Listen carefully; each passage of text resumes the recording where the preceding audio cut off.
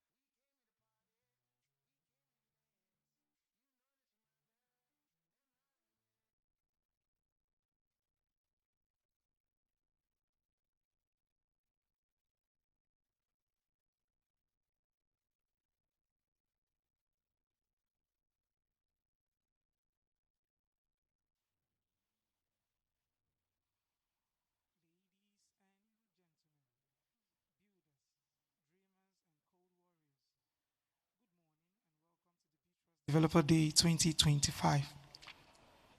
It's not just an event, it's a gathering of the world's greatest and brightest minds, the global open source community and builders of tomorrow. Look around you. The room is filled with people who will write the next chapter of financial freedom. If you're excited to be a part of the future, let me hear you make some noise. From Lagos to Nairobi, Accra to Kigali, Cape Town to Cairo, developers across the continent are proving every day that talent is everywhere and opportunity is rising to meet it. Engineers pushing the boundaries of Bitcoin infrastructure, designers rethinking human Bitcoin interactions, educators making open source knowledge accessible, and a global community united by one mission to build a more open, more sovereign, and more inclusive future. Today, let's set the tone. It's not just a conference, it's a movement, it's a celebration, and it's a new chapter. So join me as we count down to mark the opening ceremony as we say 10, 9, 8, 7, 6, 5, 4, 3, 2, and 1. A round of applause for ourselves, ladies and gentlemen. Let's keep it going, let's keep it going, let's keep it going, let's keep it going.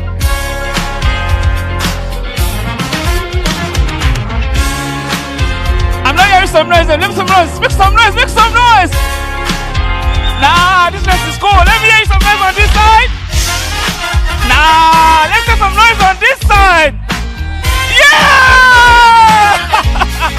Good morning, ladies and gentlemen. How are we doing today? Thank you so much for joining us today at the Btrust Developers Day 2025. Let me hear you make some noise.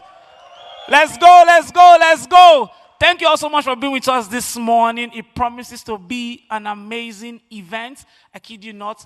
The lineup for today is amazing. The speakers are glorious. What other adjective am I missing? It's going to be super. So while you're here and while you're with us, kindly remember to take out your phones, remember to take pictures, make noise about it on X, make a lot more noise about it on LinkedIn. In fact, make the most noise about it on Facebook, for those of us that are on Facebook. But anyways, we'll be moving straight into the agenda for the day, and we just want to do a little bit of housekeeping, just to make sure everybody knows where everything is.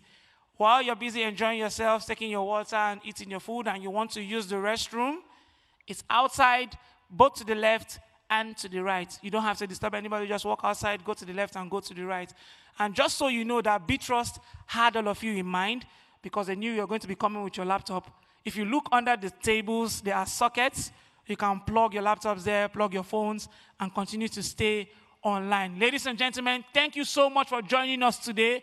And we will be welcoming on stage for the opening plenary. Please put your hands together as we make welcome Stephanie. Stephanie!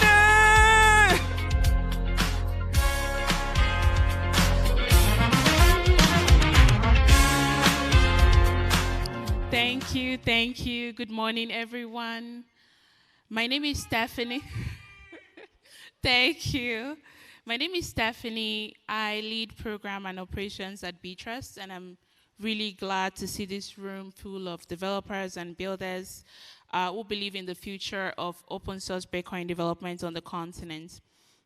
So I just want to start by saying that this is really surreal, because when we started Developer Day as the first event in Nairobi, Kenya last year, we were just testing an idea, unsure of how big it could grow. And 1 year later, we are here in a different part of Africa with an even bigger community. There are more partners, more builders, and far more momentum. To Mauritius, thank you so much for having us. And to everyone who traveled from different cities, different countries, and time zones, thank you so much for choosing to spend your day with us to learn, to experiment, and to build. So at Btrust, everything we do starts and ends with developers. So our work is centered around 3 pillars. First, we locate. So we support and strengthen local events, and Bitcoin technical communities across Africa, inclusive the BitDevs Lagos, Nairobi, Kaduna, and now BitDevs Mauritius. So we help developers find each other, we help them collaborate and grow together. Then we educate this is through our internal Btrust Builders program, as well as the programs that we fund across the Global South. We have Vinteam, we have Vishala, we have Liberia, the Satoshi, and this program provide engineering pathways that train developers to contribute to Bitcoin and Lightning open source projects. And finally, we fund individuals, we fund programs, we fund events that are working on free and open source Bitcoin software, and this removes barriers so developers can focus on building. And today, Developer Day is one of the ways that ties all we do together, because we create a space like this one where developers can actually meet the ecosystem. You can touch the tools, you can use them, you can speak to the teams that are actually building, and also discover new ideas and be discovered by programs and projects that you're interested in. Now, what's new this year? So this year's event is bigger, it's more intentional. Since our last Developer Day in Kenya, we have seen incredible momentum. There have been more BitDevs meetups across the continent. There are more developers that are entering open source pathways. More projects are being built. They are being shaped, more local contributions to Bitcoin Core and other Bitcoin open source projects. We have more partners, more educators, more builders.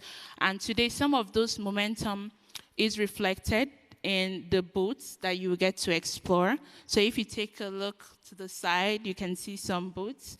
And each of these booths are representing a different parts of the Bitcoin builder ecosystem.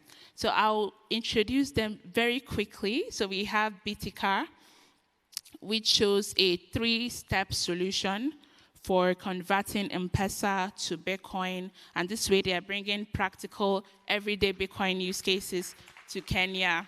Thank you. Then we have the BTC Pay server, Mava Pay, and Node Gaze booths, and we put them together because these are built and led by Btrust Builders, and all of this is to help developers, merchants, actually to do more with Bitcoin. Then we have the Bitcoin Development Project, Bitcoin Dev Project, BPD, which is a great hub for developers that if you want to start baking on Bitcoin or you want to contribute to Bitcoin open source software, at the booth you get to meet the team, you can explore some of the free resources that they have, and also get on-ramped into the global developer community.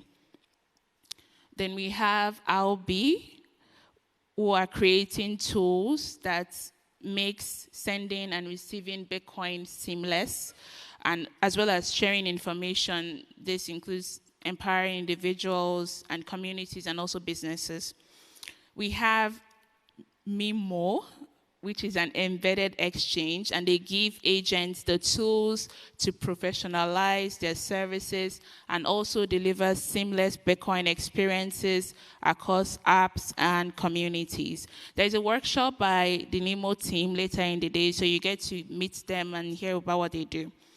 We have Evento, and here you can play the Mario Kart SATS game and actually win Bitcoin. So we have a prize for those that are really good at the end of the day. So you should go during the breaks to play the game, and then the top builders, top developers will be put together for the finale, and then win Bitcoin. They will also introduce their Freedom Tech Hackathon. They have the Hack for Freedom 2026. They did the 2025 version this year. And they will also test the Evento app with its inbuilt Lightning wallet. Then we have Cluza, which is also founded by Btrust Builder. And it's a social event and experience platform that's empowering creators and event organizers with Bitcoin native payments. And they're also a partner for Developer Day as our attendee management platform. The Btrust booth over there is your entry to learn more about our programs, our grants, how to get started in Bitcoin open source development. And you can also connect with the BitDevs Mauritius community if you want to learn more about when their meetups are happening, and also get to meet other developers that are building on Bitcoin. And finally, the Bitcoin 101 booths will host a simple hands-on introduction to Bitcoin fundamentals. So say how to set up a wallet, self-custody basis, and also explore tools like Wallet of Satoshi and Blink. So we'll have breaks in between the sessions. So please do ensure that you visit the booths and explore. You can get to play the games. Some of the booths have demos that you can also test the tools with. Now, I want to use this opportunity to say thank you, because this event came together due to the efforts of people that deeply care about building communities and opportunities in the Africa developer landscape. So first, I want to thank the Btrust team. The Btrust team, because this was not an easy event and they pulled it off. I also want to thank the incredible developers and community that we have here of contributors, those that even traveled from across different continents. I want to thank our partners, that's Cluser for attending management, MSCC. We have the GDG University of Mauritius here, and they've been so helpful, as well as some individuals that were very instrumental in bridging us into the Mauritian ecosystem, because we did not have a base here. And we have Sadiq Akinjobi from Google. We also have Sadiq Rabiu, who is currently the lead organizer for BitDevs Mauritius. And also many, many others who are working behind the scene. Thank you so much for helping us bring this vision to life. So for everyone today here, I want to say, first, ask questions. You have to be very curious to learn and grow. And also pick something new. Ensure that you don't leave here the same way you came. Build, so you need to try out the tools that you have never used before. You should connect with others, introduce yourself to people you don't know, get new connections, discuss. You can share what you're working on, get to hear what others are working on, and see if there's a way to collaborate.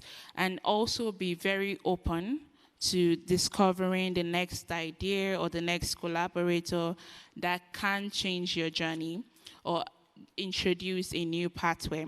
So on behalf of the entire Btrust team, I was saying welcome to the Btrust Developer Day 2025. Thank you so much. Okay, please join me in inviting Abubakar Nur Khalil, who is the Chief Executive Officer of Btrust, for his welcome address. Please, a round of applause. It's always the loud mouths that can't count. The right price, I put the AR in the safe's mouth. Yeah. Talk about it. Bring all the watches and the chains out. Heat come, I'm De Niro, I got the safe house. This is culturally inappropriate. Surrounded by niggas with welcome. Can you guys hear me? Perfect. Who's ready for Dev Day? Yeah, thank you so much. Thank you so much to the Trianon team. Thank you so much to Btrust. Thank you so much to everyone, the local community here in Mauritius. And honestly, I think one thing we should also clarify to you guys is you might have noticed a lot of changes this year to Dev Day, especially in the audience and the makeup of the audience. That was all intentional. So I want to walk you guys through exactly why we're deciding to do it a little different this year. What we realized over the last couple of years building communities across Africa and also the global south is that while it's still good to do things online, given the availability of people, there's still that human factor that needs to be kind of bridged. And the only way to do that is in person.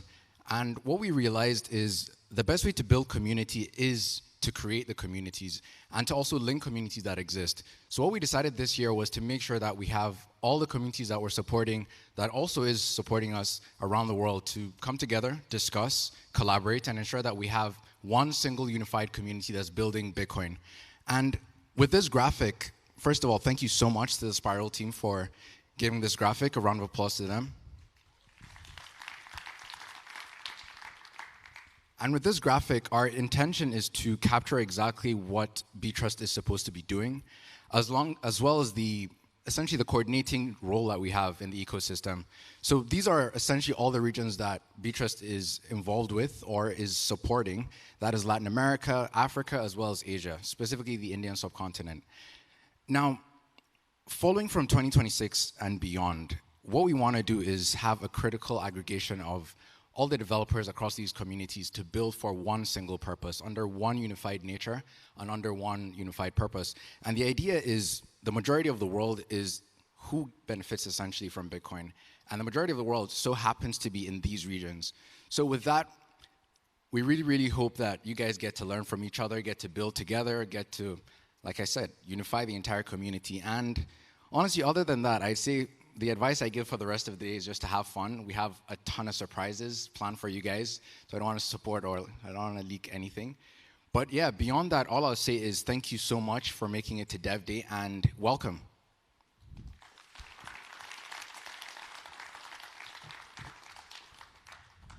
Let's keep it going, ladies and gentlemen. Keep a round of applause for Abu. Was that the round of applause for the man that made this all happen? Please, let's make it louder for him again.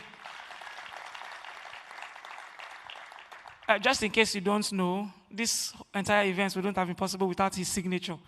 So we have to appreciate him a lot more. How are we feeling? How are we doing? We're doing good? Are we ready for Dev Day? Are you sure? I'm not sure if I'm ready. Should we go home? No, right? So we're ready for Dev Day, right? Awesome, because the next person I'm bringing on stage is somebody we all know.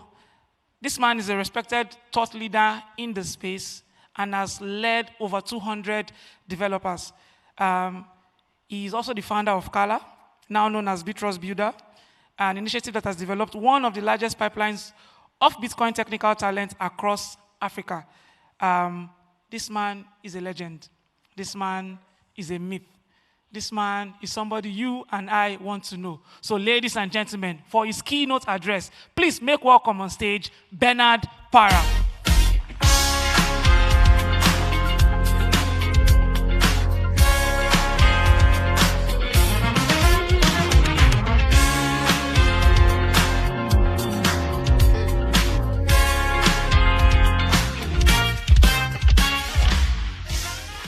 Good morning. Who is coming to Mauritius for the first time? Wow, okay. So there's welcome to Mauritius. It's my second time in Mauritius. First time here was for my honeymoon. So I'm happy. I'm feeling happy. Welcome to Dev Day. When Paul was doing the intro, I was like, okay, dude, what are you talking about? Why are you stressing me? I'm just here to freestyle. I'm just here to have a chat. And I was asking them earlier if they could maybe not stream my talk because I wanted to have an internal private conversation with the community. I don't have slides, so I don't like slides. I like to say it from my heart. I'm very happy to, just see a room full of like minds. A few years ago, in fact, even just 5 years ago, it was really, really hard to, find people like us who wanted to build, on Bitcoin, who were seeing the problems on hand and really wanted more people to come do this.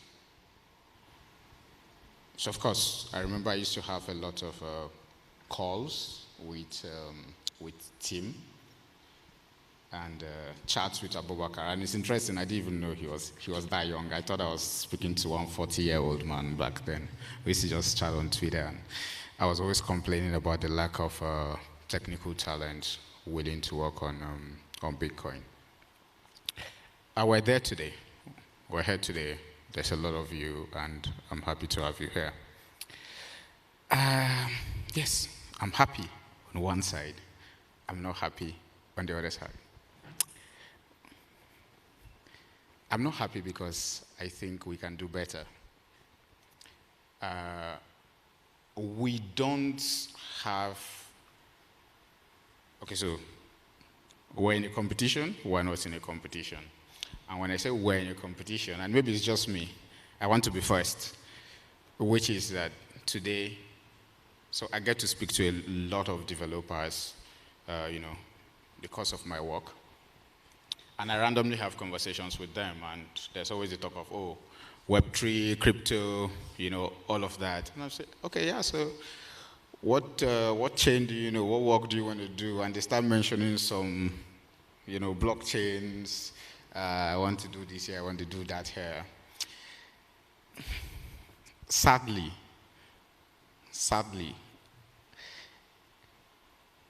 in the past 2 years, in fact 3 years, I'm yet to meet anyone who mentioned working on Bitcoin as the primary blockchain they want to work on. And I asked myself, why? So I've gotten closer to the community leaders of the other blockchains to understand what they're doing, how they're doing it, and if there are any lessons we can take from there. I think the biggest problem in Bitcoin today is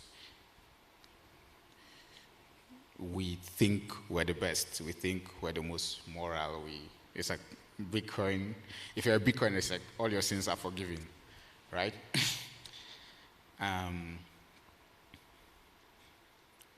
But people are doing things in other communities that, from a first-hand experience, speaking to people in those communities, I've seen that they work, and I keep asking myself, why are we not doing that? And I've come to realize, and here's the thing, we are much better funded than these communities. But I've realized that in Bitcoin, it's like we spend more time on philosophy than actual work.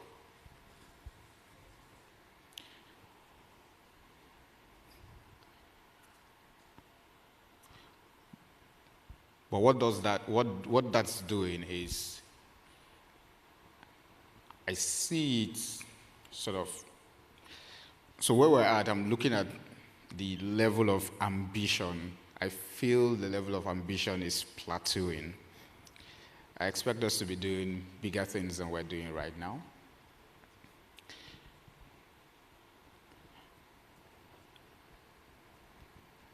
I expect us to be more daring, but I think it has to come from the top.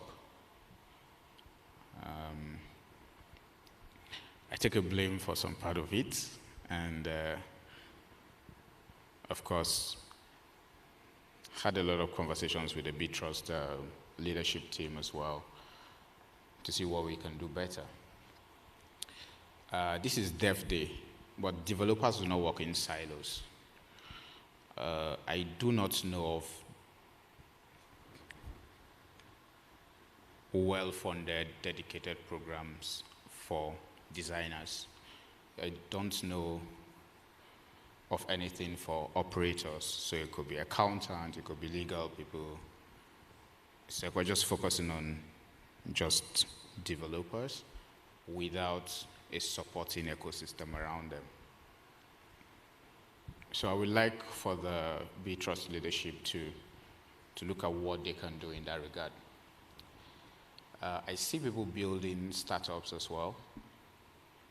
They need support, even though I understand that Btrust wants to focus on, what do you call it, on open source. Yeah, it's good, but even the open source developer living, in Africa, in the global south, still needs an ecosystem around them. So we want to be welcoming of everybody. We want a community where we're not, the things we can do are not capped by the kind of support that we get, because I see a lot of talented people here. And I ask myself, okay, so who here is working on a protocol? And like you started it, you're the lead maintainer, and maybe you're based out of the Global South.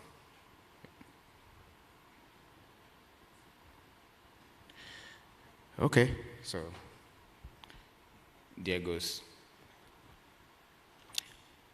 But I'm hopeful that this time next year, when I ask the same question, it will be different. And again, I see the problems. We're yet to scratch the surface. We are yet to scratch the surface of what Bitcoin can do on the continent. I meet people whose lives have changed. I see a lot of people doing work in secular economies. I see a lot of people contributing, building tools. The folks at Tando did a really great job last year, and we're seeing a lot of similar applications coming up across the continent. I think that's a good thing. That's what we see as the power of community. Oh, by the way, you guys are here, chairs. So please, I just want us to demo. I'm not here to inspire you today. I'm here to tell you my current state of mind and what's giving me sleepless nights these days. And hopefully, next year when we meet again, I'll be celebrating progress, and we'll have the largest developer mindshare. That is very important. For developer mindshare, I don't think we're top 5 right now, and that's not a good thing for us on the continent. So thank you. Thank you very much. Thank you for all of your support. Thank you for all of your love, and thank you for all you do for Bitcoin and for the people who are benefiting from Bitcoin. Thank you very much.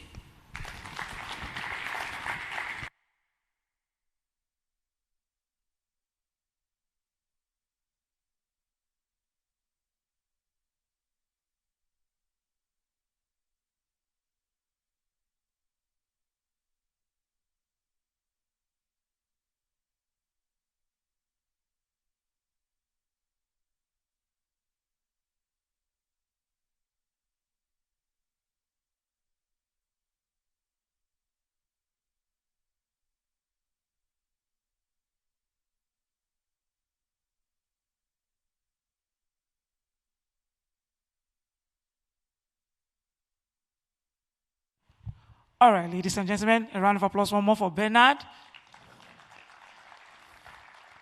Like a real OG that he is, moving straight into a fireside chat with another OG. I must say this, when they made the post that this man I'm about to bring up on stage is coming for this conference, I saw a lot of, wow, oh my God, I'm going to come. I want to meet this guy. I want to say hi. And I'm like, who's he? Like, I don't know him. But then I got to do a little bit of research. I got to find out about the man they call Takin. Ladies and gentlemen, this man is a passionate advocate for digital freedom and brings a deep commitment to free and open source software and the transformative power of cryptography in shaping a more autonomous digital world. We will be having the fireside chat with the man they call Takin. A round of applause for him, ladies and gentlemen, as he joins us on stage. Keep it going, keep it going, keep it going.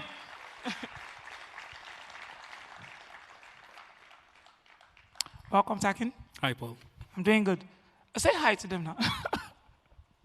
All right, so, I just mentioned Takin, and I don't know if I did enough introduction about him, but please, you have the mic, and I would love for you to tell us about yourself and how you got into the Bitcoin space. Okay, so I'm Takin Burr, and I've been involved in Bitcoin for well over a decade now. I'm originally from Nigeria, so I'm an African, obviously. And I got involved in Bitcoin actually because I had a problem. Right? So prior to actually discovering Bitcoin, again, because of my background as being from Nigeria, early on in the internet, around the early 2000s, I was curious about, doing things online and getting paid for it. So I learned how to build websites, and I would the next thing I was like, how do I actually get paid for this? And there were a couple of payment solutions that existed at the time. One of them, well known, was called eGold. But eGold had problems later on, and it got shut down. And then, in trying to find an alternative solution that I could use, I stumbled on Bitcoin. And one of the things that really struck me about Bitcoin, that kind of like, because I was looking for a solution that wouldn't get shut down, just like what happened to eGold. And I later learned that, Bitcoin was a solution that couldn't be shut down. And I thought it was a gimmick, but that changed when I actually started to learn about it and started to use it. So that's how I actually got introduced to Bitcoin and how I actually started getting involved in it.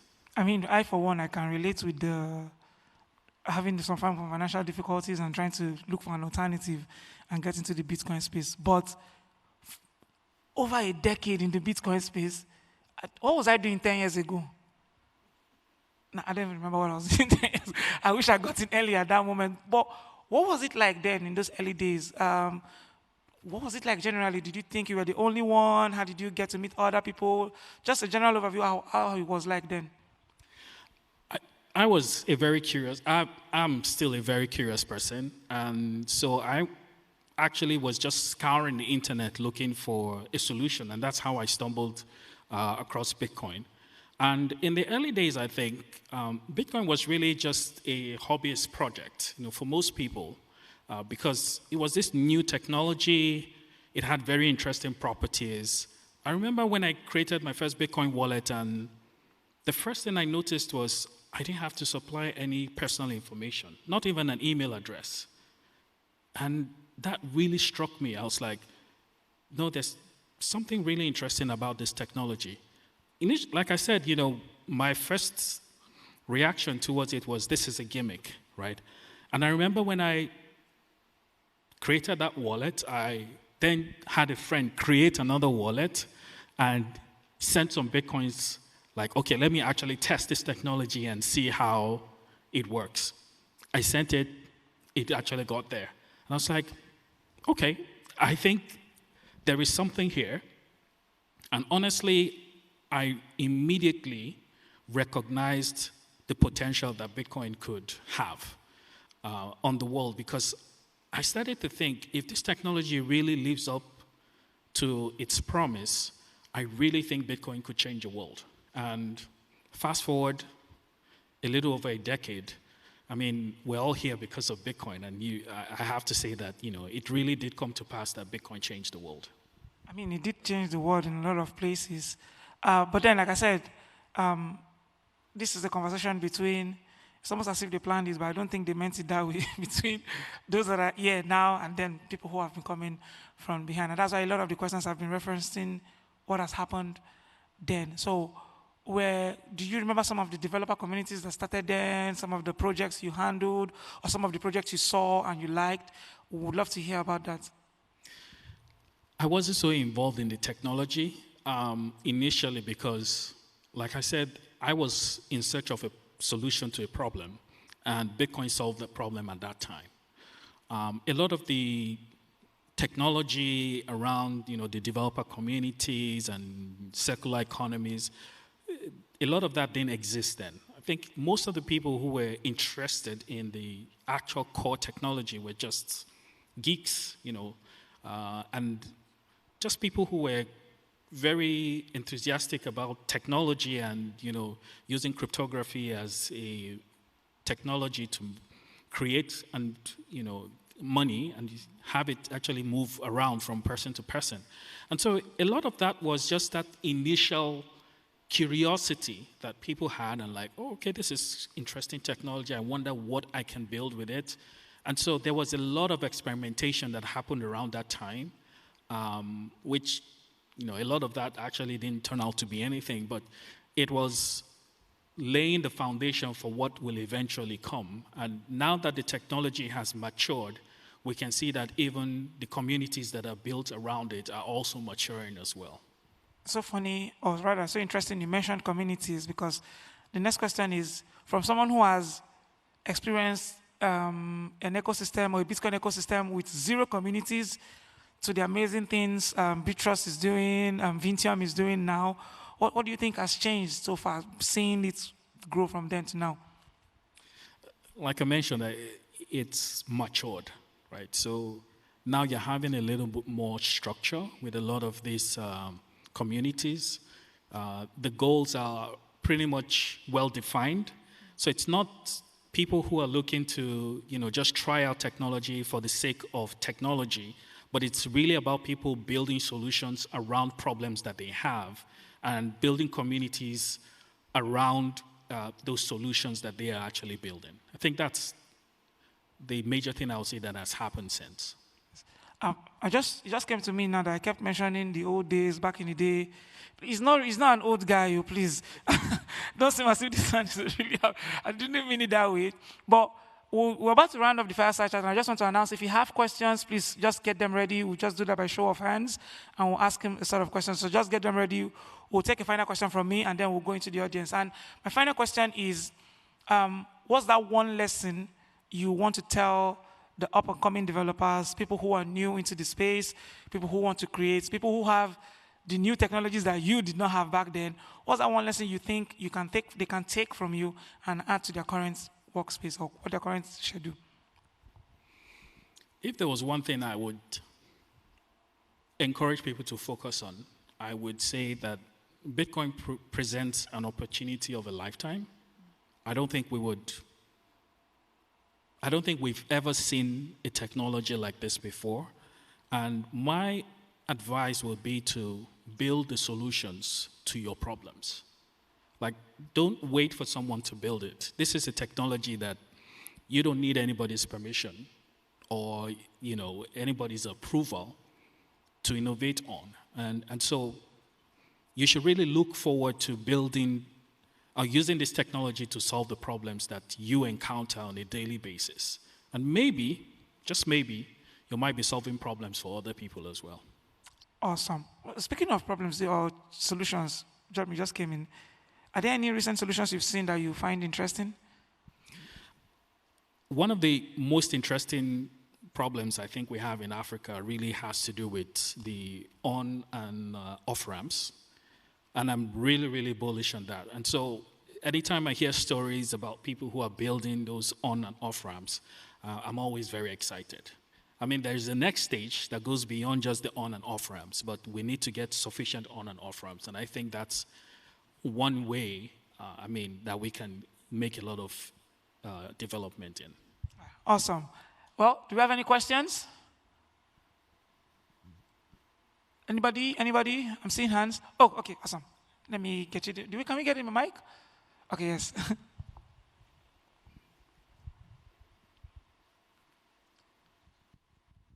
Sorry, hold on. Before you ask, just to be sure there are no other questions. Thank you. You can go ahead. Good morning, everyone.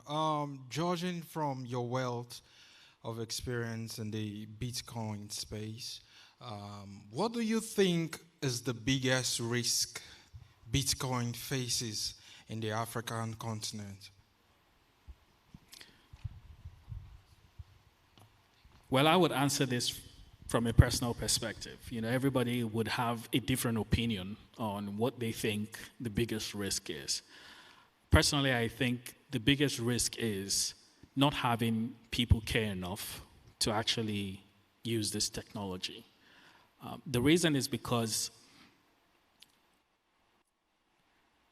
Bitcoin doesn't care if you use it or not, right? But we have problems that it can solve. And the biggest risk, I think, for the continent is not recognizing the potential of this technology and using it. And so that's what I think is the biggest risk, and I think what also presents the biggest opportunity as well. All right, awesome. Oh, there's still more question? Hi, Kim. Thank you so much for your presentation. So I was wondering that in Africa, do you think we have the right approach to the Bitcoin technology? are there ways that you think it's not being properly utilized, or there are certain aspects that we should improve? I think this is kind of tied, linked with the first question. I don't think there's a problem with the approach. Like I said, Bitcoin will always be Bitcoin. The real opportunity is whether people are going to utilize it. It's like if you are in a desert and there is an oasis where you can get water from, but somehow a person is dying of thirst, well, the oasis is going to continue to exist. It's whether or not you're going to make the effort to walk to the oasis and use the water. And I think Bitcoin is the same. I think there's a huge responsibility on those who understand Bitcoin to get other people to understand it. And if we are not doing that enough, well, the technology will remain unutilized. And so I think it's really not a Bitcoin problem, but it's a people problem. And once those who are kind of like clued in and have a good understanding of what kinds of problems it can solve, and we actually do the work to not only educate, to inform, but to actually use the technology itself and build solutions on the technology, that's the only time when we can really start to benefit from the technology itself. So I hope that kind of answers your question. Oh, beautiful. All right, ladies and gentlemen, a round of applause for Tekin as he takes his leave. Thank you so much for joining us. I think we should have a quick shot. Let me frame this one as well. Where are the photographers? Hello. Hi. So that, yeah. Wow, how many feet are you? Sorry, I'm not tall enough. Okay, you have two.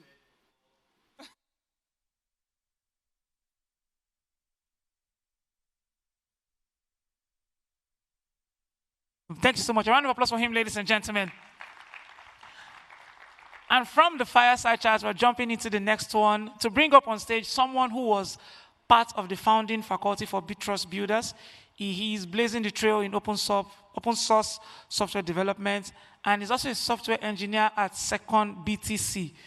Ladies and gentlemen, this man is coming up on stage to talk about Arc Lightning from VTXOs to virtual channels. Please make a warm welcome for Duncan D.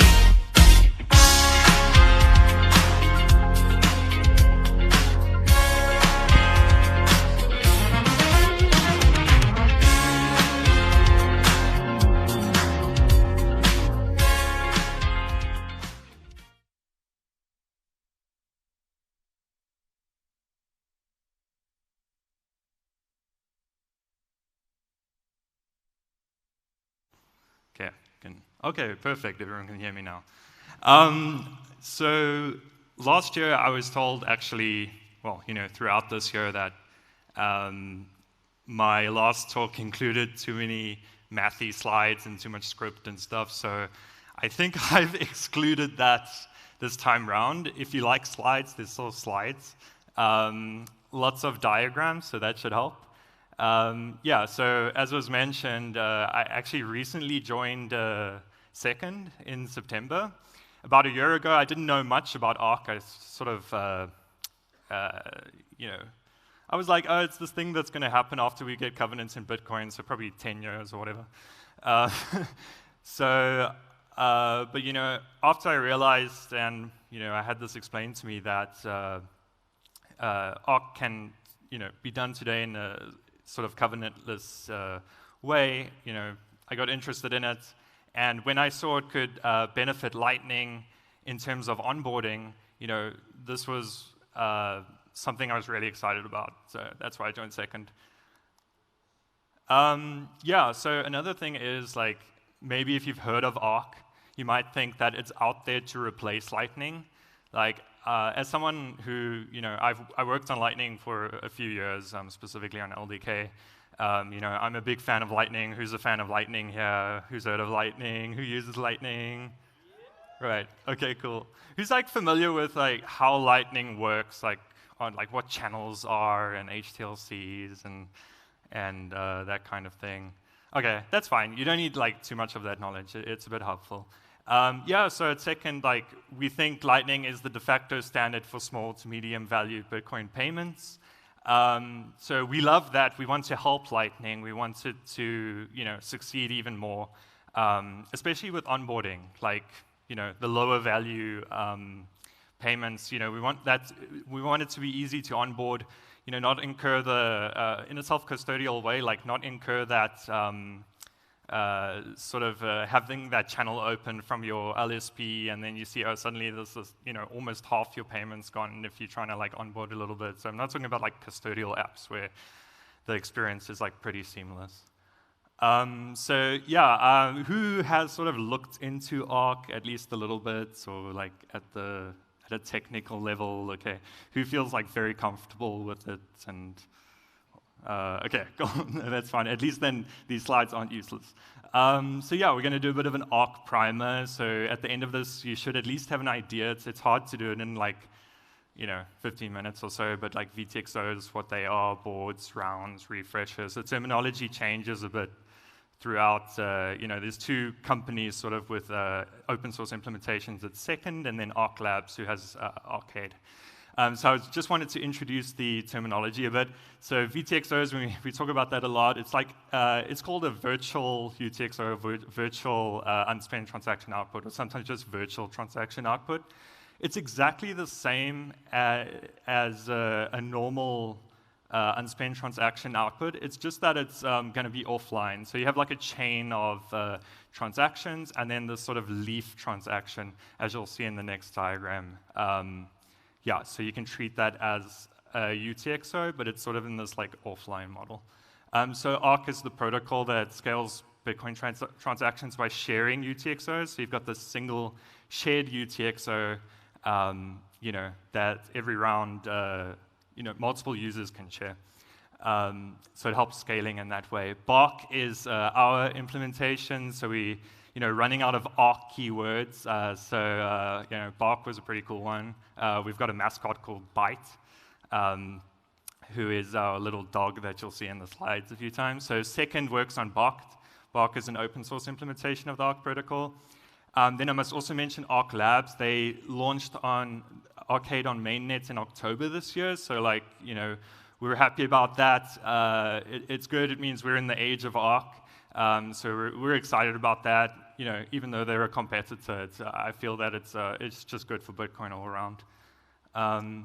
Right, so the Arc topology, so like how the network, so if you think of the Lightning network, it's this peer-to-peer network, and you'll have hops along channels and things like that. So you have a very well-defined protocol that you have to stick to so that everyone speaks the same language. So Arc is like this idea that the protocol that you create is between a server and a client. So you can see there's this central server, a bunch of clients, and the server's job is to coordinate sharing of this single UTXO, so the single on-chain output, and then have like this offline tree. So we'll see, like in our model, you'll have different kinds of VTXOs. So VTXO would just be like from the top of the tree. You'll see it in the next slide, and then it goes all the way to these leaf transactions that we call exits. So I'll explain the policy in a moment. This is just sort of like to kind of be befuddling, but by the end of it, you should understand a bit more. So this is the main object inside an Arc. Is like each round you would construct this. So at one point in time, so this doesn't use covenants. Instead, it uses musig from the round transaction. So the very top transaction is what you actually broadcast on chain. In the best case scenario, where no one's exiting, that's the only transaction that's going to appear on chain.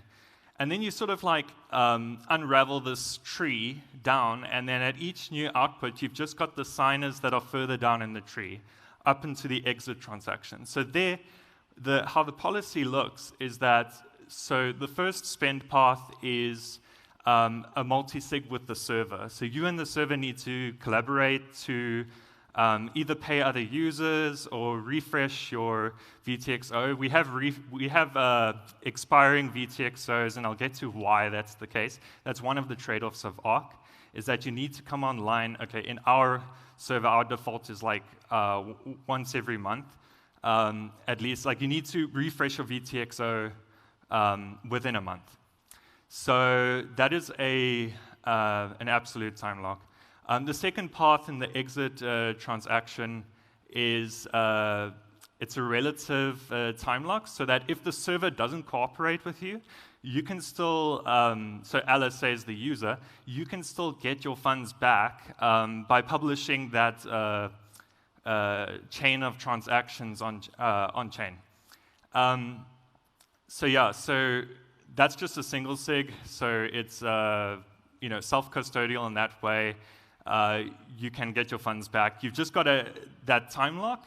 It ensures that a thing we're going to get to called a forfeit transaction that the server has can always beat you if you try to maliciously exit if you've got a new VTXO, but that'll make more sense in the next few slides. So as I mentioned, we've got these things called rounds. In our current default is that it would happen every hour.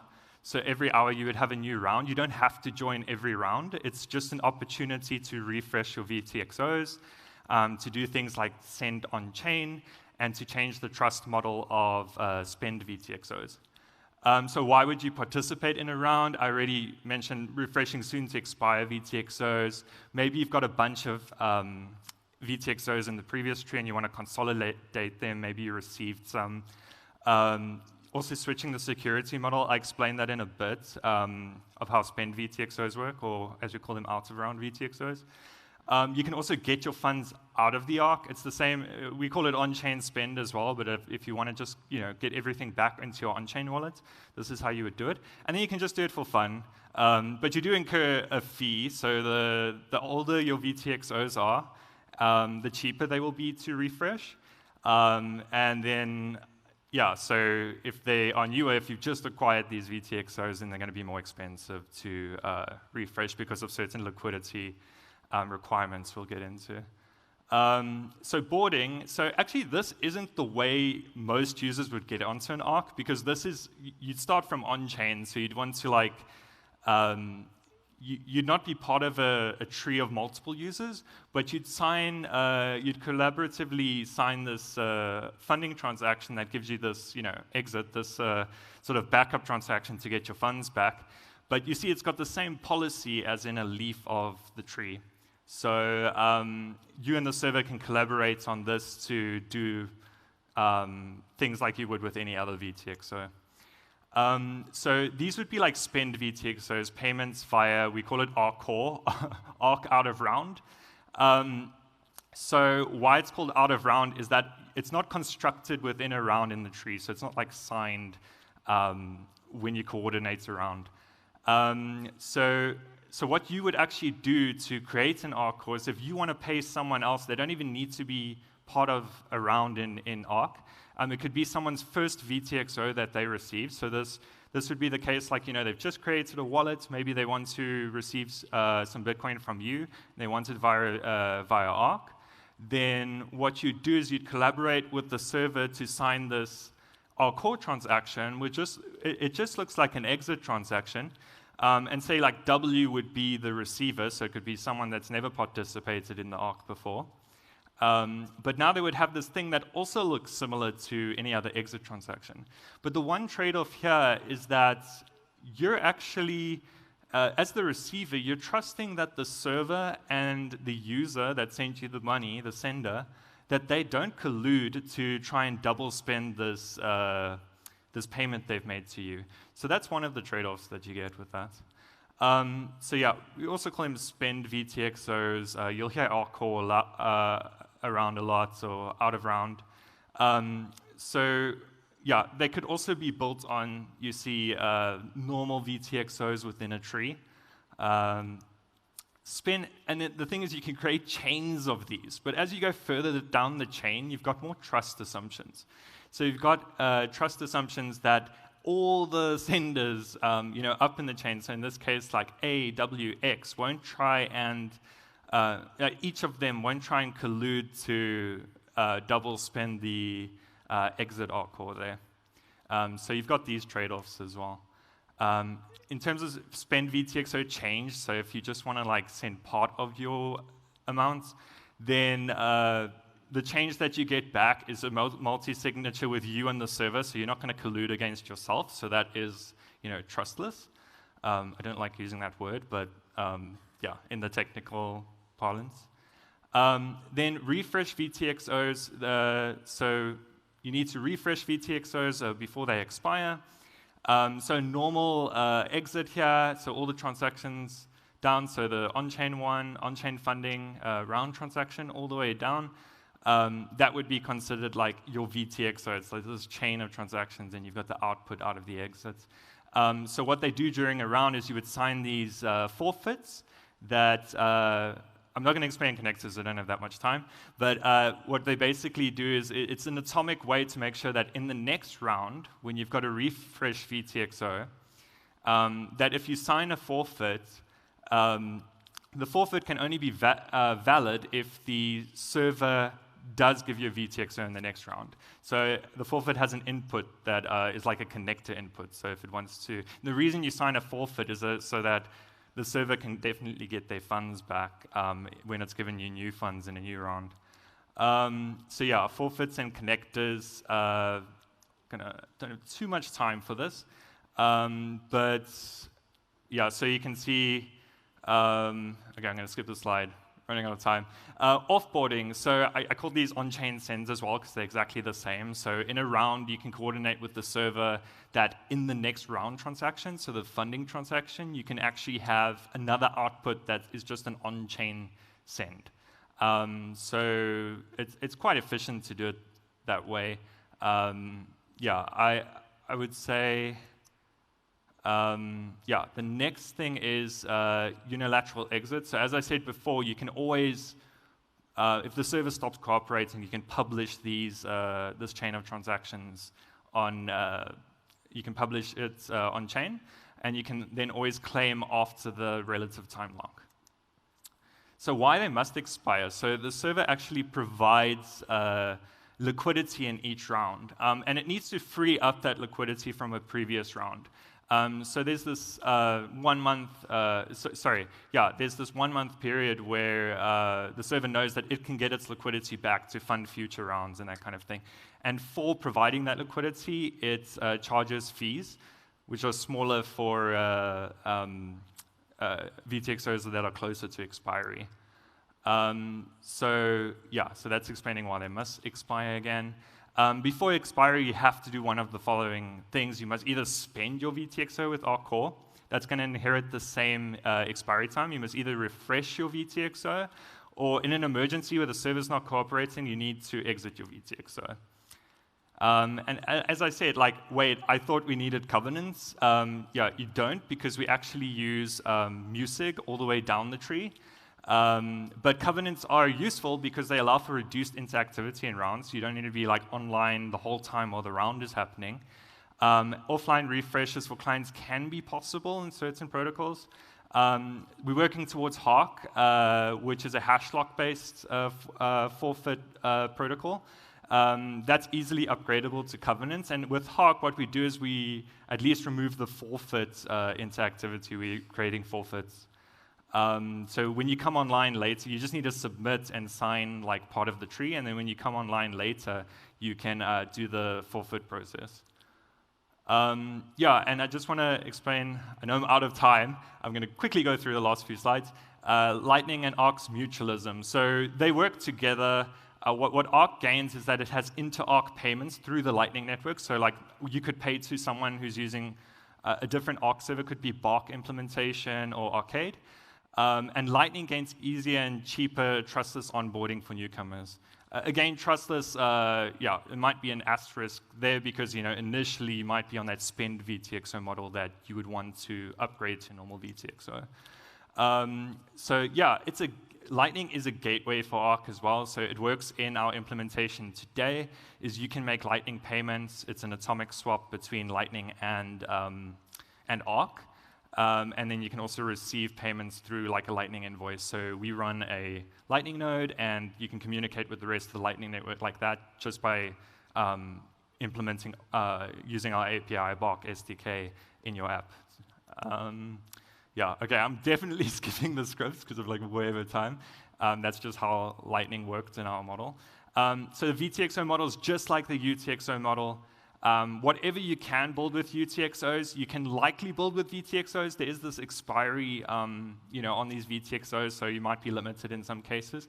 But it does include payment channels, so you can build Lightning payment channels on Arc. And you might not even need to use things like Allen penalty-based channels. You could use something like Spillman channels, so CLTV-based channels, and create like a duplex channel where each receiver in an Arc can make payments, because you have this inherent expiry anyway. This doesn't exist on Bark today. It's something we're going to work on after mainnet. Just want to make these acknowledgements, like Bitcoin development kit. There's probably a few people here that have contributed to it. Like, thanks so much. Like, definitely we couldn't have built Bark without it. LDK, we use some of the parts of the library of LDK. Everything in Bark is Rust-based. The libBitcoin kernel project, it's like pretty. The Rust crate's like pretty new as well, and the Bitcoin kernel crate, we use that to verify our scripts. It's something like that's really important in the Bitcoin space. And then the Rust Bitcoin project, obviously, we're a Rust-based Bitcoin project. And for all of your attention and for allowing me to go a bit over time. And then if you want to contribute as well, like speak to me. If you have feedback on Bark, I'd also like to speak with you. So thanks. That's my Twitter. And then we're on GitLab, Arc Bitcoin, Bark, and Second.tech if you want some protocol level docs. And cool. Thanks so much for listening. Thank you, Duncan. A round of applause for Duncan, ladies and gentlemen. Last year, he gave a talk on zero knowledge, I think. And I was amazed at the conversation because at some point, like I said last year, I had zero knowledge about zero knowledge. And now, Duncan is back to talk about arcs and covenants. And I'm like, where does this guy get his topics from? That's just how good Duncan is. A round of applause for Duncan once again, ladies and gentlemen. We'll be diving straight into another open source contributor who has helped secure the space with his amazing development skills. Beyond engineering, he loves a lot to talk about Bitcoin and education in relation to that. And this man is coming up on stage to tell us why Rust is becoming more essential in Bitcoin. Please put your hands together as we bring up on stage Jamal Erakibi.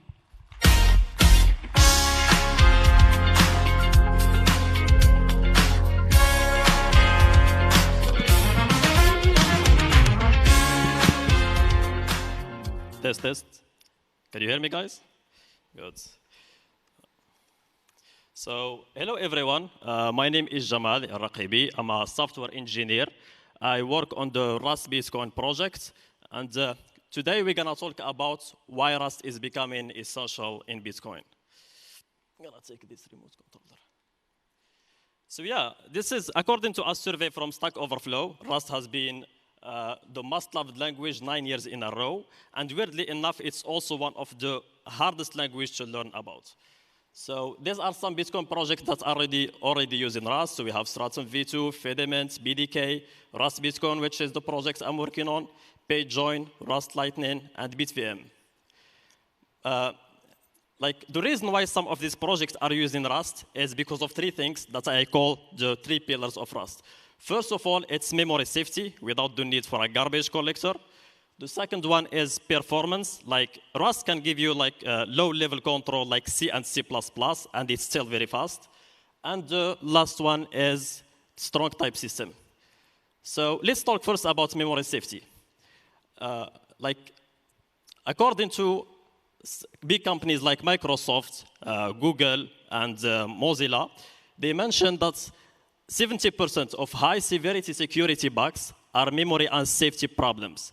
So imagine these companies, they have hundreds or thousands of employees, and they still struggle with bugs like memory and safety issues.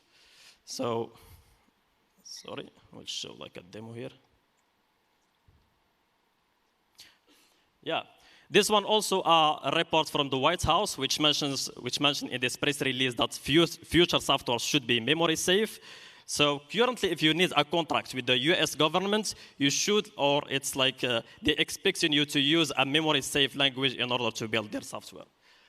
So talking about memory and safety, these are some unexpected behavior that we have in language like C and C++. So we have use after free, double free, data races, dangling references, buffer overflows. And what Rust is helping you with is that it eliminates all this class of bugs during the compilation time.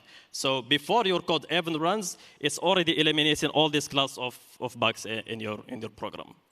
So by the way, I'm gonna go through each one of these unexpected behavior in details and explain how it happens in each one of these language, and we will see how Rust is preventing you from having this kind of behaviors. But before talking about that, I'm just gonna explain like how different language are managing memory. So we have language like C#, Java, Go, JavaScript, and Python. They are usually using a garbage collector. And a garbage collector is like an entire process that has to run on top of your program. So it has some additional runtime costs, which slow down your program, as we know. And we have language which doesn't use a garbage collector, like, for example, C. But C, you need to manage like memory manually. You have to allocate and free memory for yourself. And Rust is giving us a third option, like it's managed memory through ownership and borrowing. And we're gonna explain exactly what we mean by ownership and borrowing in the next slide. So let's talk about the first one of this list, like use after free. Yeah, this is an article from the Chromium project.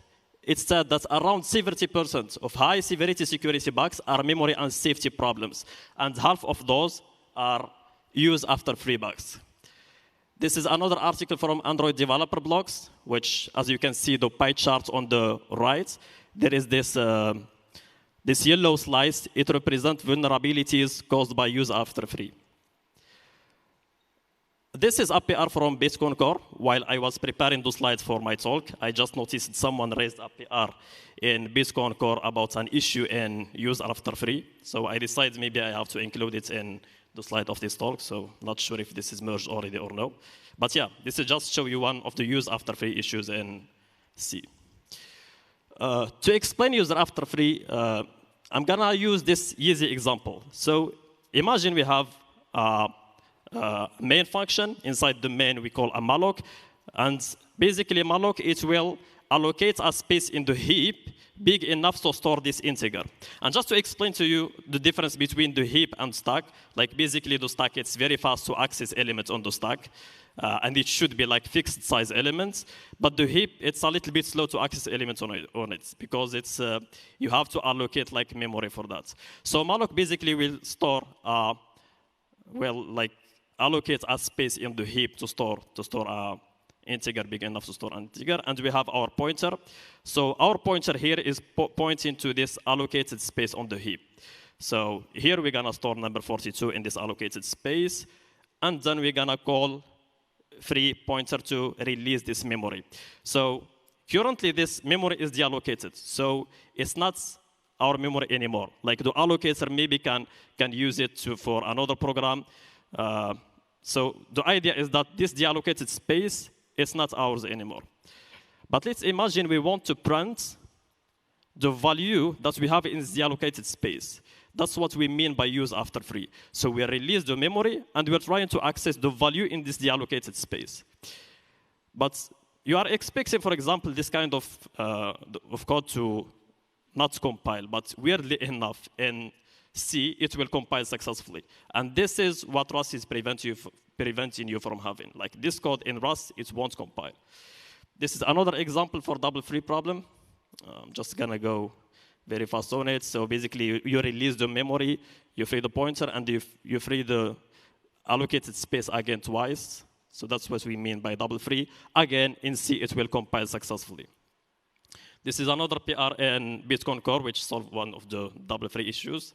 I'm not gonna go through the code here, but you understand already the idea. So now let's see how Rust is solving this kind of issues. It's solving this kind of issues through two models. It's called ownership and borrowing. I'm gonna first explain the ownership model. So let's imagine we have this vector. It's a vector. Since it's a vector, it will be allocated on the heap, and we have numbers which point to this value on the heap. Here in Rust, we say that numbers is the owner of this value on the heap, and it can be just one owner at a time. So if we try, for example, to do this assignment, you are basically moving the ownership of numbers from numbers to numbers 2. So the new owner of this value on the heap is numbers 2. This is different from what we have in other languages like Java. For example, Java, this is the same code, but in Java, both of numbers and numbers 2 are pointing to the same space in memory. So if we change any value on the heap, it will be reflected in both of these variables. But in Rust, it's different. As you can see here, we have numbers. When we do an assignment, you basically moving the ownership from numbers to numbers 2. So the new owner of this value is numbers 2. And basically, just with this model of ownership and move, you are eliminating a class of bugs like use after free, double free, and dangling references from your system. Now, what about data races? Just to explain to you a little bit what we mean by data races is when we have 2 or more threads trying to access a memory, and at least one of them is trying to write to it. And there is no like synchronization or lock between these threads. So the way Rust is eliminating this kind of bugs is through the model of borrowing. I'm gonna just explain it to you again with an easy example here. So yeah, we have this string. String, we always store it on the heap. And we have S1 is the owner of this value on the heap. So borrowing, basically, if you want to do borrowing, we have to add this ensemble. I'm not sure its name in English, but basically we are like using a reference instead of moving the ownership to calculate length function. What about if we try, for example, to modify an immutable borrow? This code basically will fail in compilation, during compilation time. But if you take it, for example, to other language like Java, it will compile successfully. Here, this code won't compile because basically we have a string and we are trying to change or modify an immutable borrow. To modify this variable, we need to add mutable reference. We have to make it a mutable reference in order to write on it. And there are some mutability rules. Like why I'm saying all of this stuff and all of this boring code is just to tell you about this mutability rules. And this mutability rules is the one that prevents us from having data races issue. So the first rule is only one mutable reference that should be at a time. So this kind of code will not compile because we have 2 mutable references at a time. Rule number 2, you shouldn't mix between immutable and mutable at the same time. Like you are trying to read and write at the same value at the same time, so this kind of code won't compile. So just to give a recap of the rules that remove data races, so you can have many mutable borrows as you want, or one mutable borrow, but never both at the same time. And just following this concept of ownership and borrowing, you're already eliminating a class of bug like use after free, double free, dangling references, and data races. Let's talk about performance. Yeah, I'm gonna go through each one of these points in details. So as I said, Rust is fast because it doesn't use a garbage collector. And a garbage collector is like a full secondary process that has to run on top of your program. So it's gonna slow down a little bit the runtime, and it's also unpredictable. And what I mean by unpredictable, this is a story from Discord. Basically, they switch from using Go to Rust in one of their services. As you can see here, the purple line represents the old system written in Go. And if you see this chart, we have every 2 seconds, there is a latency spikes. So a latency spike because the garbage collector is trying to like clean the memory and it pauses your program. If we go to the blue line, which is a little bit hard to see, is the new system written in Rust. And as you can see, it's more fast and predictable. So there is no like latency spikes as we have in the old system. Another thing is Rust is energy efficient. This is a paper that like that trying to do energy efficiency across programming language. If you see this table, we have C as the most efficient language, and Rust is the second one, like with 1.03. And we have Python on the last of the list, which is 75. Stack by default. Yeah, another thing about Rust is it will try to store elements in the stack as much as possible. If it can't, that it will use the heap. So by default, Rust will try to use stack. And as we know, for the stack memory, it's more faster to access elements on the stack than access on the heap, since the heap need allocation and stuff like this. Now we have to talk a little bit about risk of Rust. So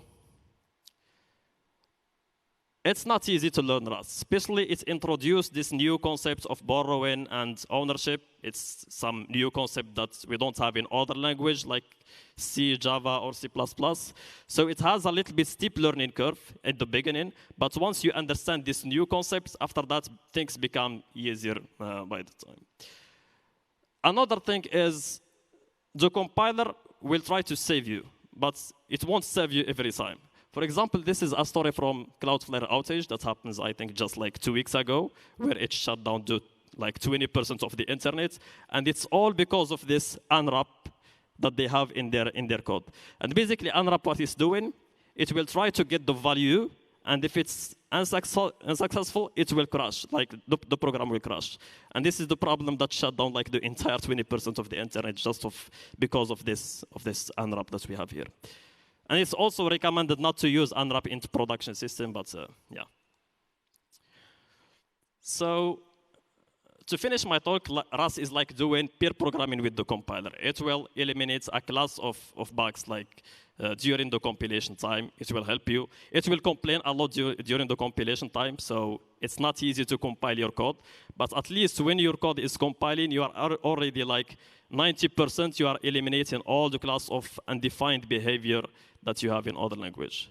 Another thing, it makes things simpler for reviewer. Like currently the reviewer has just to focus on code logic instead of analyzing your code if there is some undefined behavior on it or no. That's why it's a little bit popular on open source world. Yeah, and speaking of open source, I think Chain Code Labs with partnership with Btrust and other organization, they are doing the BOSS program. I think the application is open today.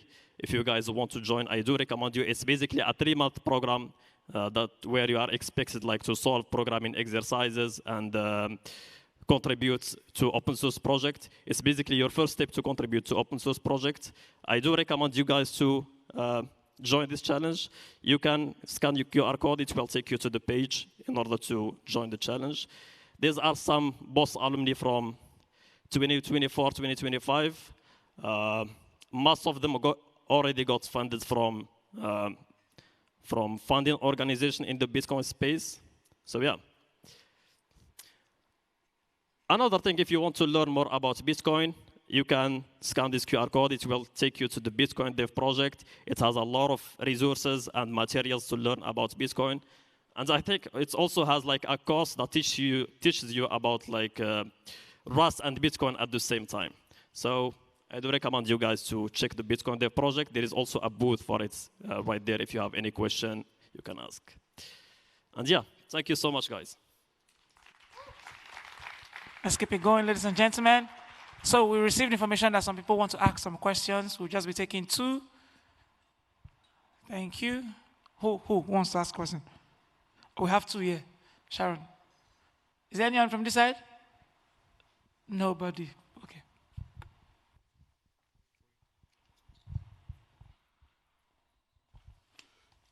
Yeah, thank you for your presentation.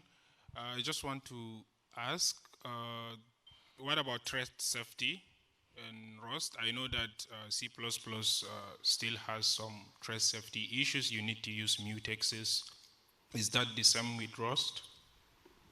you repeat again, please? Can you repeat again? Thread safety in Rust. In C++, we use mutexes in order to prevent concurrent access from different threads.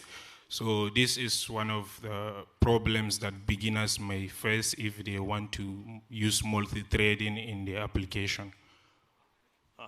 Okay, so basically, as I mentioned, like the way like Rust is preventing this kind of issues during like the compilation time. Like for example, if we have a problem of data races, what we mean by data race is when two or more threads are trying to access the same space in memory, and at least one of them is trying to write to it.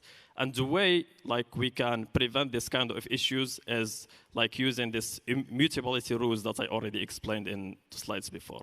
So you can have as many immutable references as you want, or one mutable reference at a time. So I'm not sure if this explains your question.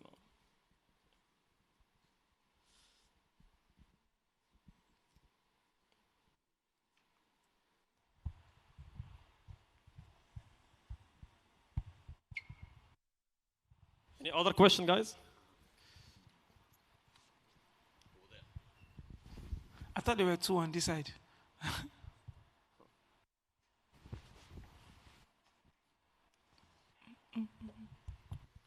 Hello.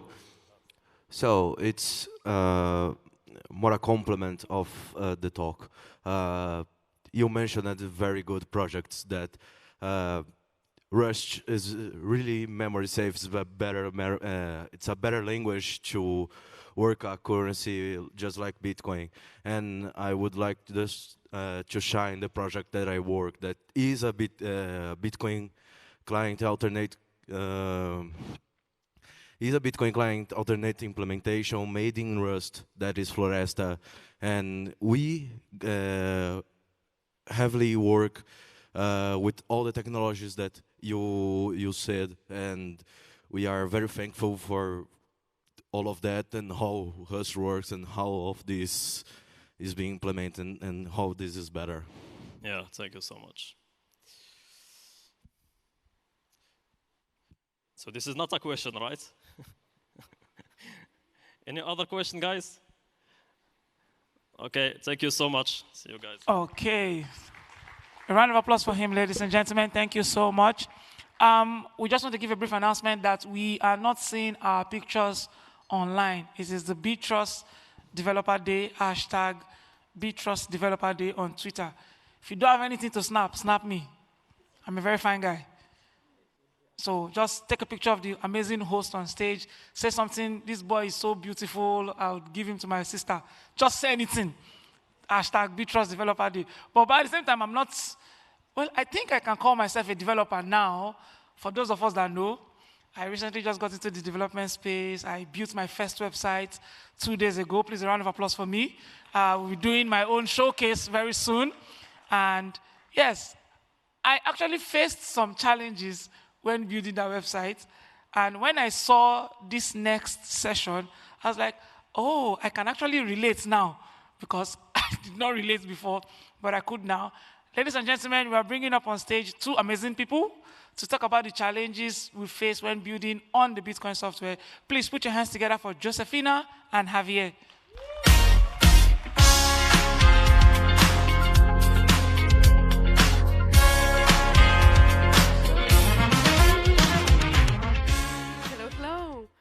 Hi, we are Javier and Josefina. We come from Chile. We were part of Librerías de Satoshi Bitcoin for Open Source program last year, and now we are full-time open source contributors at the White Noise project.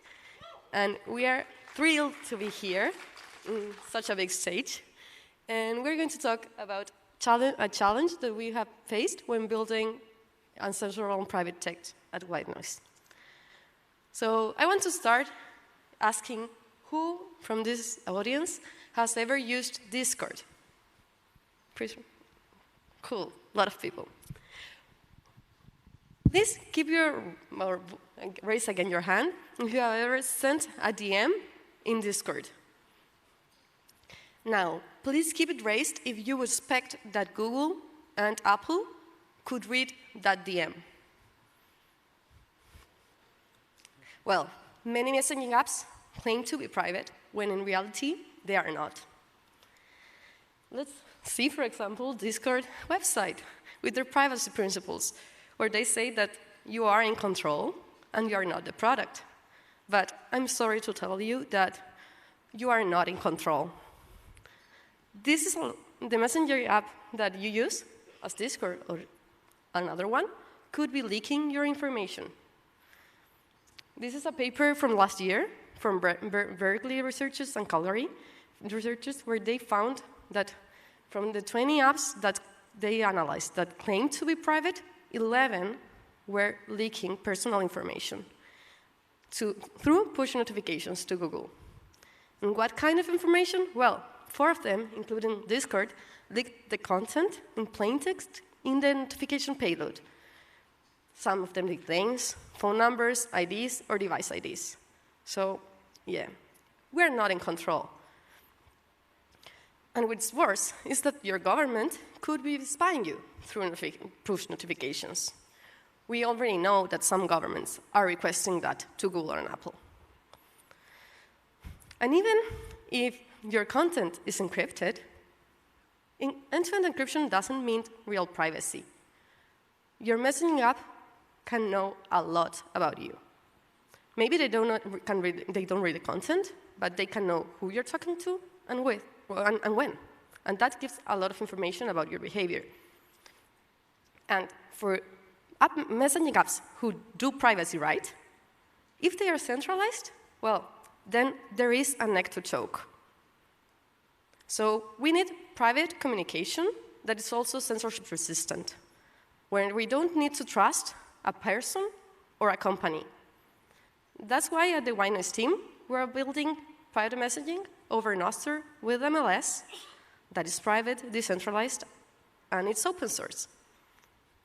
But the big challenge is that adoption requires meeting users' these basic features expectations, and one of those features is push notifications. And building push notifications that are private and decentralized is hard. We don't want to build push notifications compromising privacy, and we don't want to become another neck to choke. In a typical push notification architecture, the only ones that can wake a device are Google or Apple, and they require you to run an app server that requests them to send the push notification. So in this architecture, some apps face some problems. The worst is when they expose the content, because Apple and Google can see you. Then the second one is when they don't expose the content, but they know your identity, and then they know who and when you're talking to, and that leads to the third problem, that they become a metadata honeypot. So Javier is now going to talk about the design challenge. Hello. Okay. Yeah, so what's the actual design challenge here? We want to implement push notifications in a way such that Apple and Google learn no meaningful information, no content, no metadata is leaked to the application server. So basically, we don't want to know who's sending nor receiving messages. We don't want to be able to link device tokens to users. We don't want to even know the size of the groups. And of course, we want to achieve interoperability with other applications. So what's our proposed solutions? We've got some big plans. So main components, there is a messaging group, in this case, containing Alice and Bob. There's the Nostr network. There's the application notification server. And then there's Apple or Google actual push notification services. There's a required setup. So first, users need to generate a device token. In this case, Alice requests a device token from Apple or Google. So for example, hey, I need a token for the Whiteness app. Then Apple or Google service replies with a specific token. Then what Alice does is she encrypts the token with the notification server public key. And this becomes a new, let's call it Marmot notification token. This is a simplification. The actual one has a little bit more detail, but this will do for now. So what this contains is basically the encrypted device token that Alice had, and also will include the notification server and pub. Then Alice will share this information with Bob. So this is done using MLS or Marmot to communicate it privately. We already have private channels of communication, so we're using the same. That's the required setup, so now let's see what happens when Bob sends a message. Bob, due to the setup, already has Alice Marmot notification token, which, as a reminder, looks a little bit like this. So what he does is sends a gift wrap message using the Nostr network to the notification service server that Alice had specified in her Marmot token. So remember, the device token is encrypted to the notification server, and also Bob uses an ephemeral key, so the notification server doesn't really know who's sending the message. Then the notification server receives the gift wrap and is able to decode the token. Why? Because, again, it was encrypted with its public key, so it's the only one that can decrypt it. With this information, the notification server is able to call Apple or Google service and say, hey, notify this user. Now, the important part here is that the notification itself is completely blank, so there is no information that is being leaked to Apple or Google. The Apple or Google service then wakes up Alice's device, and that wakes up the application, which goes to the Nostr network and fetches the actual messages and is able then to display the notification. So what are some privacy properties of this solution? What have we actually achieved here? Well, let's see what Apple or Google learned. They just learned that some notification has occurred. There's literally no way around it because we're using Apple or Google service here. But what they don't learn is the message content. They don't learn the sender identity. They don't learn the recipient identity. Of course, they know the device token, but they don't know which Nostr pub key is behind that device. They don't know anything about group membership. They don't know anything about the sender IP addresses. What about the notification server? What do they learn? Well, they get some information regarding timing of events arriving from the relays, but they don't learn message content. They don't learn sender identity. They don't learn the recipient identity.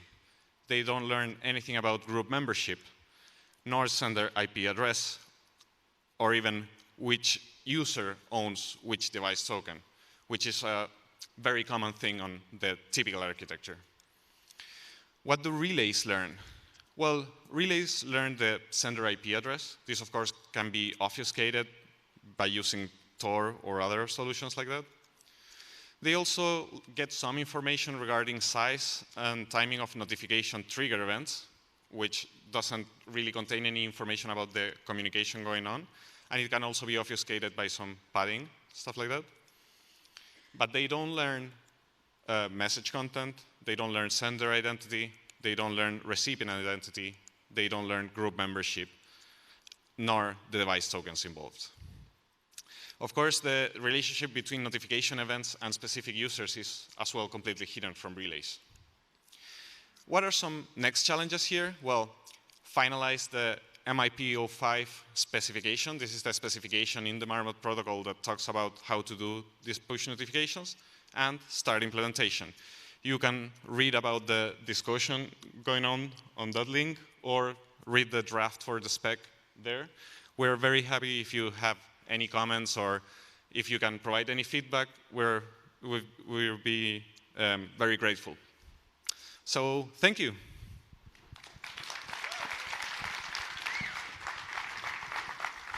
Thank you very much. We just want to take one question. Just one. Nobody? Okay, there's one here.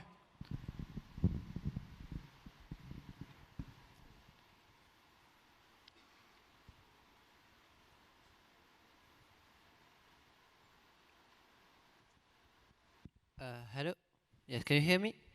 Okay, Yes. thank you. So I use Huawei, and there has often been the issue of no Google services. But recently, Google have launched the new services, which is open source, called MicroG. And as it's open source, it's not being able to be blocked from like the Chinese from using it. So have you been using MicroG in your system? Because I know like other operating systems such as Graphene OS and the other like operating OS which degoogles a phone have implemented 3 different types of level of MicroG in a phone to increase privacy of like of the user. So can you do you know about that? Can you explain a little?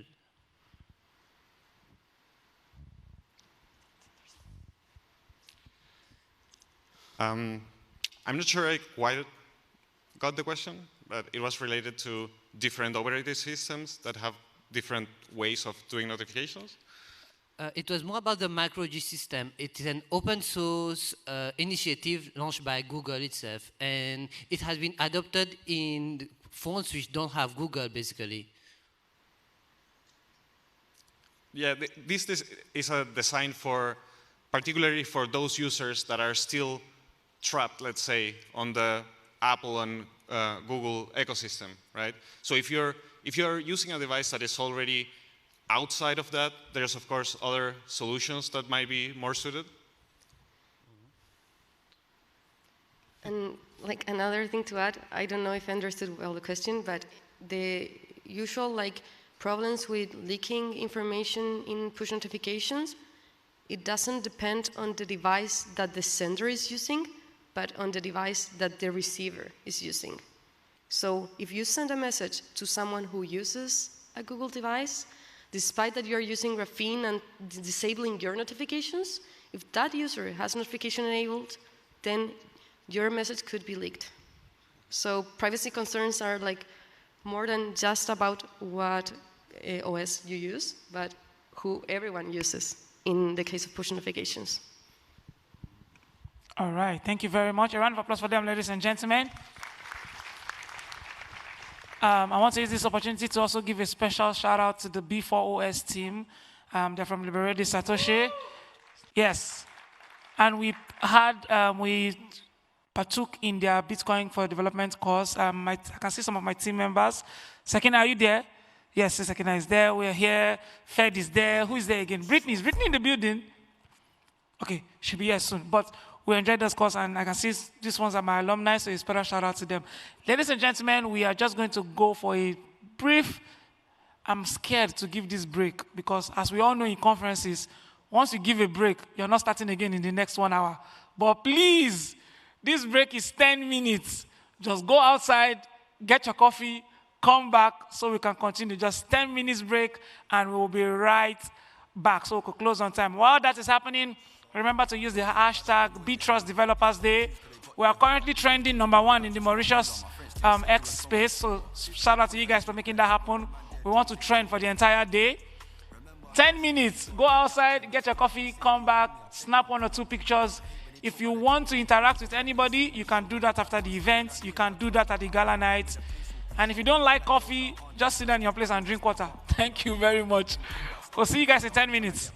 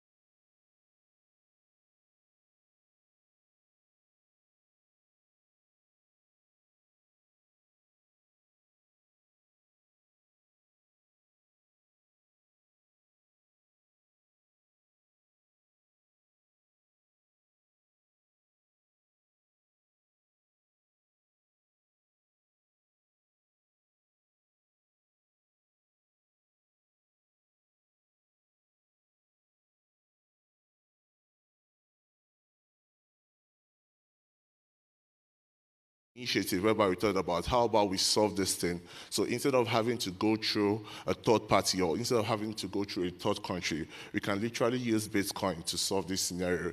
And now we have Bitcoin as a solution, but then not the entire solution.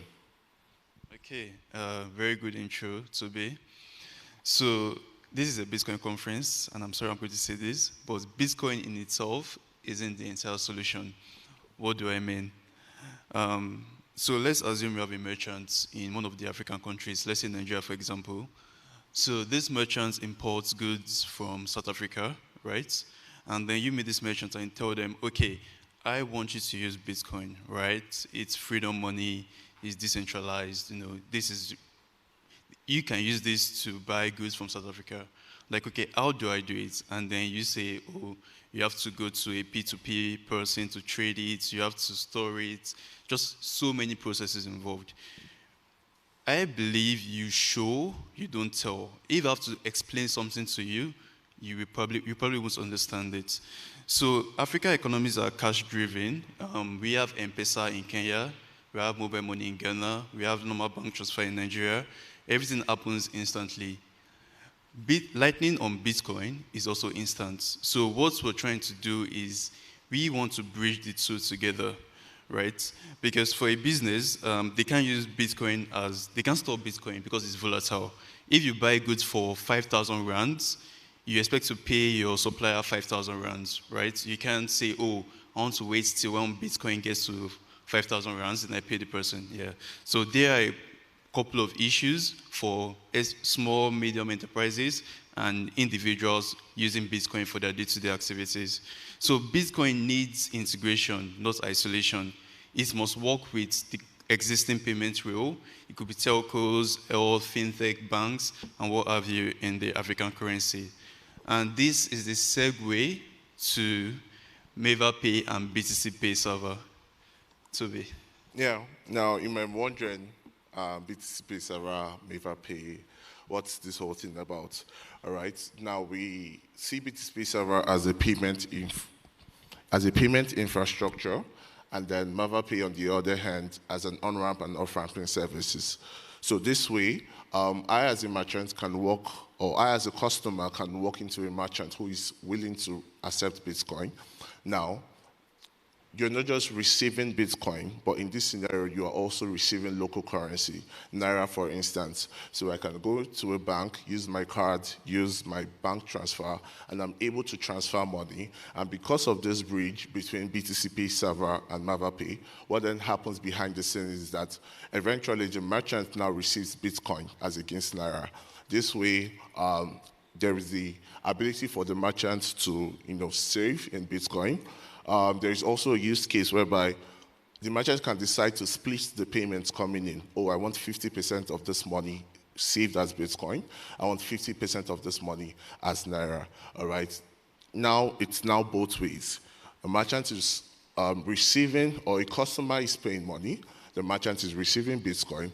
The merchant is able to either keep the Bitcoin or pay out the Bitcoin to his local currency, or while receiving the money, is able to split the payment from, into Bitcoin and then, local currency. And now, for now, with the possibility of this integration, we have payouts possible to 3 African countries for now, 2 more in the making. We have payouts to Naira, we have payouts to Kenya shilling, and then we have payouts to South African rands.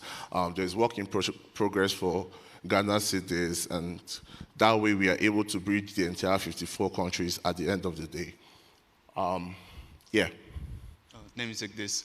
Okay, the engine that drives this integration is the Maver Pay API. So you can see we provide the developer infrastructure for African payments, and it's a wrap around these APIs. So if you can see the payload here, you can see like amount, source currency, payments method, payments currency, and in the beneficiary, you have an LN invoice. So this is what we refer internally as buy BTC. So we buy BTC, you specify the local currency, you specify the amount, and also the invoice to send the Bitcoin to, You can buy it into your like your internal wallets, or you can send it to any of your Lightning wallets, like Wallet of Satoshi, and so on and so forth. Can you go to the next slide, please? Okay, yeah. So we also have like webhooks and events. So, like when the payment is received and when the Bitcoin is sent, when it are sent to the external to the invoice. So basically, this is the MevaPay engine for on-ramp, off-ramp across 3 different currencies. Yep, and while we have MevaPay handling on-ramp and off-ramp services, we have BTCP server on the other hand, managing everything for the business owner. All right, so whether you're a local business, you're a big business, individual, whatever, I think BTCP server has different use case for every point of business. All right, there's a POS device. I have one with me. For online stores, you have Shopify, WooCommerce, BigCommerce, and the rest of it also. Literally, physical merchant has storefronts whereby they can use to do businesses, all right, use to do transaction, invoicing, reporting, and the rest. So this is like one-fits-all kind of thing for the African business person. Like you said, be it small business, be it medium-sized, be it large enterprise. And yeah, so we're just going to do a very quick demo, all right? First of all, how many people know BTP server? Okay, oh, good. MevaPay? All right, so no problem, that's good. So we're going to be a good demo because at the long run, the goal is to show you and not just to speak about it. While we would love to do the on-ramp, but would advise that if you're interested in seeing how the on-ramp works, there's a MevaPay booth by my right. At the end, you can just go. But we're just going to do the other leg, which is sending from Bitcoin directly to Naira. So this is like a POS device. I have BTP server instance here. Who has a Naira account? OP. Wait. Okay, who do you want to pick? Hello? Okay, you. OP, yeah? All okay. Right. Sorry. So I'm trying to send for my Bitcoin, 1 second, to his local bank. All right, what's the account?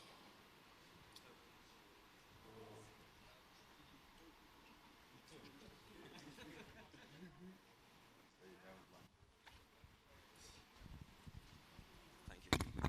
70. Yeah. 167. 167. Yeah. 91512. 915. Sorry. 70 167 91 512. 512. Just to confirm, 1 second. Just for context, in the Nigerian Manuel banking system, Kufre.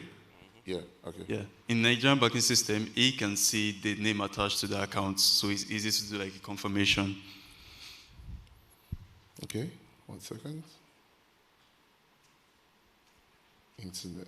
Okay, so successfully done a payout from my Bitcoin in BTCP server, and it's literally supposed to receive it in his account. Active. You've gotten it? Oh, yeah. Literally. Now, this is Bitcoin to Naira. We also have Naira to Bitcoin. You can come and see how it works at the slides. Okay, so what you saw was just a short demo of the off-ramp. The good thing about this is this was Bitcoin to Naira. We have Bitcoin to ZAR, we have Bitcoin to KES.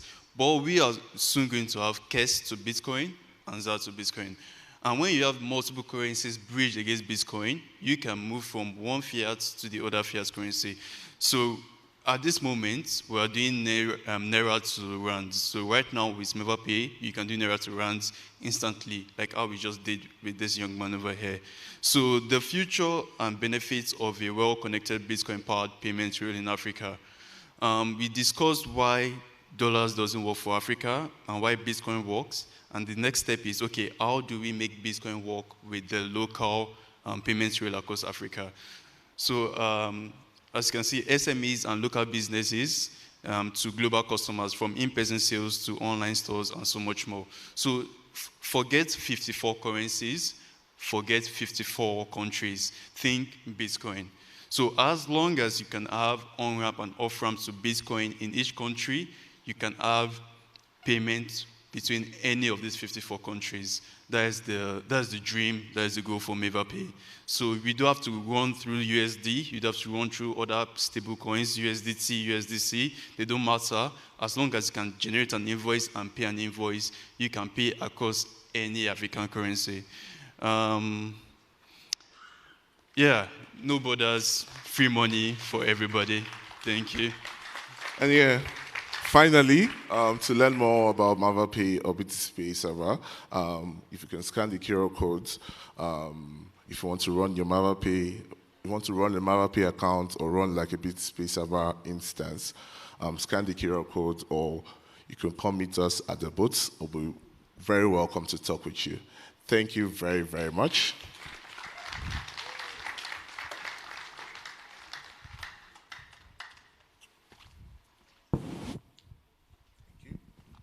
All right, ladies and gentlemen, a round of applause for them once again. They actually were able to finish it in time. I don't know why they did not use my account number, but yeah, I'll take that up with Theophilus later. How was that? How was that? I'm someone who has experienced MaverPay to OPay. It's an amazing experience. It's a very fast one. But we're just going to get started on many more. Like they said, they have their booth. Kindly check them out. Ladies and gentlemen, we are just going to be bolting right in, just keep going fast as well. We have a lot to do. We still have our lunch break. We still have our workshops. We still have our showcases coming up. So there's still more to be done. Without much further ado, I'll be bringing up on stage another individual who's an amazing person. He's a really cool guy. Like, he's a really cool guy. In fact, I'll just allow him do the introduction and talking for himself. Please put your hands together as we bring up on stage Nimisu. I think, yes. A round of applause for him, ladies and gentlemen.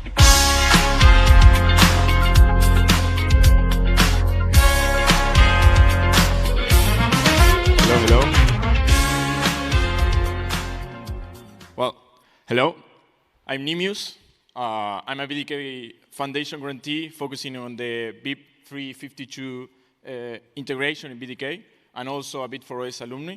And today I'm going to talk to you about the missing pieces for silent payments product also. So I have here a lot of you already talking about silent payments, so I think that you have an idea of what it is. But let me give you a brief definition.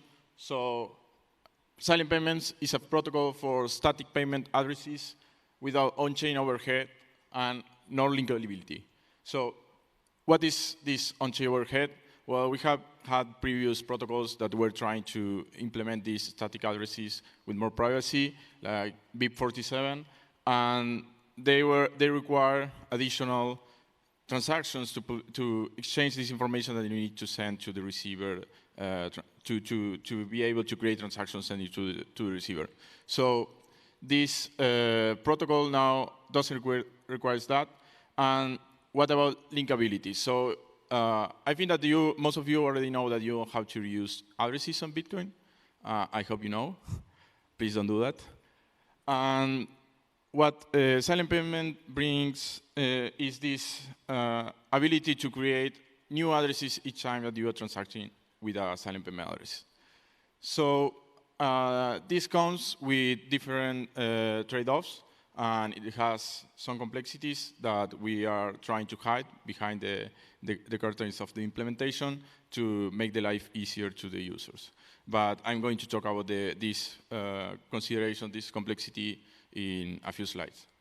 So first of all, let me talk about the things that have been done in the last 2 years, at least. So we have had the K-Wallet implementation. They were the first to implement silent payments protocol and to have something working on mainnet. So yeah, claps for them.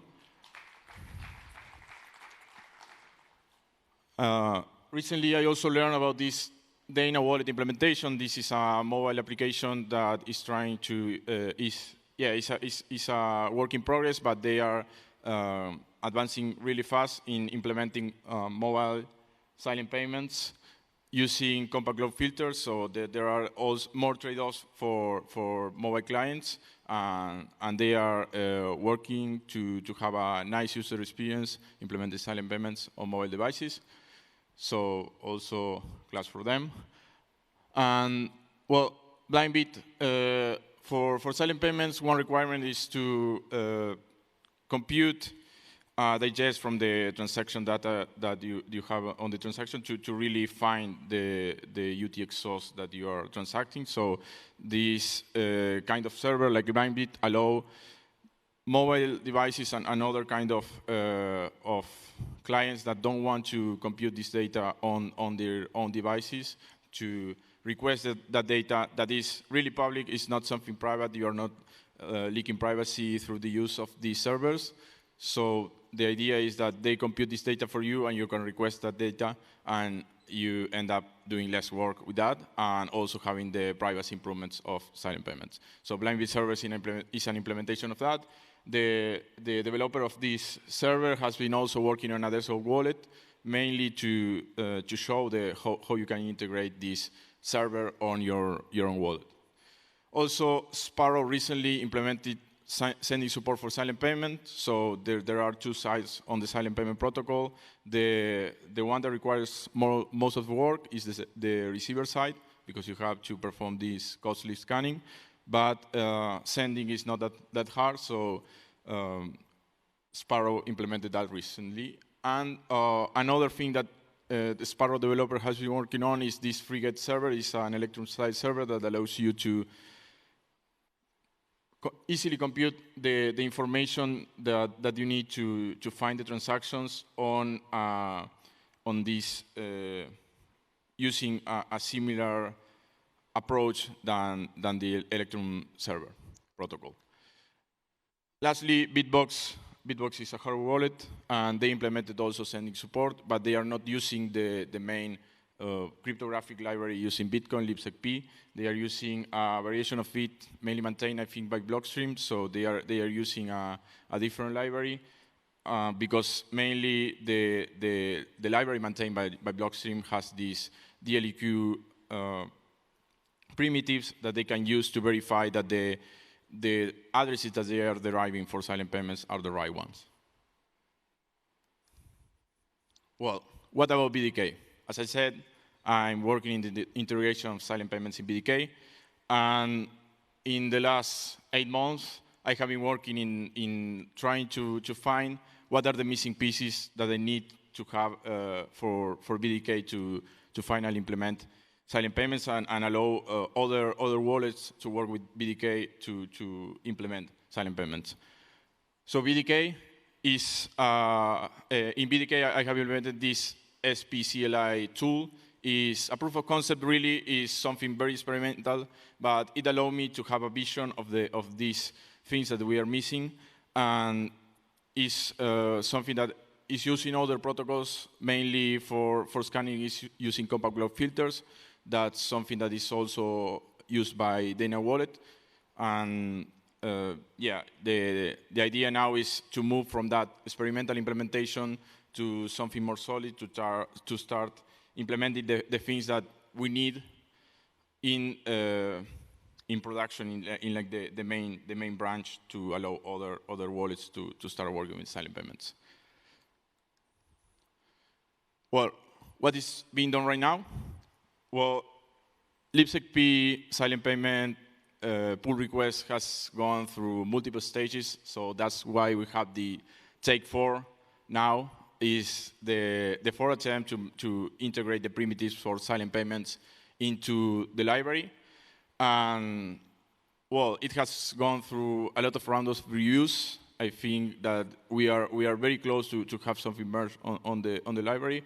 And well, if you are interested in having silent payments, probably you should look at this PR and try to review and try to find how we can move forward. And well, that's one of the main missing pieces that we need now to have something more production ready. Another thing that we need for BDK is Rust key bindings. As I said, well, BDK, as you know, is implemented in Rust. So if we want to have the most secure library integrated with BDK, we must have these bindings for Rust. So I have been working on the bindings, took in an old PR also that was open binding to the other takes of this libsecp implementation. Yeah, it's something that I have been working recently, and well, mainly we have to work for changes on the main libsecp, the first PR, to update the second one, and once the first one is merged, we can move on to the second one to also try to merge it soon. And lastly, as BDK is a library mainly based on PSBT flows, the silent payment protocol has this requirement for well, PSBT is mainly a protocol to interact with other parties, so there is no single entity that is signing the transaction, and in that case, you have to derive the silent payment addresses with other parties that you might not trust, and to provide a secure way, a trustless way to do this, we have to integrate this PSBT BIP that is adding the fields for allowing this shared derivation. And we also need the thing I mentioned before, the LEQ proofs. That's a way to prove that you are deriving the right addresses for the silent payment code that you have. As I said before, we are trying to hide some of the complexities of silent payments. So the bottleneck right now is the scanning performance. I have been not working on that because that's mainly on the server side. I'm working on the tools for the libraries, but scanning is the hard part in the receiving side. We have to compute scalar point multiplications on the libsecp curve, and that's a costly operation. And well, there have been some ideas to improve that. One of those is this integration of complex block filters with 2x servers for mobile clients. The other one that has been explored is this GPU enhanced scanning. So the idea is that by using GPUs parallelizing the computation of this scalar multiplication, you can get improvements. I have seen the numbers. Frigate has been trying different approaches with GPUs, and they have been doing great with that. And also, there are some cryptographic optimizations that you can use to make this faster. So finally, I want to show you the roadmap for BDK. So there are, as I have shown you, there are some pending PRs that must be merged before having silent payments in BDK. The first one is the libsecp silent payment pull request. That's something that should be merged. The second one is the Rust-SecP bindings. So we need the Rust-SecP bindings to use that library. Then for BDK, after exploring this CLI thing, I realized that we need to integrate an indexer for the silent payment data on BDK. Also, there is a Rust PSBT implementation that is missing the version 2 of PSBT, so we must integrate that because the silent payment PSBT specification is needing this version 2. Then we can add the PSBT implementation for specification for silent payments. Also, we need to have this DLEQ proofs BIP374 into libsecp module to be able to create transactions with PSBT. And well, then implement the bindings, and that's the usual flow. We have the things integrated into the main library, then we build the bindings, and then we can integrate that with BDK. So that's like the main roadmap, and that's the work that I have ahead to continue working on integrating silent payments into BDK. So that's all for me. Thank you for listening. And well, if you have any questions, I don't know if we have time. Yeah, we'll just take one question. Anybody? Oh, we have one here. Just one. Just one, please. Thank you. So, from all you said, one of the biggest issues with silent payments is the scanning.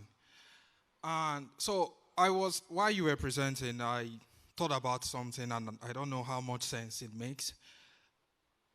Why can't silent payment URL contain the current block height as at the time they were generated? That way, when you're scanning for your own payment, you can just start from that block height and reduce the scanning cost. Well, that has been something that is, well, as you are publishing this address, you probably know the birthday of that address, and that's something that has been implemented in different approaches. We are currently discussing if that's something that should go into the main the main address. I mean, is mainly the silent payment outputs are paid to Taproot outputs are the only ones. Sorry, so it's not you cannot have other kind of scripts in a silent payment output, and so you can start from Taproot activation and start scanning from it. And the only improvement that birthday we have in the scanning is just avoiding a few blocks, probably 100, a good range of them from Taproot. But in the reality is a slight improvement in terms of the scanning performance. You are just avoiding a few blocks, but you are probably going to have a lot more blocks in the future. So it's not that. I mean, it's an improvement, but it's not that much of an improvement in terms of the computation that you have to perform. Okay. I think that was A round of applause for him, ladies and gentlemen. Thank you so much. All right, so for the next session, it's a 10-minute session on building Lightning from the ground up, insights from developer boot camps across Africa. Now, the person that will be taking this session has all the rights, has all the qualification, and has all the credibilities to do this because he has spoken at major global Lightning gatherings, including Lugano. He has, over past 3 years, has hosted 8 Lightning developer bootcamps across Nigeria, Kenya, Ghana, Benin, Zambia, and South Africa, and is currently the general manager for Africa Free Routing. Please put your hands together as we bring up on stage the man they call Megasly.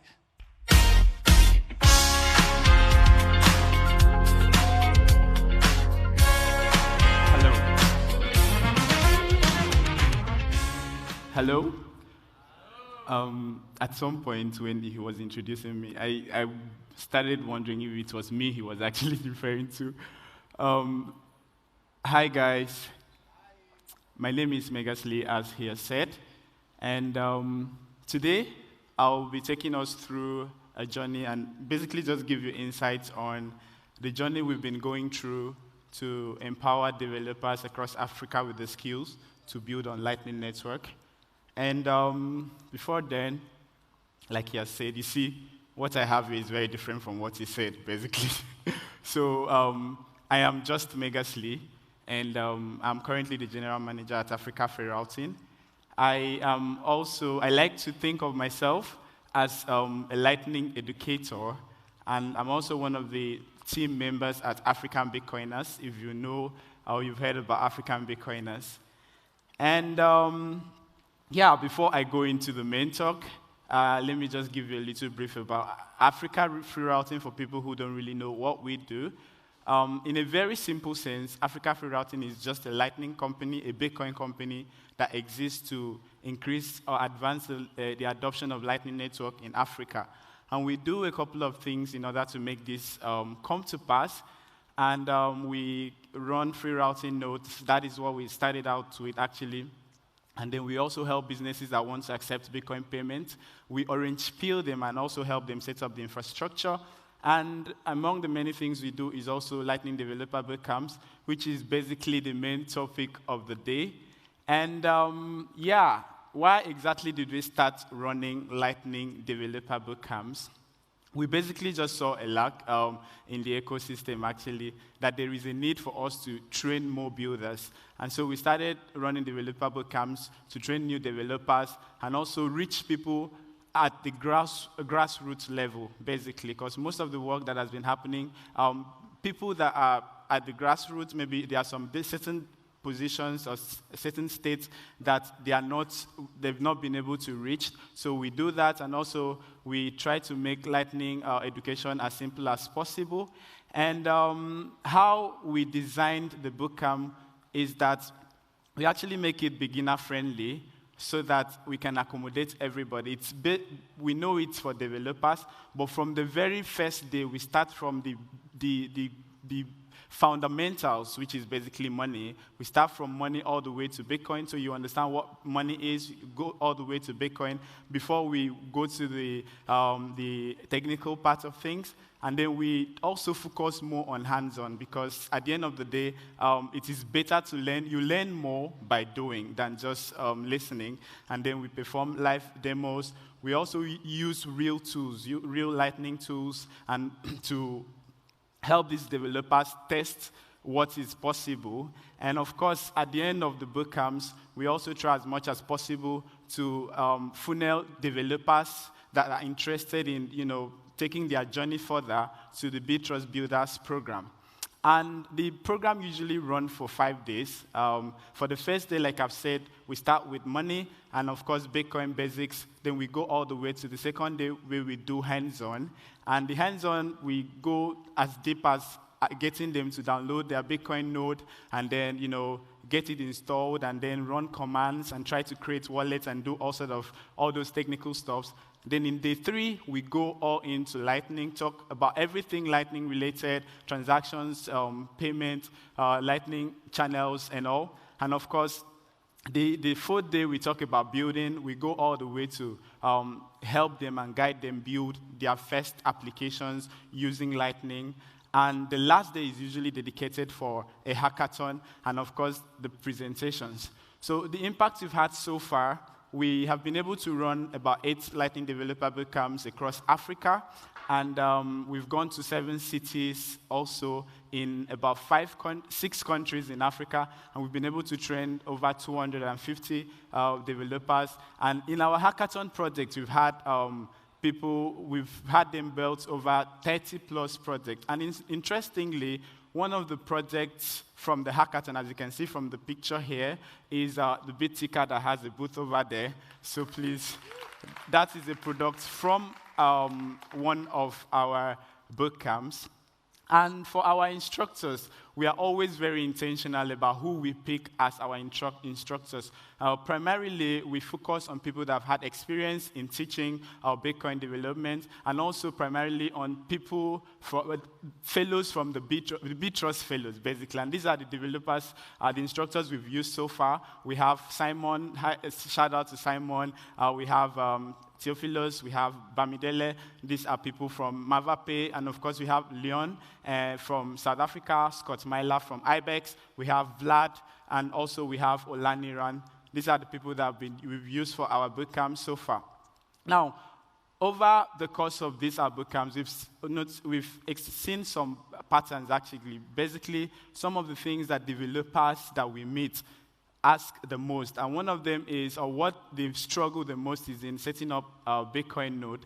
And they usually need a lot of guidance through this process. And then a lot of people ask questions about, command line queries. And they usually always need a lot of guide for us to do this. Then you talk about HTLCs, and then they also ask questions about the real use cases of Lightning, because that is very essential to guide them through the journey.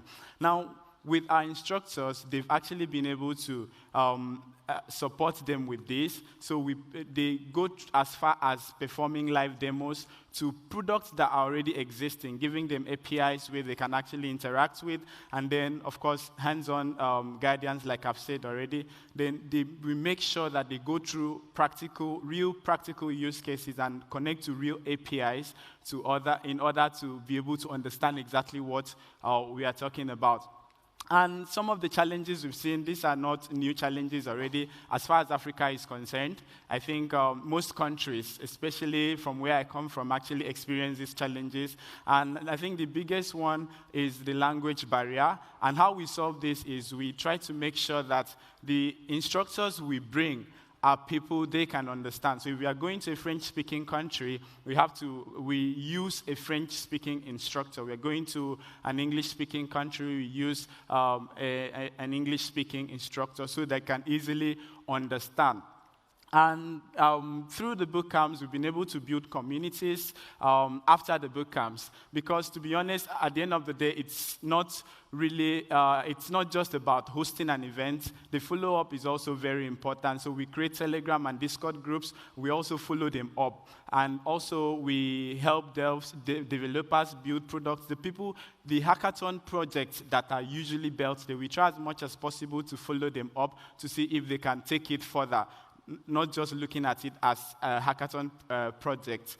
And of course, for cities where we go to, and there are BitDevs community already there, we try to connect the developers we've trained to that BitDevs community. And if there is no BitDevs community, we try as much as possible to establish one before we leave the environment. And all this wouldn't have been possible without our amazing sponsors, actually. And Btrust, obviously, the host of this event, is at the top of the list. Please, a round of applause for Btrust. They've actually been our biggest supporters so far. And then we have OpenSat, and we have Tether, and also we have IBEX, we have Fedi, Blink, Fedi Mint, African Bitcoiners, and Plan B Network. Now, the lesson we've actually learned from this whole process, I actually put them out in 4 points, basically. First thing first, when it comes to teaching, whether it's development or whatnot, we actually have seen that the best way to do it is breaking it down to the simplest form as possible. Try as much as possible not to use ambiguous languages when you're teaching.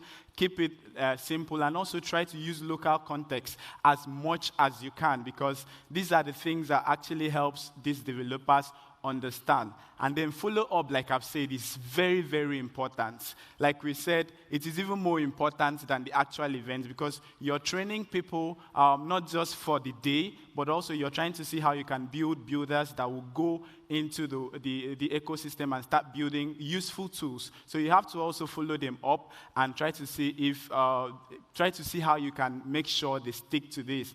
And what other educators can actually learn from this is, first, you have to start small. When it comes to teaching, like we said, one thing we noticed is that the higher the number of participants we have, the more, the harder it is to get everybody on the same page, basically. So you try as much as possible to keep the numbers as low as you can. My time is almost up, so I'll just go ahead to our roadmap for 2026. We have plans actually to take this further, and these are the cities we want to visit by 2026. The next stop is actually going to be Cape Town in South Africa, and after that we go to Joburg, and then all the way down to, please, if you're clapping, you can make it better. All right, so we go all the way to Anambra in Nigeria. And yeah, so this, like I've said, wouldn't have been possible without our sponsors. And of course, we need support. And primarily, the one I would like to point out is in mentorship support, right? This is something we've seen these developers that we've trained, they need mentorship a lot more than anything. And we are putting this out to developers because I know most of the people here are developers. So please, if you'd be happy to help mentor some of these developers that we've been training, we'll be very happy to welcome you. And of course, our sponsors as well too. If you want to partner with us, we are very, very open to receive more support for the next set of boot camps we'll be hosting. So yeah, thank you very much. Awesome. One question, anybody? No question. There's one question, don't worry. There's somebody here.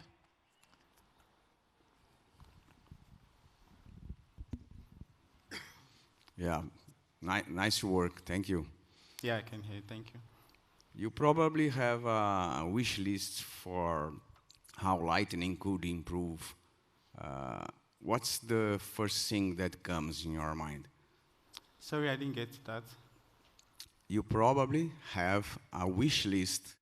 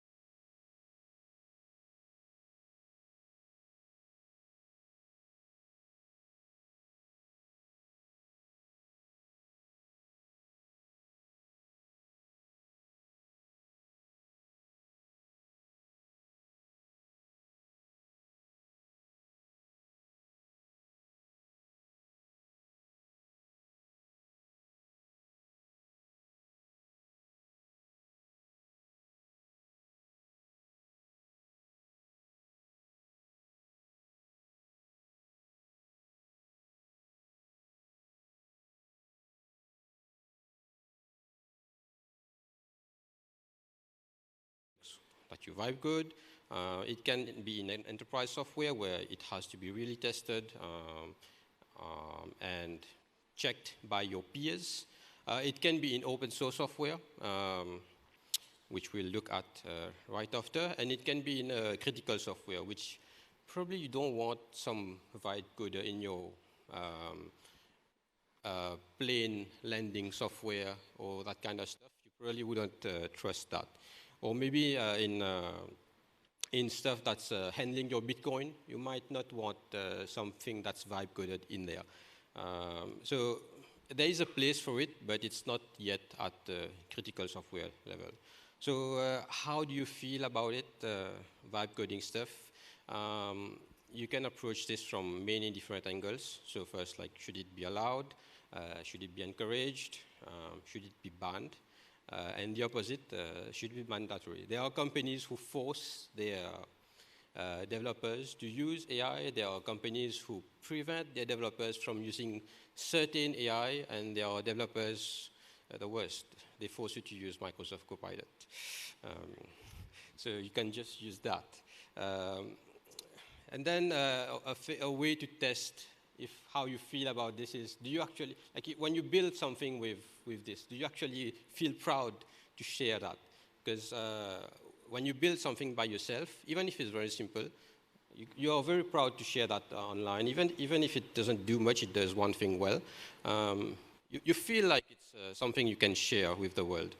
But I noticed, like, when you use an LLM to generate something, even if it looks great, you hesitate to share it with everyone. So yeah, there's that feeling there, and maybe that tells you something. Also, LLMs they generate code, right? They predict the next token. So if you run the same prompt in different models, or even in the same model, you will get different outputs every time. That's the nature of LLMs, right? So we as programmers, we inherently like the opposite. When we type code, we want it to do the same thing every time. This is not what LLMs do. So there is a disconnect there that we want to bridge. We don't know yet how that's going to be done, but this thing exists, right? So different answers for the same prompt. And there is this code, I don't know who it's attributed to, but yeah, make of that what you will. Right, the landscape has changed a lot since last year, and probably from now until 1 year from now, it's going to change a lot. And we don't really know where this is going. We just know that the companies who sell these services want you to use more of their tokens, because that's how they get paid through tokens consumed. So we'll see where it goes. What we do know is that it won't be the same. It will probably evolve a lot, and we'll see. So the takeaway here is that we're not sure where it's going, but it is changing, and it's changing stuff for most of us. These are some examples of things in the wild that were affected by the advent of AI in real projects. So first is FFmpeg versus Google Big Sleep. Who has heard of this? No one? Okay, so Google Big Sleep is something that they run, which tries to just go into open source projects and do smoke tests. So it's like it can be seen like a very kind thing, like they're testing your stuff for free. And it tries to find bugs where normal people wouldn't usually look. So they will test the open source software or just read the code and find like weird bugs that wouldn't be spotted. And that's nice. That makes open source more like stronger. And then after they find something, they will open an issue or a bug report saying your software has this bug, so can you please fix it? So this happened to FFmpeg, which is like a huge software used to run most of the video infrastructure of the world. And then it wasn't received too kindly from FFmpeg. They basically said, okay, you found a bug, couldn't you fix it yourself? Because we are open source developers, we are doing this on our own time, probably not paid. And then some LLM comes along and just says, okay, here's a bug, fix it. The thing is that if they didn't fix it, it would have been disclosed after 90 days. So that added the pressure. So more examples. Express.js versus PR spams. So I don't know if you know about this one, but if you go to the Express.js GitHub page, half of the PRs are just spams. And it's very annoying as an open source maintainer to deal with that. So you basically just get PRs that are like changing the README, or yesterday there was a PR when I checked that said we need to update the README to avoid PR spams, and that was the PR. So it was like, even that was the, like, so it's crazy. It's not real contributions. Recently, like just this week, so it should have been thoughts on AI. But basically, Torvalds communicated his thoughts, which are not great for vibe coding. So use it as long as it's not used for anything that matters, which is how most people who build critical software feel about this. Yet another example, so we had some Rust fans here. You probably know about Zig. Zig simply moved out of GitHub. So they are not hosted on GitHub anymore. They are hosted on Codebug. And the motivating factor was that GitHub itself is moving towards adding more AI features instead of adding features for developers that are actually useful. And there was this big blog post that you can read on the Zig website, which basically said they are just moving out of GitHub altogether. They also included a no LLM policy in their code of conduct.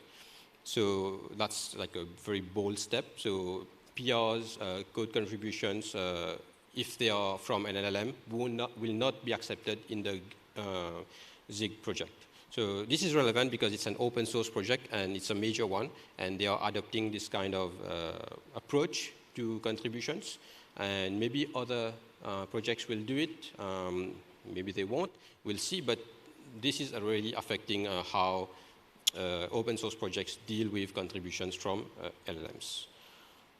So basically, like we have etiquette for emails, we probably need to have some etiquette for dealing with open source projects, especially when it comes to mixing contributions from AI. So the goal shouldn't be to get your PR merged, right? It shouldn't be like, okay, I made this PR, and if this gets merged, this is on my CV. It shouldn't be the goal. The goal should be, we want to leave the project in a better state. We want to contribute something meaningful. And then it will like solve real problems, and then that matters way more than getting just a random PR merged, right? And I think that was all the presentations. I'm right on time, and thank you for your attention. And do we have any questions? Yes, I see your hand raised there. Just one question? No questions? Just to be sure we're good. Are you raising your hand? Yes, I think we have one. Okay, let me take the mic to her.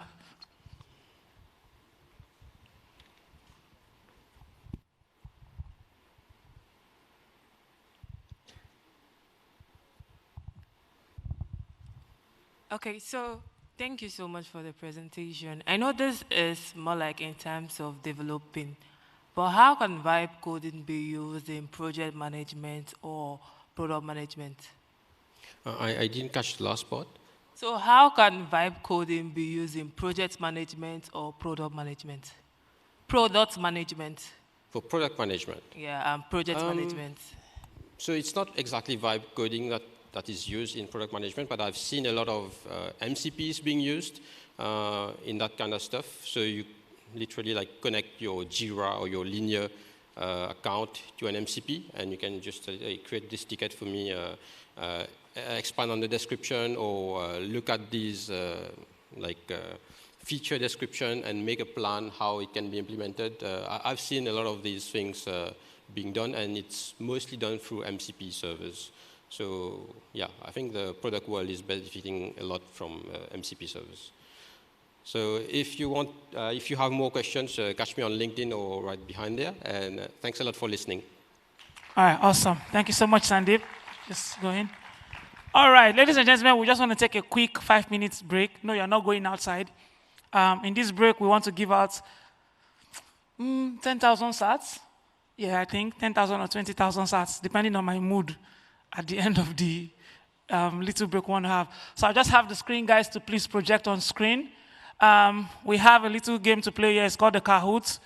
You simply take out your phone, go to kahoot.it, type in the game pin, and type in the code, and then you can type in your name. Please, let's make our usernames very interesting. If your name is Paul, don't put Paul. Make it very interesting. Let's see. First to come in, Kasongo, yeah. We have Lebum James. This James has, okay, Dollar Baby. That Dollar Baby does not have any money, actually. We have Power Guide, we have Lightyear, we have Listener who doesn't listen. You identify as I am. Not 21 million, Kahoot, Satoshi. I was waiting for somebody to use Satoshi. Satoshi N. Okay. What's this? Balupa? Meanwhile, we just have 40 slots, so if you're not in by then, wow, so many people. It's me. Who else will it be? Nifty. Constant M. Okay, I think we've reached our maximum participants. Please press start. Thank you very much. So it's very easy. The question comes on screen. You see a color that matches your answer. You respond by tapping the color. General knowledge, 20 questions. Everybody, please. The answers are simple. Fastest. Who created Bitcoin? Yeah, you see it on the screen. Just tap the answer. I think it's Vitalik, actually. Or Elon, probably. Somebody answered Vitalik. Wow. Anyways, next. So who's currently leading? Okay, Kasongo. Okay. Next.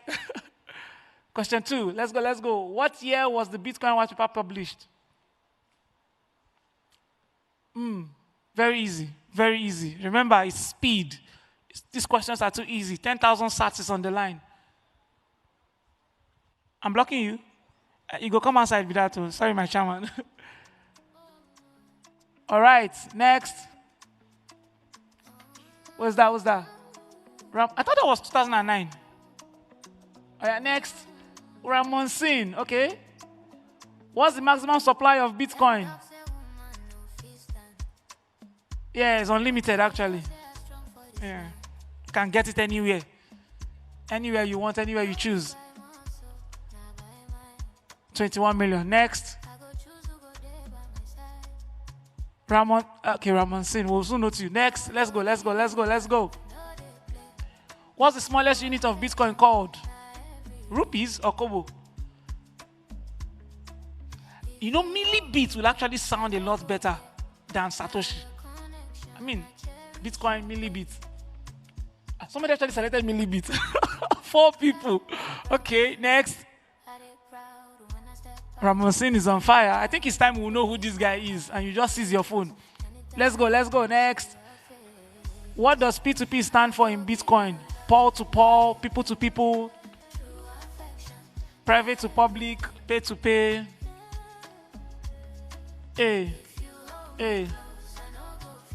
Peerless to peer. Okay. Next. Okay, wait, hold on. Who is Ramon Sin? You? I think we need to seize your phone. You look like you know too much. Next. Which process secures Bitcoin transactions? Which process? Yes, proof of authority. Proof of Paul. Who said that? You. 10,000 BTC for you. Proof of work. Yeah, everybody has to work at some point. Next. You should win and you are second. Okay. What is Bitcoin mining? Digging the ground, creating fake Bitcoin, validating transaction, hacking wallets, printing coins. I think it's hacking wallets, right? I mean, you have to mine and just hack the wallet. Oh, everybody got this one. Next. I think this is how we are going to remain till the end. We have 20 to go. 8. What is the reward of mining called? What is the reward of mining called? Digital interest. Digital interest. I know somebody who select digital interest. Next. Hey. I think you guys should just steal that guy's phone right now, because how often does Bitcoin have in a core? I mean, the answer is pretty obvious. Who is fastest? Let's go. Ramosin is just fast. I think at this moment it's just really fast. But A is coming up close. Next.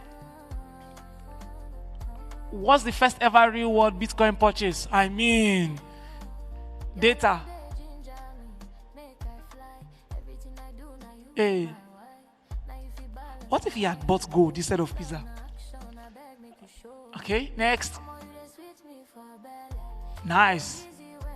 Okay, let's go. Which country adopted Bitcoin as a legal tender first? Nigeria? Yeah. Okay. I'm sure it's not in Nigeria that selected Nigeria, because we know. Now our country, not at this moment. Hey. What does a Bitcoin wallet store? Physical coins. This one is a bit tricky. Does a Bitcoin wallet store Bitcoin itself or private keys?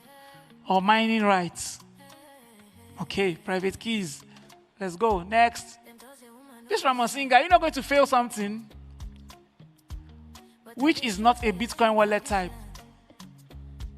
Hot wallet, cold wallet, hardware wallet, ice wallet. But now that I'm hearing it, ice wallet actually sounds really cool. Like, I got my ice on me. Okay, that's the answer actually. Okay. Ramosin, don't do like Arsenal. Don't be leading all this while and get to the end and fail. Which symbol is commonly used for Bitcoin? Obviously. Easy answers. Be fast. Yes, let's see what's currently leaderboard. Now, wow, A is really close. Next. I think Ramosin is using an iPhone and A is using a Samsung. Who was the first person to receive Bitcoin from Satoshi? Gavin Anderson. A. Awesome. Next. We're almost there. 4 more questions to go. What does HODL mean in Bitcoin culture?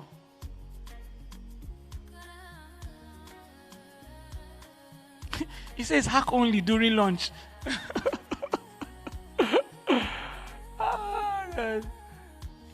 Let's go. All right. What is Bitcoin often referred to as? Digital oil, digital gold, digital cash, digital bank. Oil, I think. Yeah. It's pretty obvious I would have failed all of this if I did it. Next. All right, 2 more questions. Which network layer allows faster Bitcoin transaction? No, Megasly will answer this one. Where? Hey.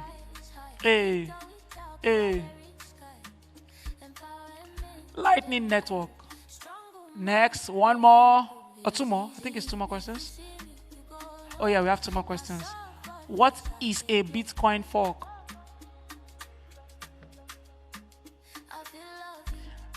A mining tool, actually. Have you ever thought of mining with a fork? Hey. And the final question, ladies and gentlemen. What happens when all 21 million Bitcoin are mined? the network stops, miners only earn transaction fee, Bitcoin becomes unlimited, mining rewards restart. I think this is a philosophical question. We usually discuss this kind of question. Yes, miners earn only transaction fee. Next, ladies and gentlemen, on our Kahoot board, we have on the third position, listener, wave your hand wherever you are. Thank you. We have A, wherever you are, wave your hand. A, where's A? Awesome. And the winner, ladies and gentlemen, Ramon Sin. A round of applause for him. Stand up, let them see you. Where's Ramon Sin? You know Ramon Sin? Yeah, stand up, wave them, say hi to them. We'll see you later for your 10,000 sats. Come and meet me. Don't go to anybody. Meet me for your sats. We're good. All right, ladies and gentlemen, we just did that to just lighten up the mood. We're coming back for more. But for now, I want to ask you a question. How does 8 billion users sound like?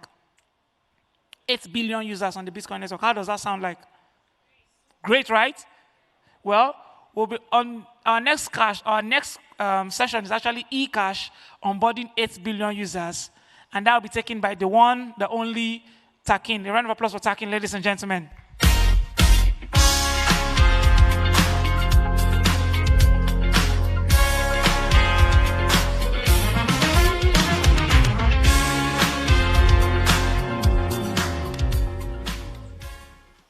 Hello.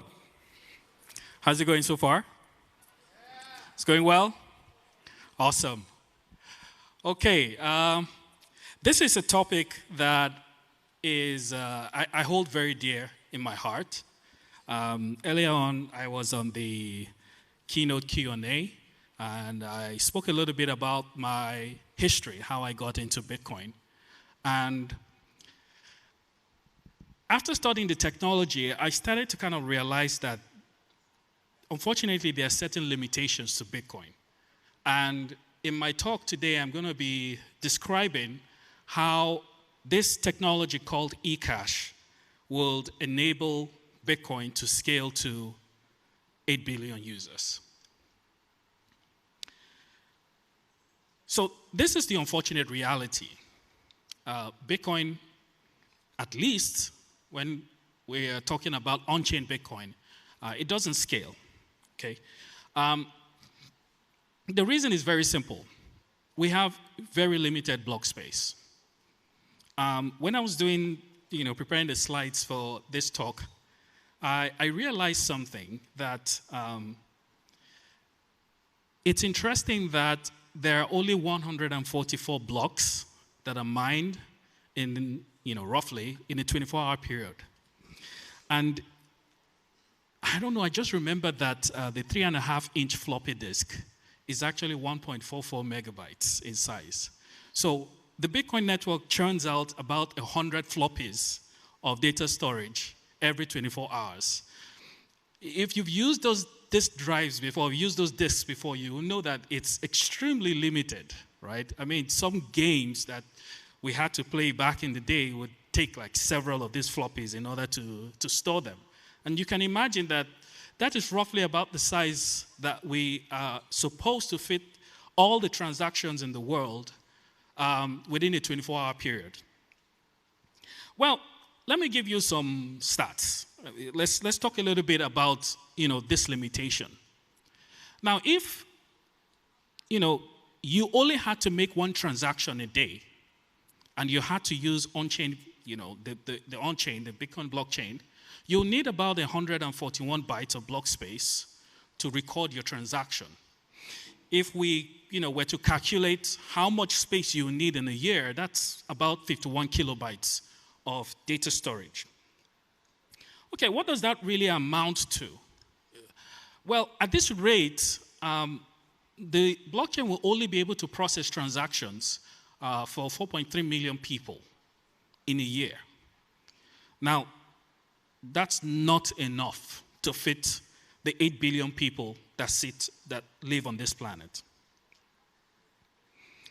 So, we have to start asking ourselves the question, okay, given the limitations today, what alternatives do we have? Well, some people have already talked about some of the solutions. And, there are lots of proposals, and there are actually some L2 solutions that have already been proposed and are actually live on the Bitcoin network. For example, the Lightning Network, that allows us to more efficiently use this limited block space. But you'll see that, even using Lightning as an alternative, there are still limitations, right? And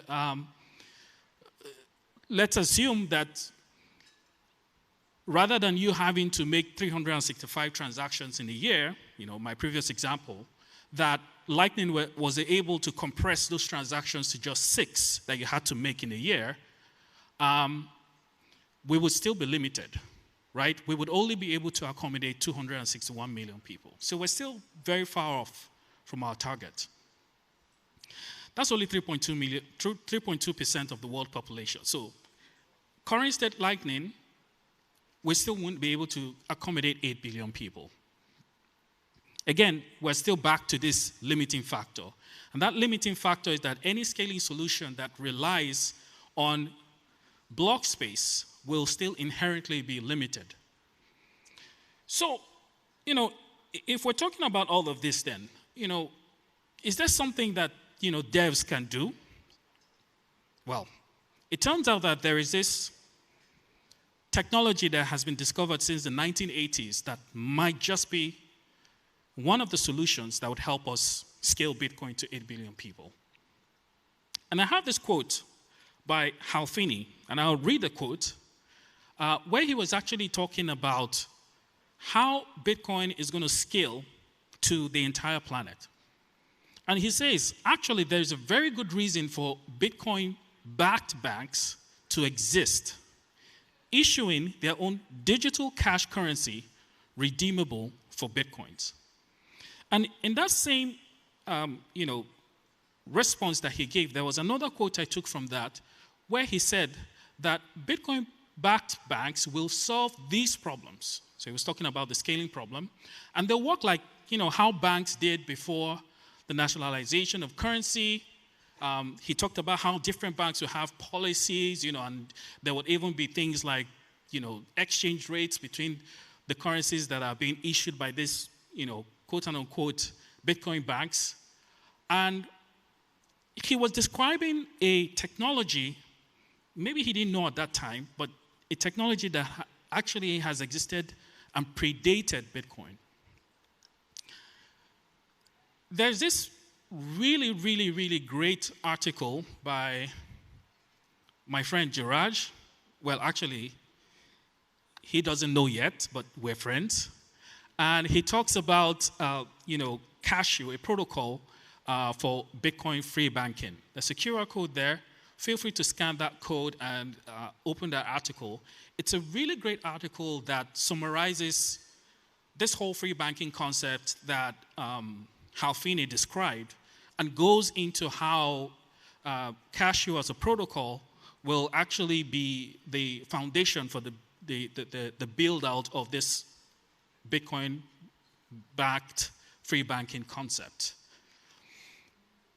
Okay, now some of you might have actually, quickly caught on that. Okay, I see where this is going, and it seems like what you're describing goes against some of the Bitcoin ethos, and you say things like, oh, we shouldn't use intermediaries, why do we have to use custodians, not your keys, not your coins? And that is a fact. However, if Bitcoin is going to scale to 8 billion people, there's going to have to be some kind of, custody involved. But let's talk a little bit about custody. What's the problem with custody?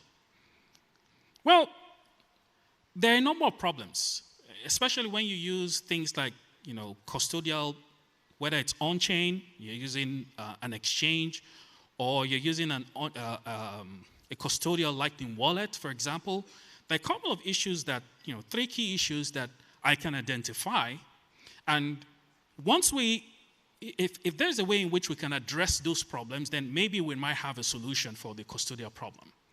The first one is privacy. You have no privacy where a custodian is involved, because a custodian can actually see all your transactions, whether it's deposits, withdrawals, and even, intra-network transfers, between members of the same custodial network. The second problem, and this one is actually very dear to my heart, and that's, this problem of KYC. Because of the nature of how these custodial services are structured, for a lot of them, they are required to identify their users and essentially keep records and tabs on what their users are doing. So you have no privacy, and beyond that, you have to even sometimes go through very, very invasive procedures in order to identify yourself to one of these custodians. The last one, which is the primary reason, is you have these custodian responsibilities that you are basically delegating to these custodial platforms. And that's, for a lot of people, that might actually be the biggest risk, because it's like, okay, maybe I'm okay with the fact that, I don't get ultimate privacy. Maybe I'm also okay with the fact that, okay, I have to identify myself, but, I'm not sure if I can really stomach loss, in a situation where there's a breach and the custodian actually has to lose the assets that they're holding on my behalf. How does eCash solve this problem? Well, let's see. What exactly is eCash? And I'm talking about the Chaumian eCash protocol. The technology itself was developed in the 80s by a man called David Chaum. He wrote this really, really interesting protocol on how you can achieve anonymity and create digital bearer tokens using very, very clever cryptography. And basically, he described this cryptographic system where you can create and redeem these digital bearer tokens for, certain assets that could be redeemed. So it doesn't necessarily have to be Bitcoin. It could be any kind of asset. In fact, because Bitcoin didn't exist then, he built it actually for the fiat system. Unfortunately, that technology never really took off. He had a company that was built around it. Some people did try it, but ultimately it never really went anywhere until, Bitcoin entered the scene. So it works based on this system of digital banks, which we call mints, that actually manage the creation and redemption of these digital tokens. And a very good way to explain the difference between on-chain Bitcoin and this eCash tokens is you can visualize Bitcoin as being this digital ledger, which it essentially is, that keeps record of, what addresses have, what coins under what spending conditions, what we call unspent transaction outputs. And the eCash tokens, which are actually digital bearer instruments in themselves. There's a very, very good statement that actually describes it. The data is the money itself.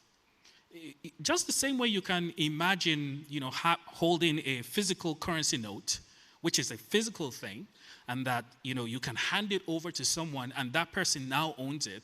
The same thing applies in the digital form. eCash tokens are money in themselves that when you hand them over to someone, they actually own it, okay? There are currently 2 implementations that have been built to implement this eCash protocol. The 2 most foremost ones of mention are Casio and Fedimint. I would be focusing more on Casio and describing how Casio works and how it solves the problems and will ultimately allow Bitcoin to scale to 8 billion people. I apologize that this slide is going to be very difficult to read from the back. I'm pretty sure even those who are sitting right in front might not be able to read the text, but I'll try and explain it, okay? This is a diagram that describes how the eCash system actually works.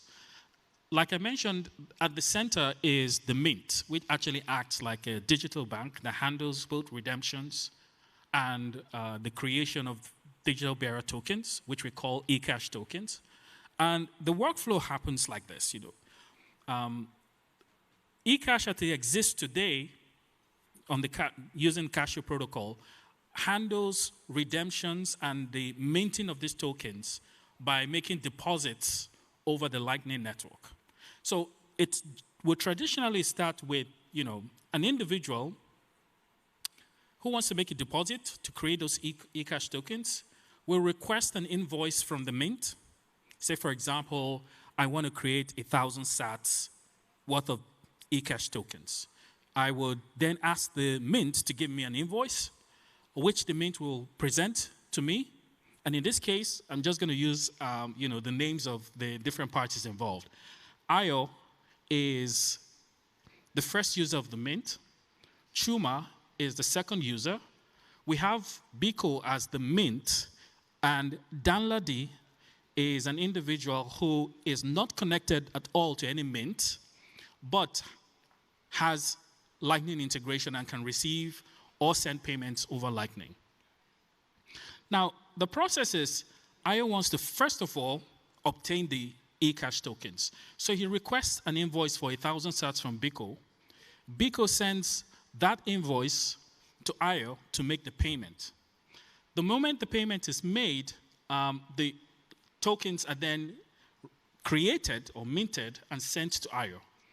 IO can now use these tokens to make payments to Chuma by sending those, out of the tokens that he has received. He can send, 500 of them and make payments. Now, this is the issue with this system. Because of the potential for double spends, Chuma has to swap those tokens with the Mint to get, a new set of tokens that, cannot be double spent by IO. This whole process utilizes very, very clever cryptography that ensures that Biko, the Mint, is unable to link transactions that are occurring between IO and Chuma. In fact, at the point of the minting of the tokens, Biko is unable to link the tokens that have been given to IO to whatever payments that are going to be made. Because of time, I would have to skip this slide, sorry, and go straight to some of the problems that eCash actually solves. So what about the custody problem? Well, you get privacy, because like I described, the minted tokens cannot be linked when transactions are actually carried out using that mint. You also, KYC is useless as well, because if mints can't link transactions to users, even if they identify users, they won't be able to link the transactions to them. Now, the risk involving custodial responsibilities can be mitigated when you spread funds across several mints. Again, because mints don't really identify their users, it's possible to use multiple of them. How does this solve the scaling problem? So imagine that those 261 million Lightning users were actually mints. Well, guess what? You would only need 30 users of each of these mints in order to be able to cover the entire human population. 30 users per mint. The Lightning Network will support 261 million Lightning wallets. And if all these Lightning wallets were mints, we'll be able to support the entire population. And guess what? The best part is that they will be able to do more than just one transaction a day. This is how we actually solve the scaling problem. This is how we get to 8 billion users using Bitcoin. And to learn more, you can go to cashew.space or scan that QR code to learn more. Thank you.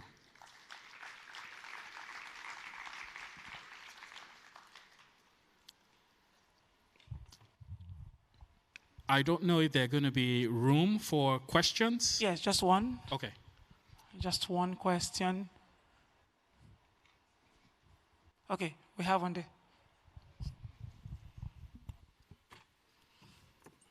Hi. Hello. So the tokens that are minted, can you use them with other mints, or are you tied to that mint right now? So the tokens that are minted by a mint are only usable within the same mint. If you want to be able to, say for example, I use a particular mint and use a different mint, right? The technical term is melt my tokens and ask the mint to pay a Lightning invoice from another mint that would then, so imagine when I was describing how the protocol works, that you ask the mint for a Lightning invoice, and when that Lightning invoice is paid, then the tokens are minted. Well, you could do the same across mints, where, okay, you have I need to make a payment of, let's say it's 500 sats, and we don't use the same mint. So you ask your mint to create a 500 sat invoice, you give that invoice to me, and I tell my mint to pay that invoice by melting my own tokens. So my mint will melt 500 sats from me, pay that invoice, and your mint will then mint 500 sats worth of tokens. So that way you can actually achieve cross mint transfers just using the Lightning Network. So if I imagine a bad actor, a notorious mint, can I lose my money? Good. That's the big risk with mints, because, like I said, there are three major problems that we have with custodians, and eCash doesn't necessarily solve all of them, but it creates workarounds, or what we call trade-offs, that you can utilize. The first one is privacy. You gain very, very huge amounts of privacy because the cryptography ensures that the mint cannot link your payments. There's also no need for KYC, because if you can't link users, you can't. And then the third one, which is the issue that you're describing, in a situation where, I have my funds in the mint and that mint suddenly goes offline. Well, that problem can be mitigated by spreading your funds across several mints, right? So right now, the technology is still being developed, and these are problems that, there needs to be very robust solutions for, or at least some trade-offs. But at the moment, the way we solve that problem is spread your funds across several mints. Okay, I have one more question. Okay. So if we move 8 billion people to eCash, and let's assume there is a massive government-backed mint, and a lot of people are using it. So now you are back under the oppressors. What happens if people need to go back to the Bitcoin blockchain? Because we don't have the scale. So I just feel like eCash might not be the solution that we want it to be, because people still need to be able to drop down to the network at any point in time. So I don't know what you have to say to that. Yeah, that's a valid concern. We're talking about practical solutions to problems that exist today, okay? And the issue here is eCash does not eliminate the need to make on-chain transactions. We're looking at a reality where if 8 billion people are going to be onboarded on Bitcoin, the technology right now is not capable of handling all of them. And so having some kind of trade-off that allows people to at least protect. So what are some of the values you get with Bitcoin? You're able to protect value. You talk about the values of money, right? Sovereignty is also one important factor. However, if we're able to solve 2 out of 3 problems, I would call that progress. And I think eCash doesn't necessarily solve all the problems, but it allows us to be able to solve some of the major problems. I hope that answers your question. All right, awesome. Any other conversation you want to have, you can have it with him later on. Thank you very much for that. She will come get it from you. Awesome. Ladies and gentlemen, a round of applause for Takin as he goes back in. Thank you. Thank you so much, sir. Just so we know we are on board, please, if you have a question, one question is one person. If you're a single person and you ask 2 questions, that's 2 questions. So please, one question for one. Thank you. All right, moving on. We have a particular platform that has been able to unify student progress tracking and challenge repositories whilst automating workflows. This platform is the B4OS.dev platform, and they are here to talk about how the B4OS.dev platform has been able to unite them all. Ladies and gentlemen, please put your hands together as we bring up on stage Federico and Ivan.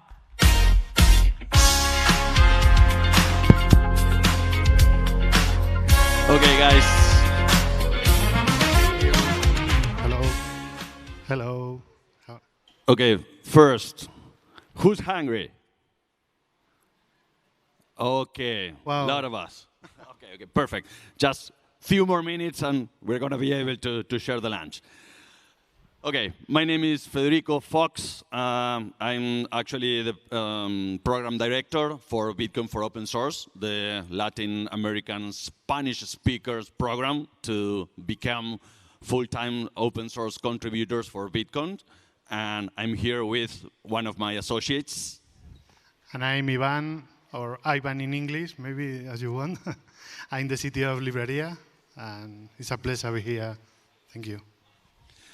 Okay, let's start. We're an educational organization, okay, mainly focused on making people understand how Bitcoin works technically.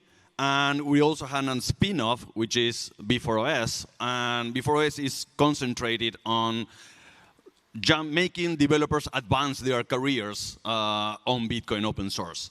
So to do that, we've been doing a lot of courses, seminars, cohorts of students and different sessions and seminars. But we figured out that to be able to scale this more, we need to develop platforms that will allow us to not just have all the time in presence or online seminars where effectively covering some specific time frames, but just to have an open place where anybody can jump in and start at their own pace this self-path of studying. So for that, we are developing this new platform that is consistent of different modules, okay? We have the learning management system where you can see and check all the courses that we offer. You also have a student dashboard where you can track all your own advance through the different courses. We have, of course, a student journey which lets you keep the historical tracking of everything you've been doing under our platform. Sorry to be redundant. And of course, we also need a tutor dashboard to be able to check what the students are doing, what is the code they are writing, how they are learning, and be able to score them, qualify them, and have this big database of information from alumni and people who are going to become collaborators for the open source journey. To do that, we are also creating this wallet to give rewards for everyone who actually finished the courses and take the tests and the challenges. So every time you learn something and you can make the proof of work that you've learned it, we will be giving you sats for that. And finally, the last module is the Bitcoin project wizard. That wizard is created to allow one developer to input all their technical backgrounds, the languages he knows, or the interests he has, and the wizard will point them to which projects are more suitable for them to start collaborating on. So we're going to try to do a really quick show of what are inside the platform, and I'm going to let also Ivan talk a little bit about it. Okay, I can manage for you. Okay, thank you, Fox. Our first component is the learning management system, okay? We use an open source development named Moodle, that has a lot of contributors, not in Bitcoin, in Moodle, developing PHP, and you can set up as you want, okay? Moodle has a login that you can set up with GitHub, with Google, and you can view all of your courses and your progress. Okay. Okay. This is an example of our course, our Bitcoin Core Principles English version. On the left, you can view your progress. In green, you can view how you did, and you did it well. And you have a description, and I don't know if you can see, but in the end of the screen, you have an example of a class. Okay. Okay. And you can set up Moodle with different plugins. Okay.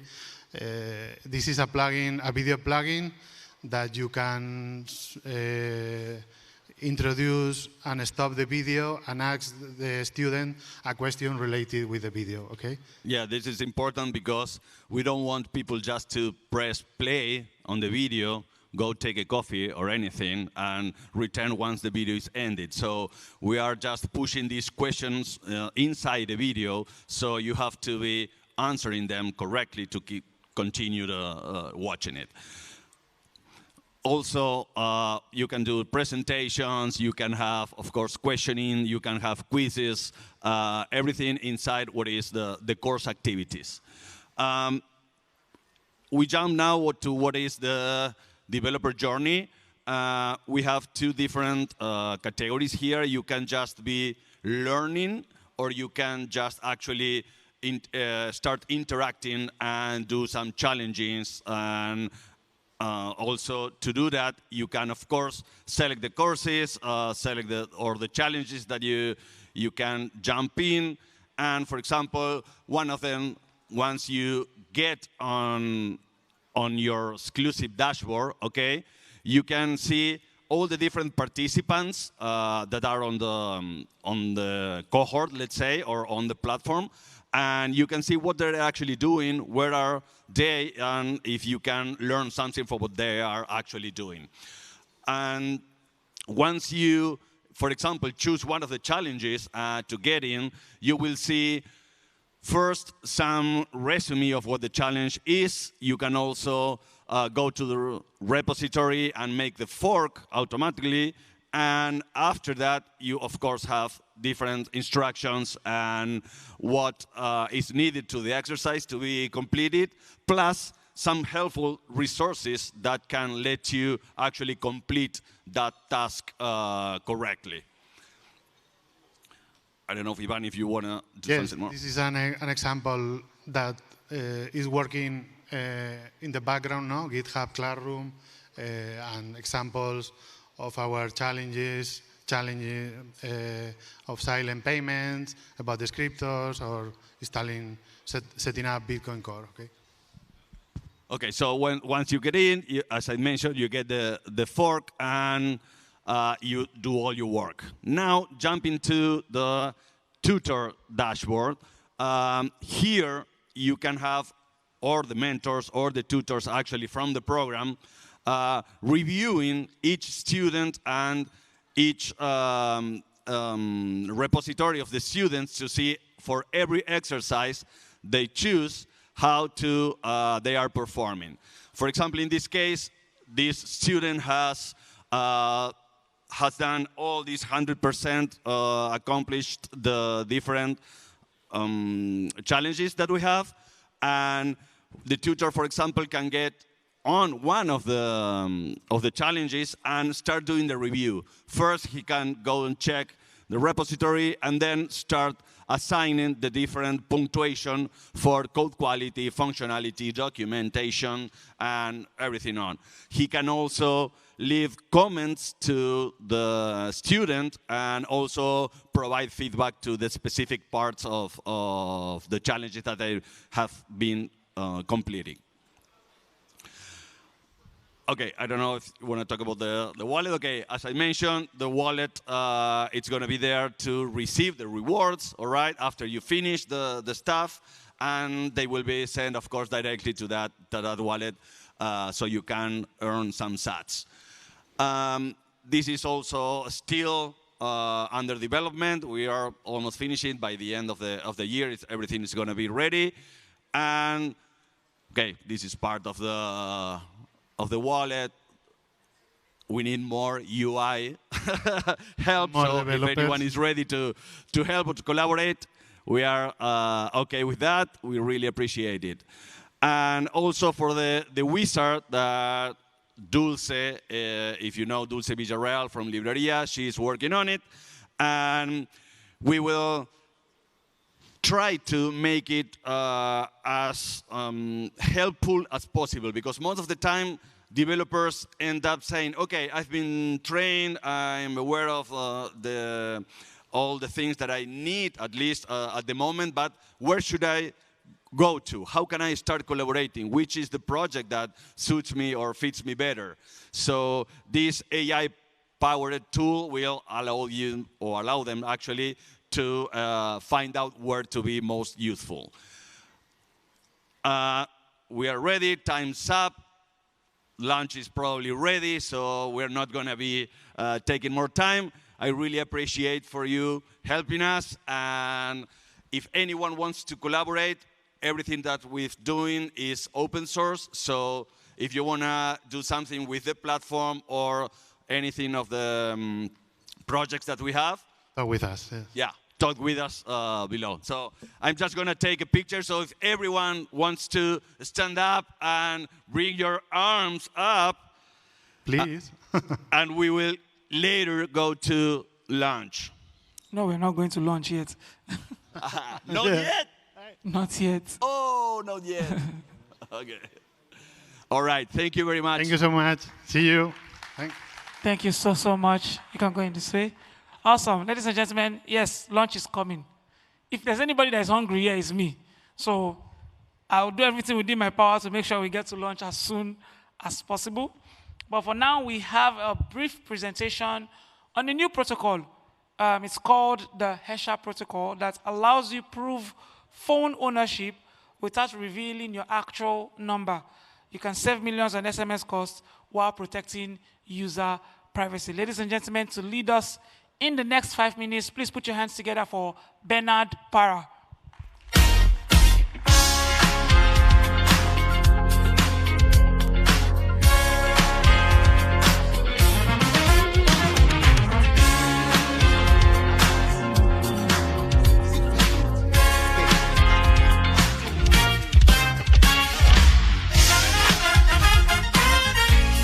Hi, everyone. Okay. Kevin. Okay. So I'm here to present a protocol I've been working on the site. And so the whole idea is, who has experienced OTP issues when you go on a platform, you sign up and it's like, yeah, it just can't deliver. Okay. In fact, I have one that I'm still waiting for since last week. It's not yet here. So what's happening is we go on different platforms, we sign up, and our phone numbers are part of the identifiers that we use. Now, two things happen.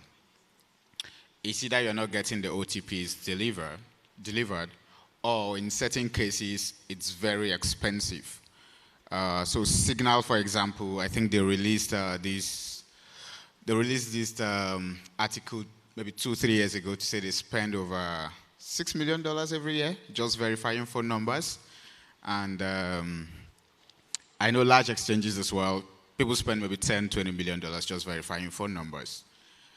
The other side of it as well is if you, for every platform you sign up and you put your phone number, what's happening is there's always if there's a breach, your phone number is out there, yeah, and that's your PIR.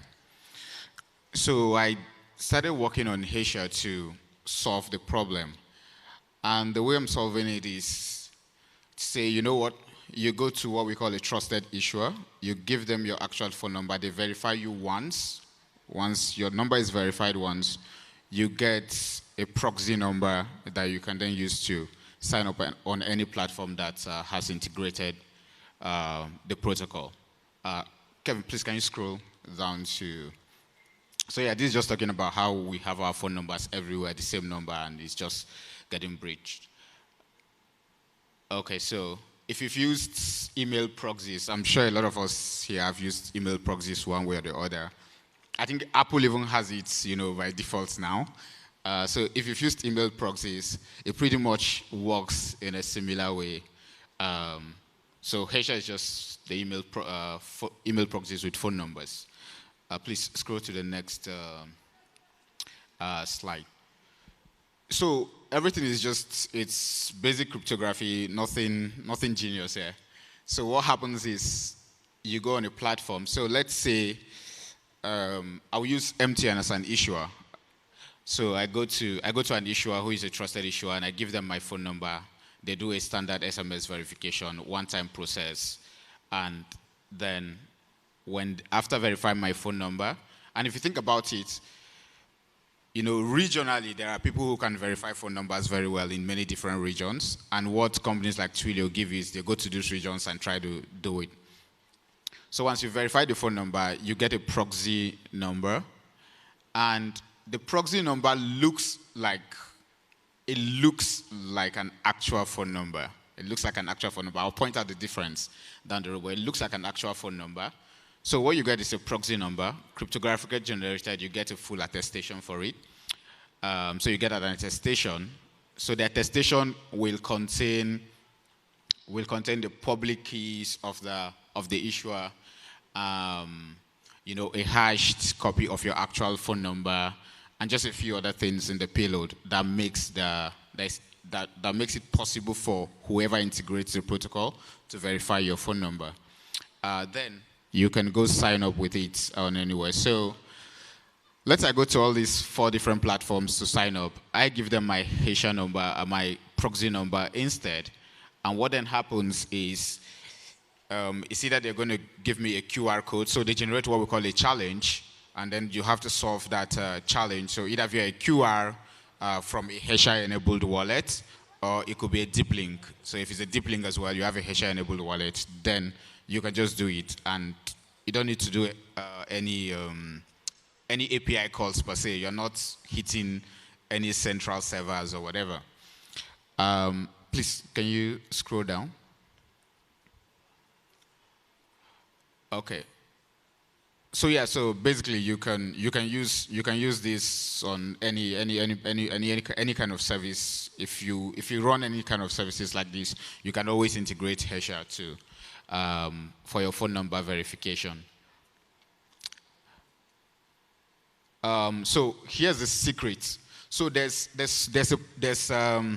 standard called the E164 standard, and that's the standard for phone numbers globally, right? So if you integrate Hesha, if you're already doing phone number verification on your platform, you don't really need to change anything. You just need to have an if or whatever, or a regex to detect that after the country code, if you see 00, then it's a Hesha number. That's the key identifier there. That's the key differentiator there. You don't need to change anything. And then you just go through the verification process and you're done with it. Please scroll, I'm out of time. Just trying to. So yeah, it's just comparing it with traditional phone verification. Scroll down, please. Yeah, so to be an issuer, we have the nodes. You can run a Hesha node issue. You can charge for each attestation that you're giving people. So you could charge $1 for every proxy number you give people. And so you run a node. We have a node, and you could build wallets on it. Please scroll down. And then there are a few ideas that you could explore as well, which is you could build an SMS relay service that allows you to, forward SMS without giving your actual phone number, revocation mechanisms. I've not built this yet, so I think it's an interesting way to look at it. Different ideas. Please scroll down. And yeah, so that's That's it. I think you can find it on, so if you go to hesha.org.github.io, you can find it. So it's still very, very early stage. It's still alpha. So I really appreciate if, getting any contributions on it and ideas we can explore. Thank you very much. Thank you so much, Bernard. I mean, this one is a nice improvement. Probably when I start developing, I'll get into it. All right, ladies and gentlemen, just a bit of housekeeping. After this session, we will have a break. Then after the lunch break, we'll take one more session, and then we'll break out to our breakout sessions. So if you look on the agenda, there is a stage called the Flick and Flack stage. That's this stage. Then there's the, I think, Learn More. It's outside. And there's one they call the Blue Jar or something. That's upstairs. When it's time for that, what's it called? Separation, there'll be volunteers on stage to help you guys out. But for now, we have one more session before the lunch. And that session is a bit of a Q&A, not regulated in any way, but we're bringing out three important people, three amazing people who are pushing the Bitcoin technology in three different ways. They will introduce themselves, talk about questions that they would love to deal with and answer, and then, talk about topics that they are experts and would love to deal with and answer. Then you guys can ask them the questions you want. I would love to say the less questions, the better, so we can go to lunch quickly, but please, ask important questions and we are good to go. So for that, we're welcoming on stage Bruno, we're welcoming on stage Theophilus, and we're welcoming on stage, I forgot the last person, Abubakar. A round of applause for them, ladies and gentlemen. Where is, awesome. Avengers. All right, I think, should we do this standing? Yeah, sure. Should we? Yeah, sorry. Hey, hello. Oh, Baron.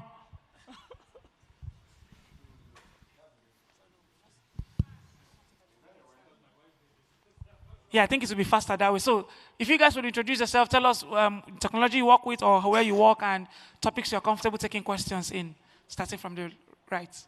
Yeah, hi everyone. I'm Abubakar Sadiq Ismail.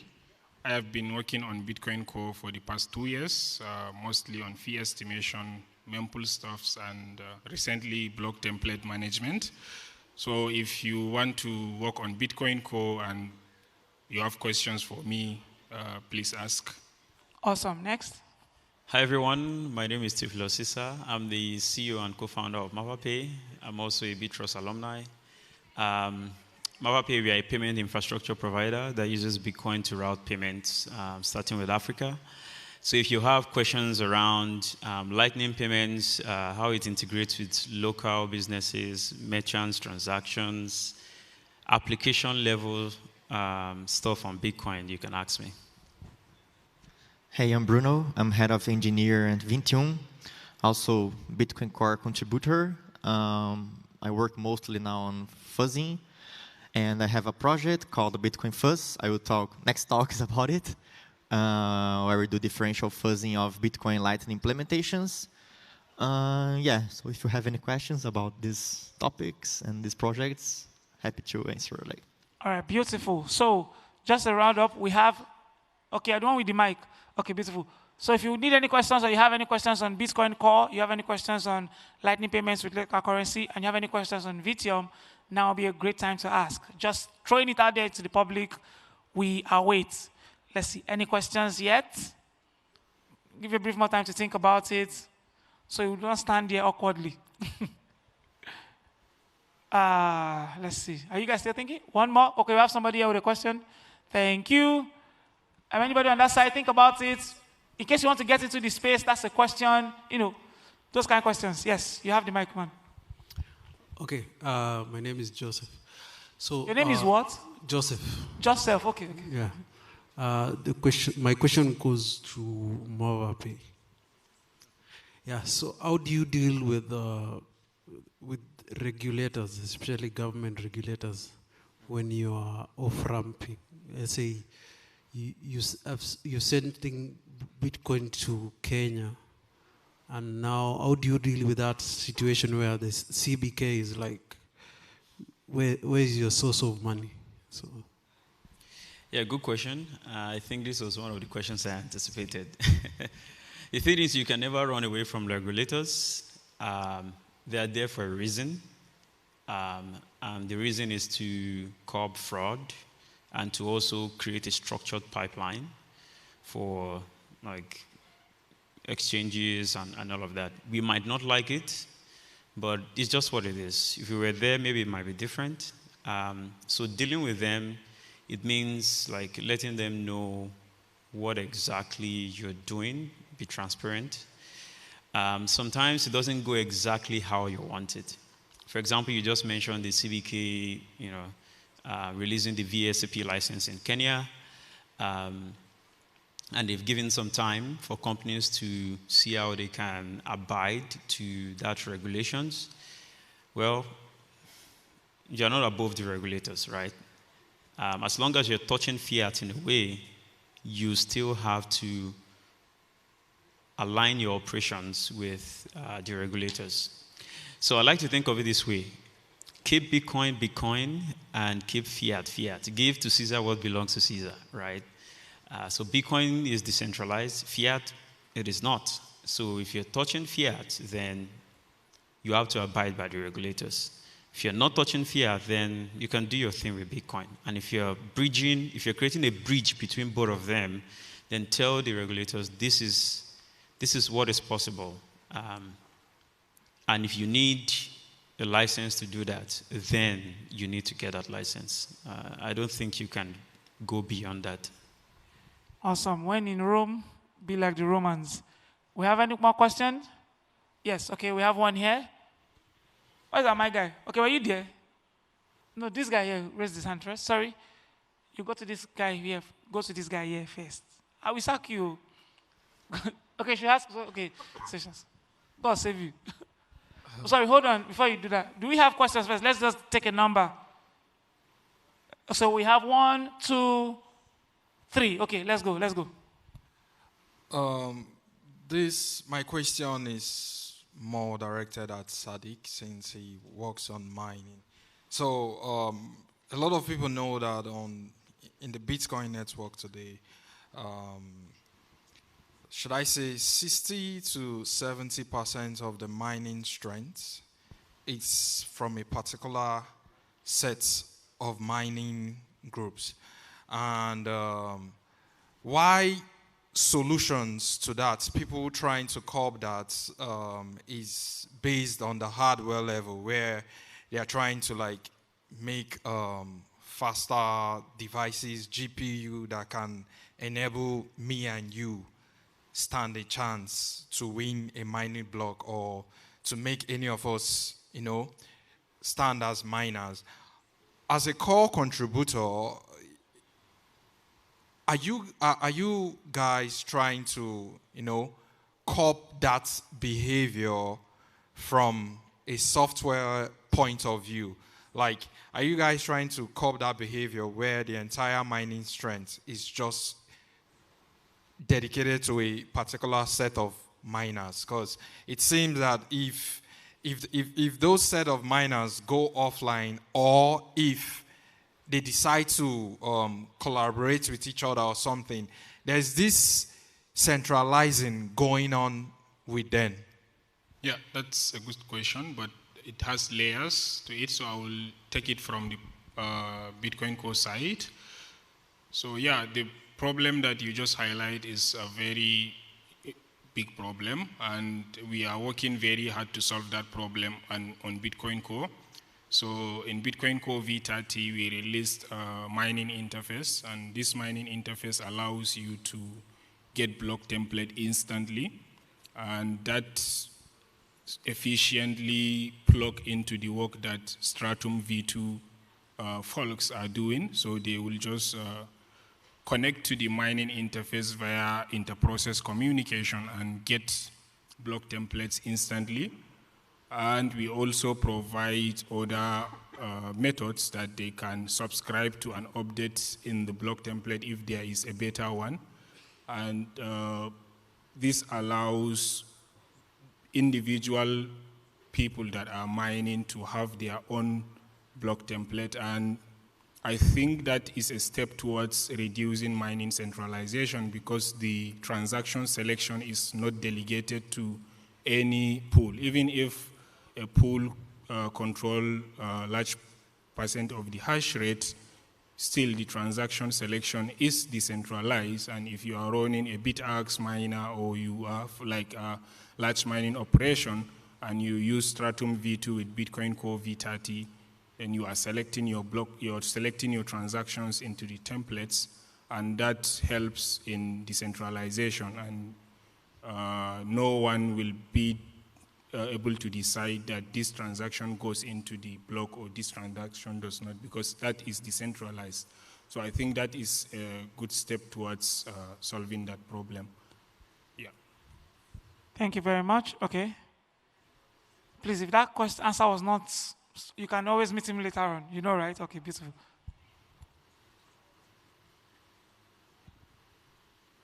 Oh, hi.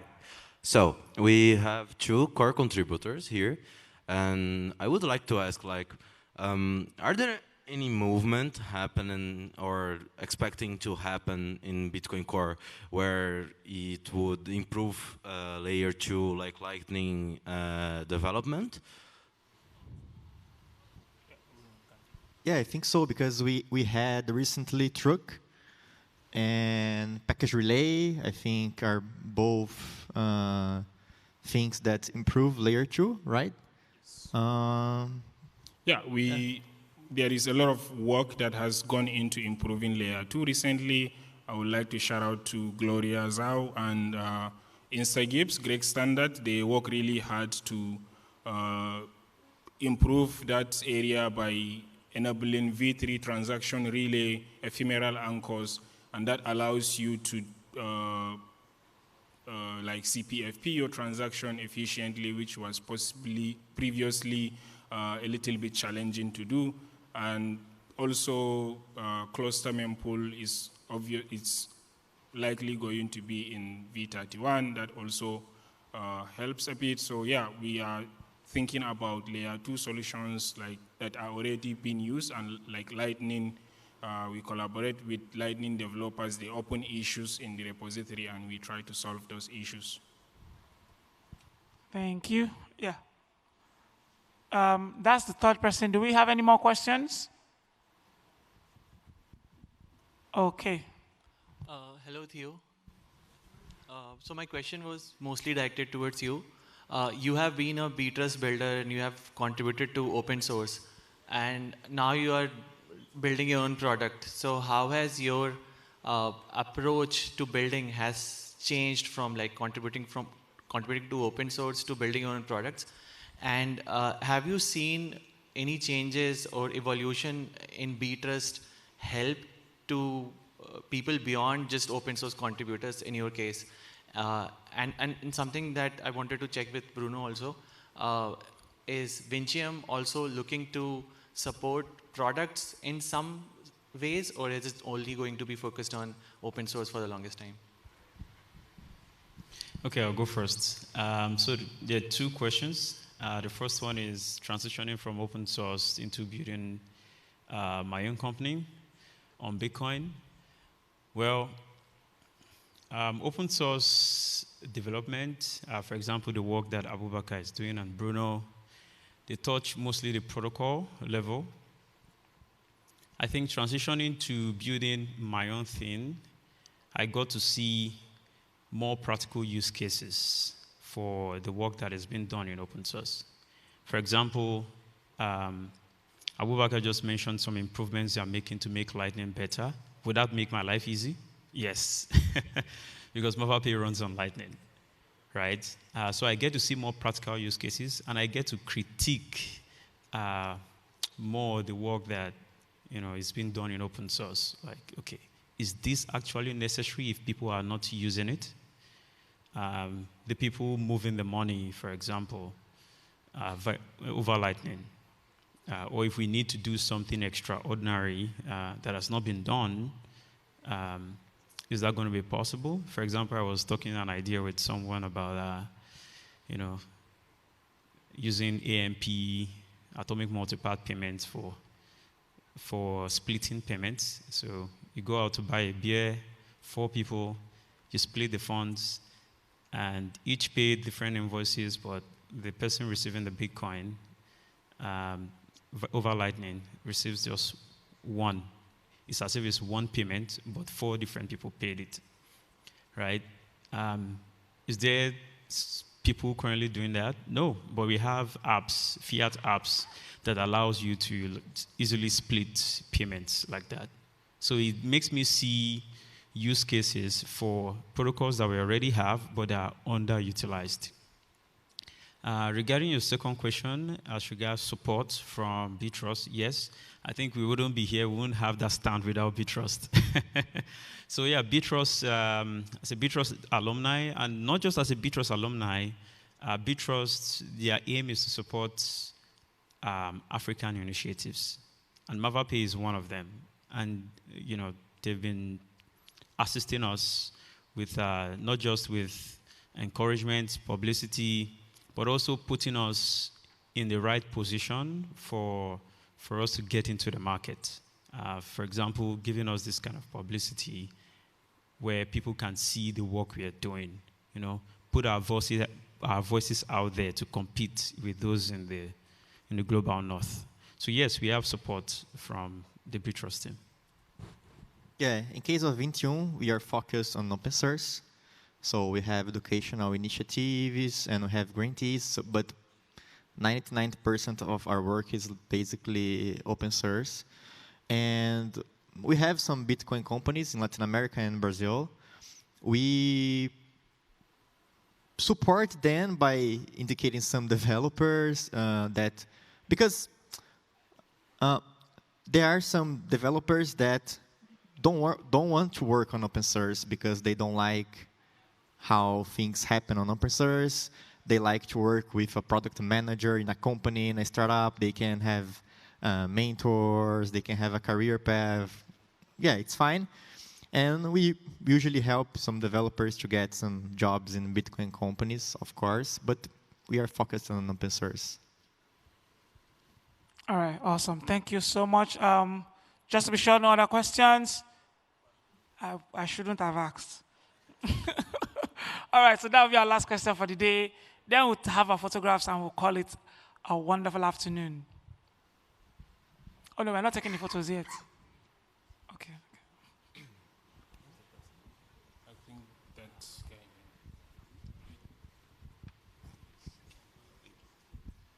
So my question is for Theophilus. I'm curious, since you're bringing Lightning payments, sort of, I guess,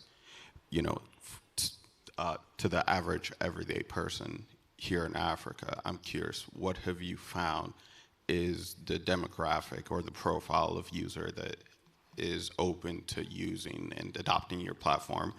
And then I'm also curious to find out, like, what do you find to be the main blockers to adoption in general? That's a good question. So basically lessons learned, right, and blockers. So lessons learned, not everybody knows Bitcoin. It is like if you assume that the next person knows about Bitcoin, you're mistaken. Now, it's hard convincing someone who doesn't know about Bitcoin to use Lightning. Like, what is Lightning? Okay, the person might have heard of Bitcoin, is used for on-chain transactions, but what is Lightning? I remember pitching Lightning to one of the biggest fintechs in Nigeria, and I think I've told this story quite some time, and they told me, that is financial engineering. That is not Lightning. Like, a payment can't be that fast on the Bitcoin network. This is not Bitcoin. You're doing financial engineering, right? And it took some time to explain to them. Also, for people who are looking to adopt Bitcoin, Bitcoin is kind of complicated to them, which is why at MavaPay we're trying to make it easy for them to use it. The predominant method of payment in majority of West Africa is USDT, stablecoins. And there's a reason for that, right? It's easy for them to use. It's easy to do a one-to-one mapping on an exchange. But with Bitcoin, like you have some hoops, you have volatility. You have to think of, for example, with Lightning, the person always has to send it to you, except if you are using Lightning addresses. And if you tell them, use Lightning addresses, what is Lightning addresses? So these are just some of the things that we have to battle with for Lightning, for Bitcoin. How have we been able to solve some of these blockers? Well, we try to meet the users where they are. Some things I really pride my team, MavaPay, is creating solutions that make people learn about Bitcoin, but also do not take away the current existing system that they use. For example, we have MavaPay Money Lightning addresses. We call them Lightning Bank addresses. And we tell them, you can receive money from the US, for example. Someone can use Cash App to pay your MavaPay Money Lightning address, and you receive it in your bank account in 1 minute, for example. That was not possible previously. And when they see that it is fast and instant, they receive it in their Naira bank account by just sending to a username that looks like an email. They ask questions. How are you able to do this? Then we explain, okay, this is possible via Lightning, right? You have Stripe checkouts that allow people to pay for goods, pay for services. We were able to replicate that as well so that they can interact with fiat, but under the hood, Bitcoin is the one solving the problem. Bitcoin is the one routing the payments. And you show them an alternative saying you have an even faster method to not use Naira or fiat, but just use Bitcoin to send the payment instantly. Like it works every time for adoption. When they get to see it, feel it, and then you explain the technology behind it. That has worked for us very well. Awesome. Thank you so much. Ladies and gentlemen, a round of applause for our three musketeers. Let's call them that. Thank you so much. Once again, Abubakar Sadiq, Bitcoin Core developer, Theophilus, Isa, CEO, MavaPay, and Bruno, Head of Engineering, Vitium. A round of applause once again. You guys should step forward to the center so we can have our photographs. If I join now, it's become the four musketeers, so we don't want that. Thank you so much. Special shout out to Evento. I've received my merch. Yeah?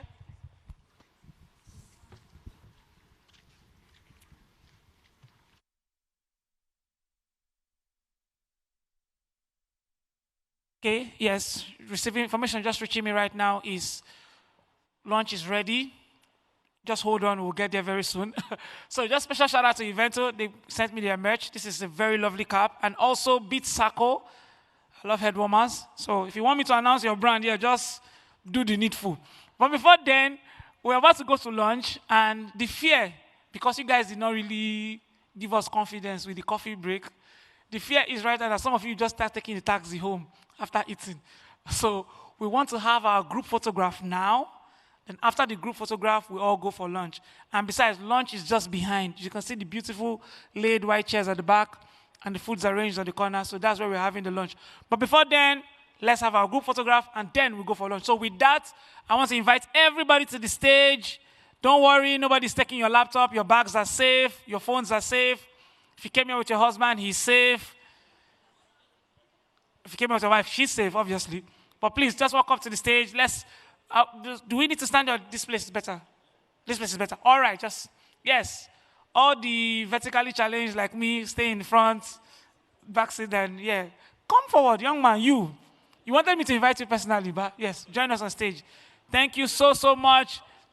Ladies and gentlemen, this is one of the major pictures for today, the Btrust Developer Day 2025. This is your signature that you are part of it. This is the sign to show that you are here. If you're not in this picture, you did not come here today. This is your proof of work. This is your proof of stake. This is your proof of Paul. This is your proof of being alive, being here today. Thank you so much. Wherever you are, send those messages. Let them come outside. Let them come out. It's the Btrust Developer Day 2025. I'm standing on the top floor and I still can't see myself. Wow. Let's go. Let's go. Thank you so much for being here. Thank you so much for joining us. Please, the show has not ended though. The show has not ended. Vertically challenged people will send you a chopper. There's still space here. Please climb up, climb up. There's still space. There's still space. There's still space. It can take everybody. Bitcoin is for everybody. Thank you so much. I don't see Abubakar. Where's Abubakar? Better be there. I don't see Stephanie. Stephanie, where are you? Oh, beautiful, beautiful. More people. Let's go, let's go, let's go. Volunteers. Let's see you on stage. Let's see you on stage. I heard there's a drone, so no problem. We'll get everybody. Are we ready? Ladies and gentlemen, we are going to say, I hope it's not too much, Btrust Developer Day 2025. Are you hearing me? We should wait. Oh, where's the drone? Oh, we still have some arguments going on here. Well, we're going to have the photography first. So once the photographer is ready, he just gives us the sign. We ready? See me here, photographer. Beautiful. All right, ladies and gentlemen, smile for the camera. We're still too far. We're far apart. Hey, Sharon, no, please. I think they are we? Is that everybody? No. He has to go better. Hey, hey. There's still space, Toby. Moving. No, they. Sandy, come up. Okay, they're okay. So remember, we are doing two things. We are taking a photograph and we are taking a video. So we're taking the photograph first. Smile for the camera. Are we good? We are taking pictures first. All right, now we're about to take the video. And I need everybody to chorus together the Btrust Developer Day 2025. Are we ready? Are we ready? Are we ready? Are we ready? In 3, 2, 1. Btrust Developer Day 2025! Woo! A round of applause for yourselves. You can go for lunch. Yes.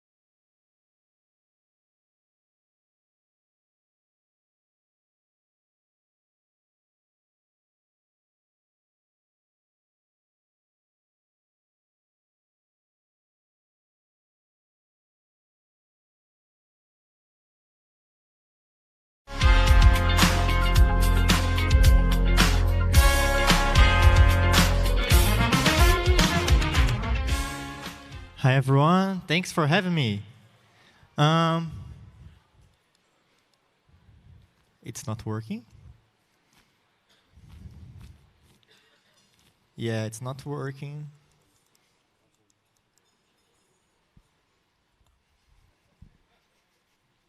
Hey.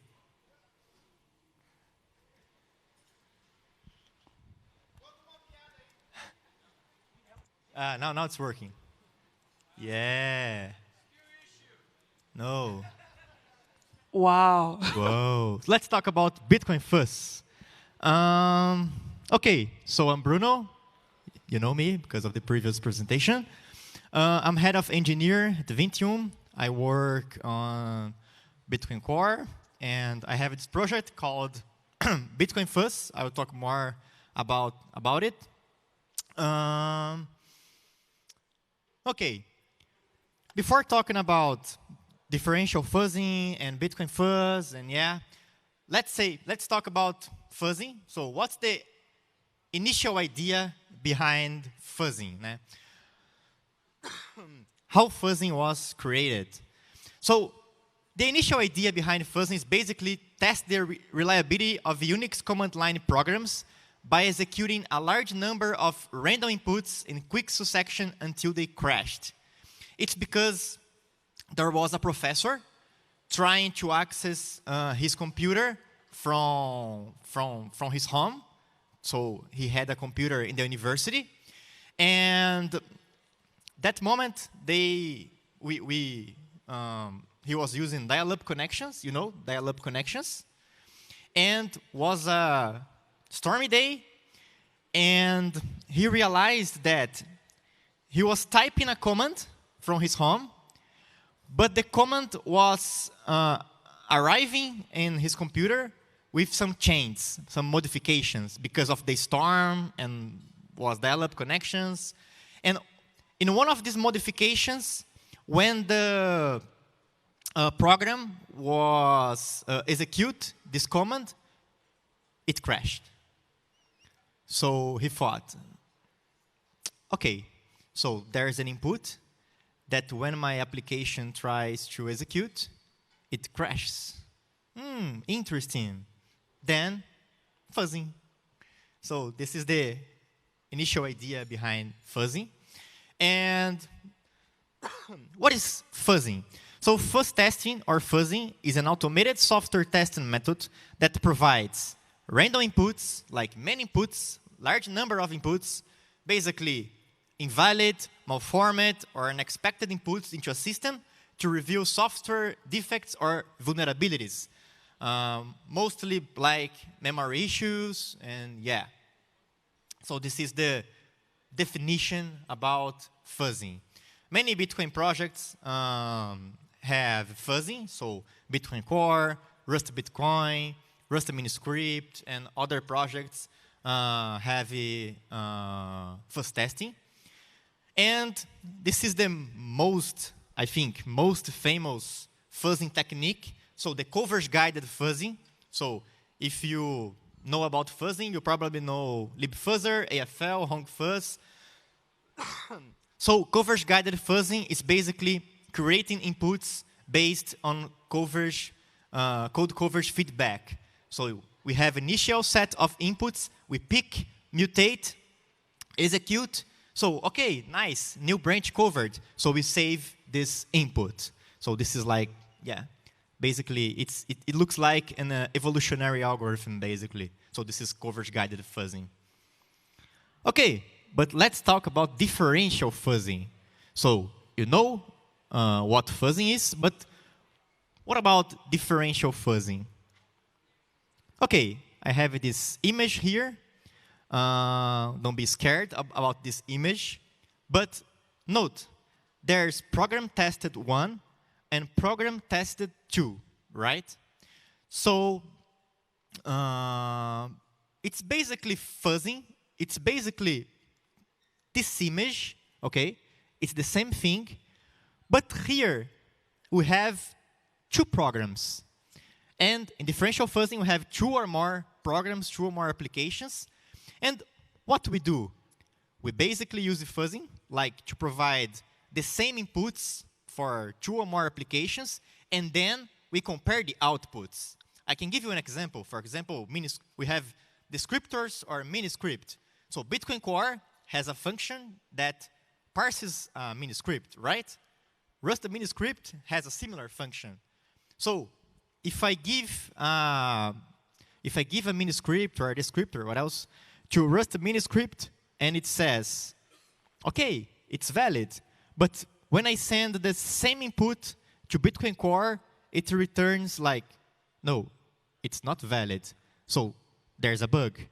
I don't know where, but there's a discrepancy, and there's a bug. So this is basically differential fuzzing. It's the same, very similar to fuzzing, but we are testing 2 or more applications at the same time, providing the same inputs, and we compare the outputs.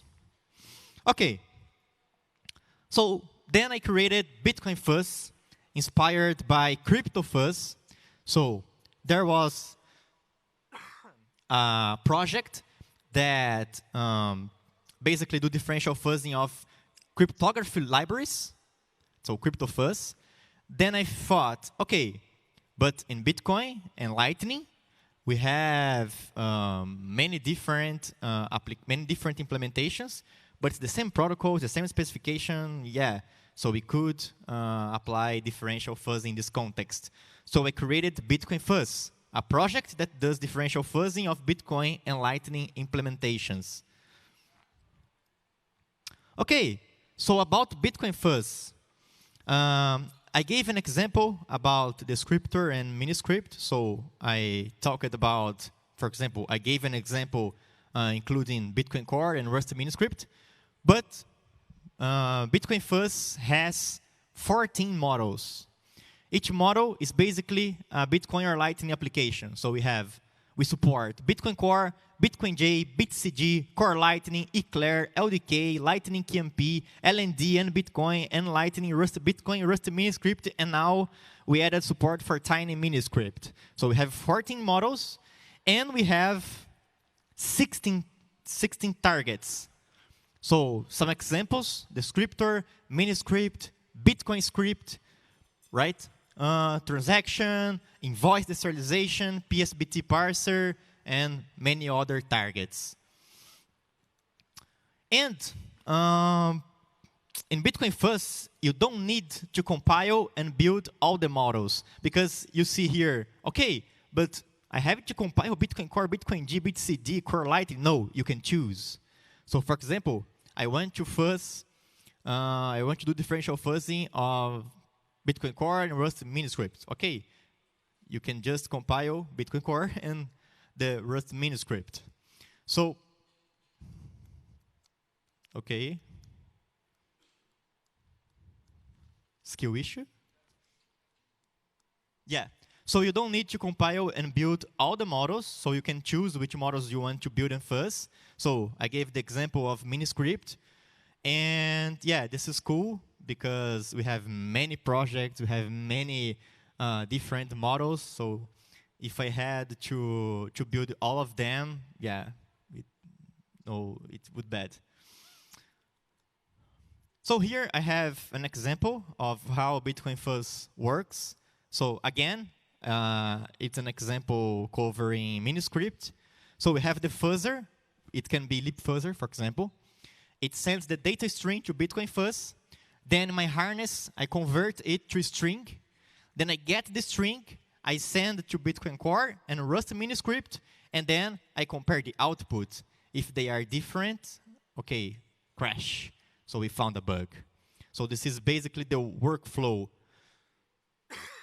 And one model, so Bitcoin Core, for example, or Rust miniscript or BitCD, can implement one or more target. So, for example, Bitcoin Core, we have descriptor parser, miniscript parser, script validation, transaction validation, and others, right? So here, I brought some bugs we found. So a critical one, consensus bug on end Bitcoin, out of bound issue and remove. So this was critical because it was a consensus bug. So basically, I found this with our script parser target. So given a script, Bitcoin Core said, okay, it's valid, and Bitcoin returned like it's not valid. So, hey, there's something wrong. Rust Bitcoin isn't checking that non-witness UTXO matches out-point hash when parsing a PSBT. So this is another bug that we found with the PSBT target.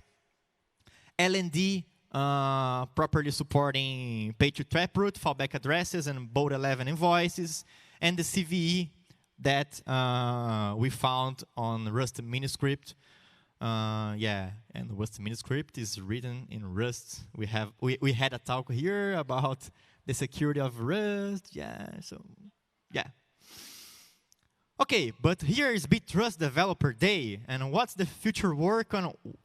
What do we need? How you could help us work on this project? PR testing, of course. More contributions to our corpora, so you can run the Bitcoin Fuzz and help us. New models. So I would like to have libBitcoin in Bitcoin Fuzz and Bitcoin S.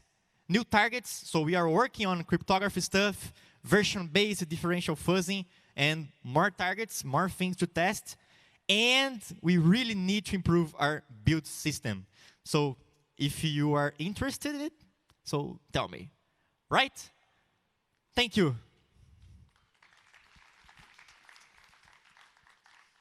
Yeah, time is up.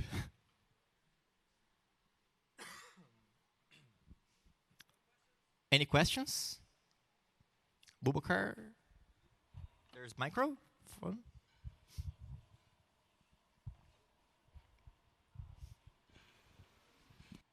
Oh. Microphone for questions? Yeah, who's that? Okay.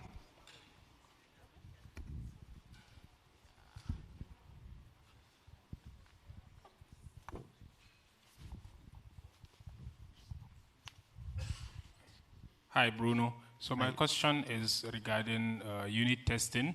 Unit? Yeah, how does unit testing correlates with force testing? Because in some sense, you can write a force test that will test all the cases with a target. So in that sense, do you need to write a unit test after writing a force test?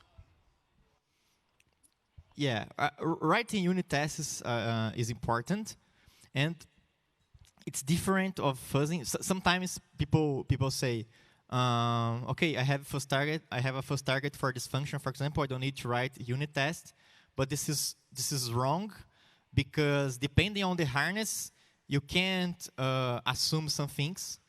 So you can't really test the behavior. This is not the idea of fuzzing. So sometimes we put many assertions and many things on the target and makes it slower. So it's better to move things to a unit test. And for regression stuff, I think it's better to have unit tests, like, because it's faster. And yeah, also fuzzing depends on the CD corpus. So yeah, there are many Bitcoin projects and many open source projects that don't have well-supported corpora, for example. So yeah, but I really like the idea of having, for example, metamorphic relations on the harness and other stuff, because we can catch not only, for example, memory issues, but we can catch other kind of bugs like related to behavior of the function. But we should take care of the performance, because fuzzing is search. So if you put many things on the harness, you can make it slower. And yeah, but unit test and fuzzing is basically complementary, I would say. Like, not sure if I answered. Yeah. Yeah, that conversation will continue after this. All right, ladies and gentlemen, a round of applause for Bruno. I'm behind you. Thank you. All right, thanks.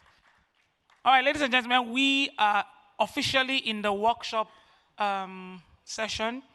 So I'm going to list out all the workshops that are going to be happening for the next 1 hour, and then you select which one you want to go to. Once you're done, you can come back here for just 1 hour, and then we round off the entire event. So please pay attention and then take note. So the workshops happening here, each workshop is 30 minutes long. This information is for those handling the workshops. Please, each workshop is 30 minutes long. The workshops happening here on this stage is build a Tando in 20 minutes and hands-on lightning, node setup and privacy, node setup, privacy, security, and automation. Those two workshops are happening here now. So the build at Tando is happening with, is being led by Isaac and Jama and Toby. And the other one is led by Suleiman and Yunus and Theophilus Isa. So build a Tando in minutes, hands-on on lightning is happening here at Flick and Flax stage. Then we have the Lemore stage. It's outside to my left, to your right, outside. The Lemore stage. Two workshops are happening there. That is the deep dive into CoinSwap, led by Mojo, and Taproot Lightning channels from scratch, led by Pins, P-I-N-S. That's happening outside to my left, parallel workshops. Then the third place for the workshop is happening at the Blue Jay. Blue Jay is outside upstairs. And that is defining wallet policies, testing and implementation. This is led by Peter Tionum. Peter Tionum is happening there. Then the second workshop is CPU mining sovereign templates with Stratum V2. That's the second workshop happening there. So these workshops are happening parallelly and it's happening for just 1 hour. Once you're done, we'll come back to this stage and we call it a day. Ladies and gentlemen, Steph, we're good? Oh, yes. Which one is for learn more? So if you're going to learn more, there's this young fine man here. And if you're going to Blue Jay, the young lady on this side too, will direct you to your place. Thank you so much. See you all in 1 hour. DJ.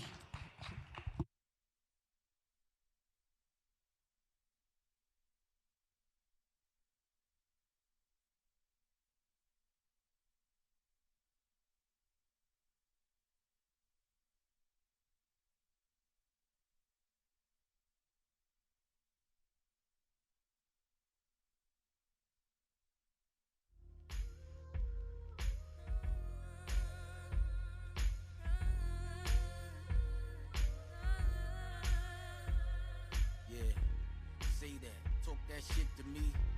Everything about you be it for me. What the hell you done did to me? This not normal, can't keep my mind off you. Took what I taught you to a whole other level. Hardcore, but you worked your way into my mental. I was in trouble from the minute that I met you. Flying colors, but you passed when I test you. All right, final announcement. If you want to go for Peter's session at Blue Bay, please work with her as she's walking out of the hall so she can direct you. And if you want to go for Mojo's session, deep dive into CoinSwap, please work with him. He's waving. Yes, awesome. All right, we'll start here in 30 seconds. So if you are going, please quickly move so that we can direct you to the right place.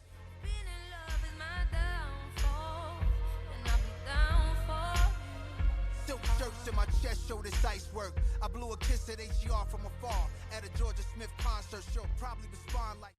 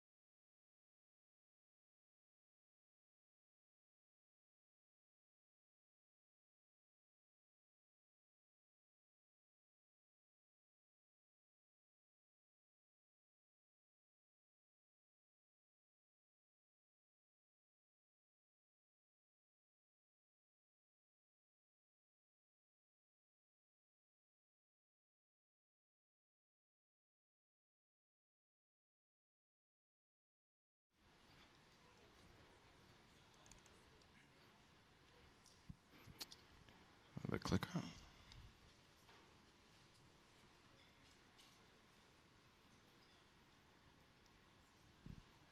Okay, let's see technical difficulties. Okay. Hi, everyone. I'm Toby, co-founder, Minmo, and this is Isaac, one of our head software engineers. And today we'll be taking you through something simple, practical, yet very powerful. How to build a Tando in 20 minutes using our Minmo APIs.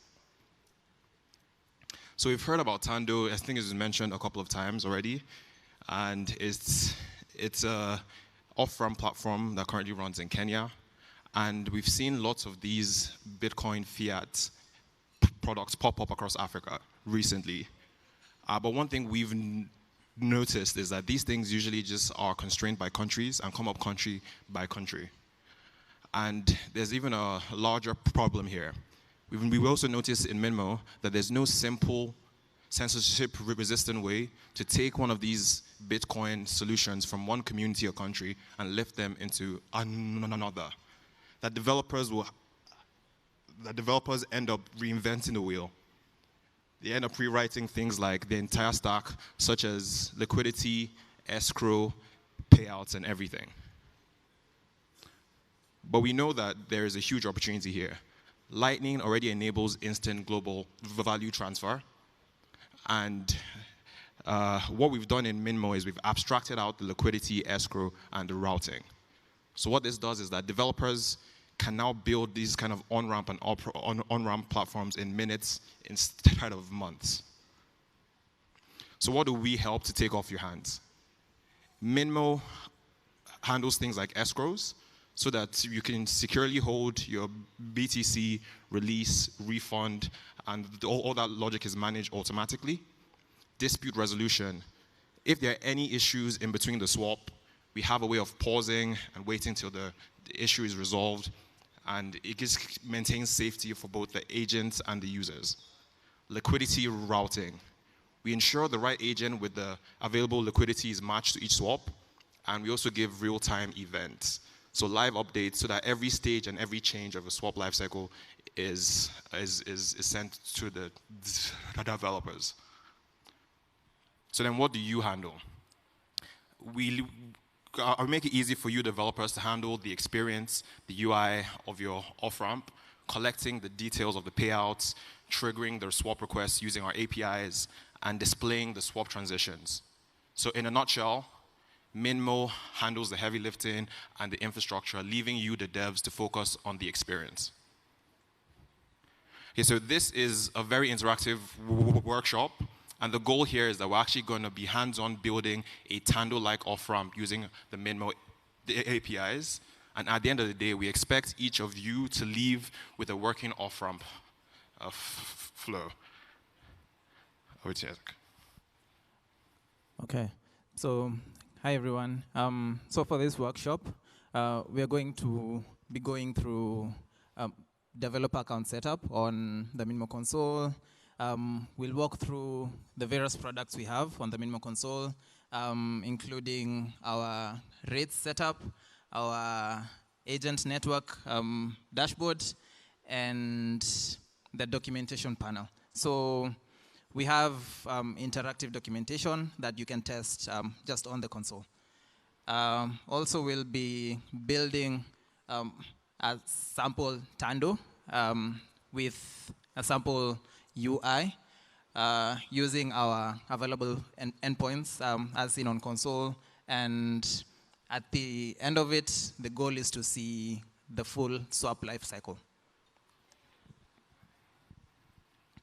So on Minmo, once you've created an account and signed up,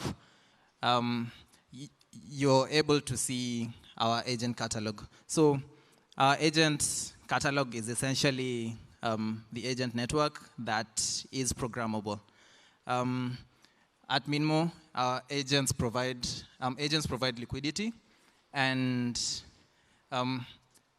we allow builders to build solutions on top of this agent network through our API. So essentially, think of having access to an agent that has predefined limits, availability hours, and payment channels that you can build custom solutions on top of. So if it's bank, you're able to build solutions that interface with bank payments using our API. Also, you're able to define API keys with accompanying permissions. So how you do this on Memo Console is by first creating a service.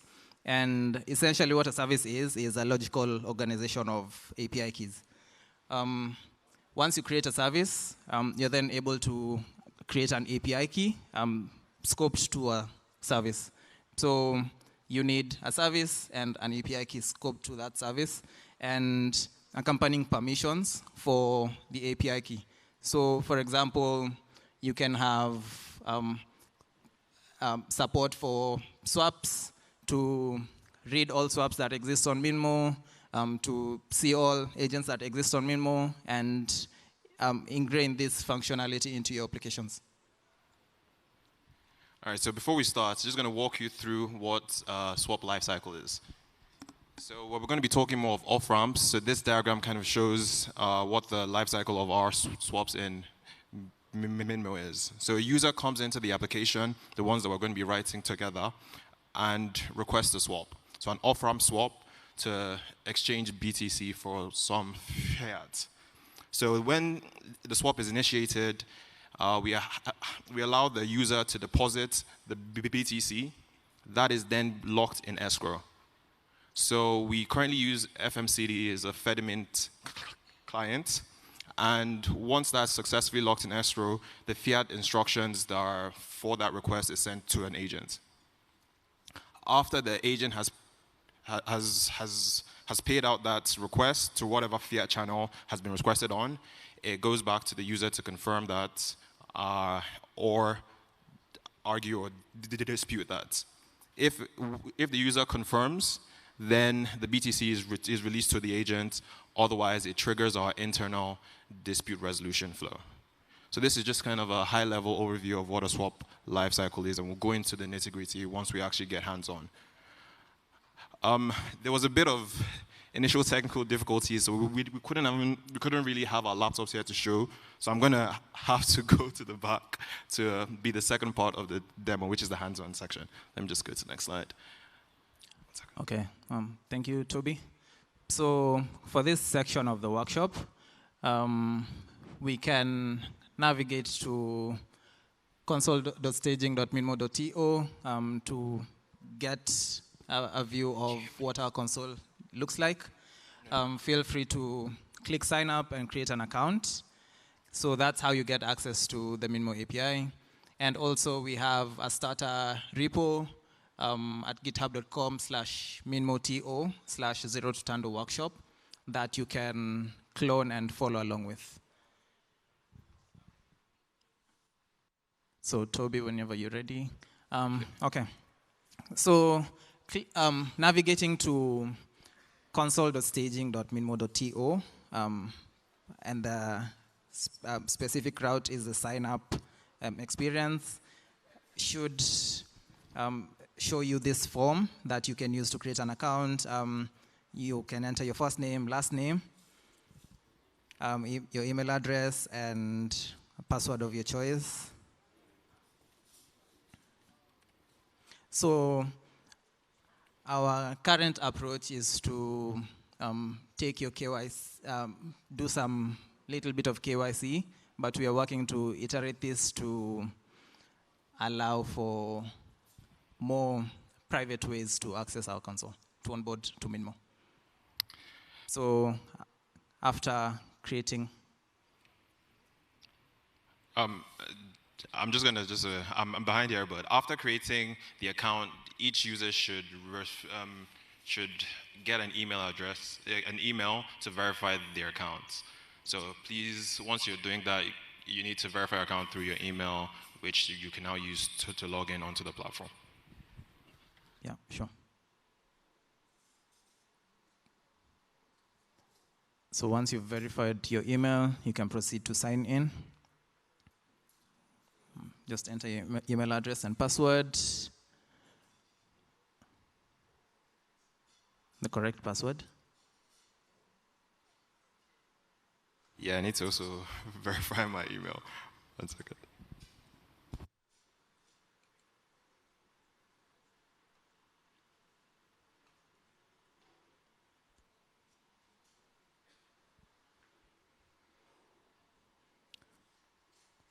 Okay, as Toby gets ready, actually we have a Minmo booth at the back, and we'd love for you to give us feedback on your experience using this product. Anything you'd like to see to make your lives easier, please approach us and learn about our product and let us know. So once you've signed into our Minmo console, you get dev access to our console, which allows you an overview over our agent network. So as I mentioned, the agent network is a collection of agents that bring in liquidity with them. So think of agents as people like you and me, just human agents in localized contexts. And essentially, the agents are meant to serve their local communities and be leaders and trustworthy people in their local communities to help people, to help members of the community to on-ramp and off-ramp of Bitcoin. So we also have the rates panel. So we also have a rates API that you can plug into and get, well, near real-time rates from BTC to Kenyan shillings and other currencies. Awesome. We also have the access panel, which allows you to create services and API keys scoped to those services. And finally, last but not least, the documentation panel, which provides an interactive documentation that you can use to test our endpoints.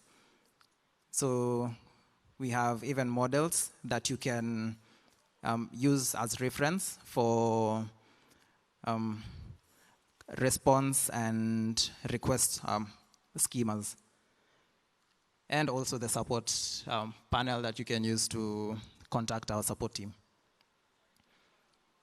So at this time, now that we have our starter repo cloned, I'd like to create a service. So I'll navigate to access, click create service, and give it a name. So 0 to Tando. Oh.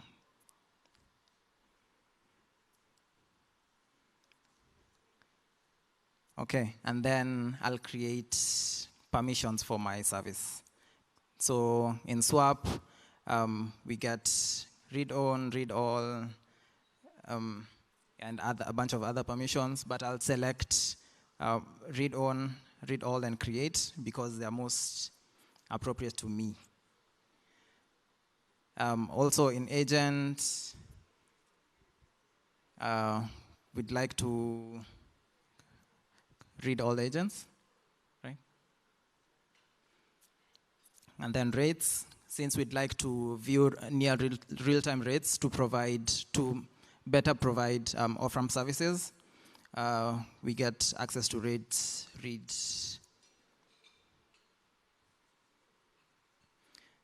Yeah, after that, I'll proceed to create service.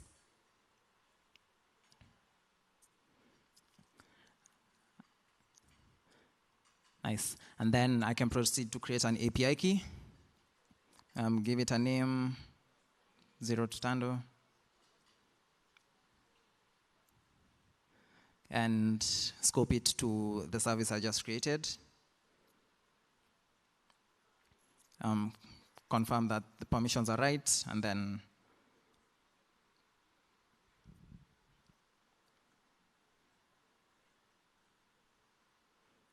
navigate to next. yeah, this gives me a preview of my details, and then I'm presented with a nice looking API key that I can copy and store it somewhere for reference.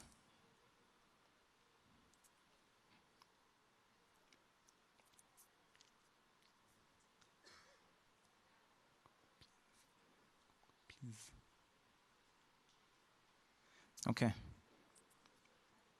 So now that we have our API key created, we are going to navigate to our Zero to Tando repo and copy the URL for cloning, navigate to the terminal,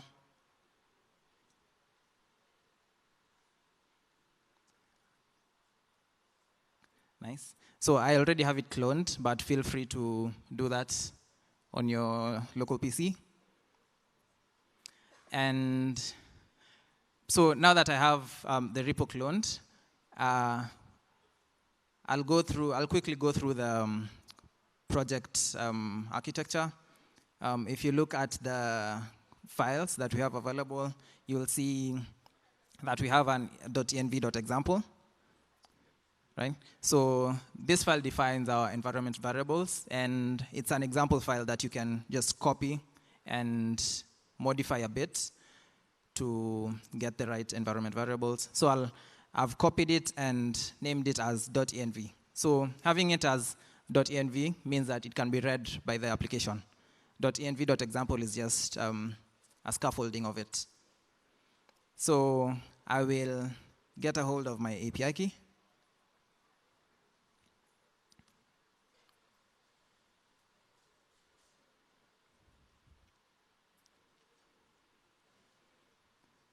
Great.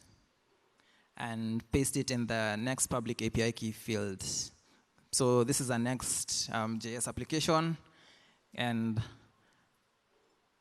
yeah, so then I need to get my agent ID.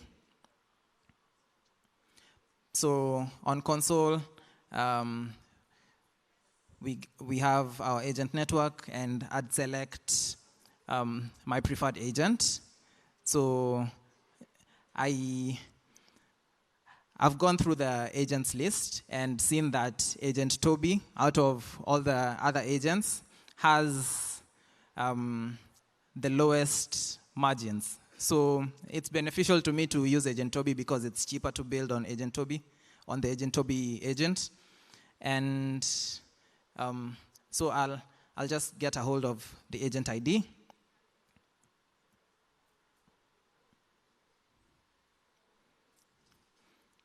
And paste it in the agent ID field.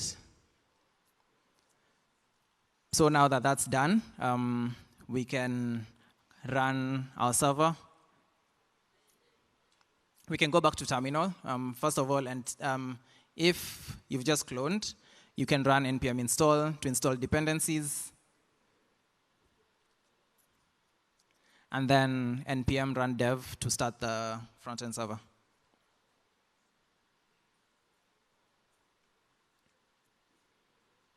So now that that's done, I'll navigate to localhost 3000 on my web browser.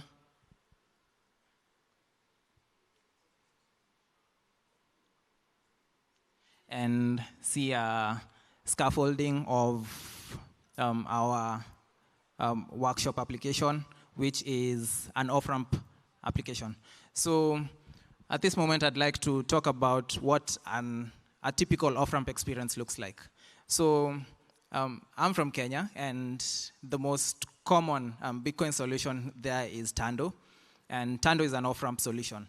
And what it does is allow you to convert your Bitcoin into local currency, which is Kenyan shillings.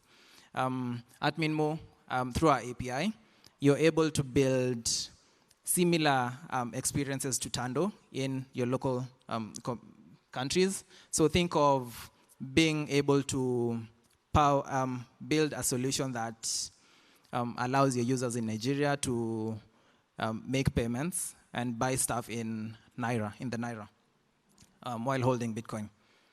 So a typical off-ramp experience as paying reference to Tando, with reference to Tando, is one to select the payment method. So either send money, pay bill, or buy goods. And then the next step would be to enter the amount, and that will lead to creation of an invoice that gets paid, and the final, the destination gets local currency. So on the start application, I'll navigate to components, payment rail selector, .tsx. So this allows me to view the various payment options that are available to me. So in my case, I have mobile money and bank transfer.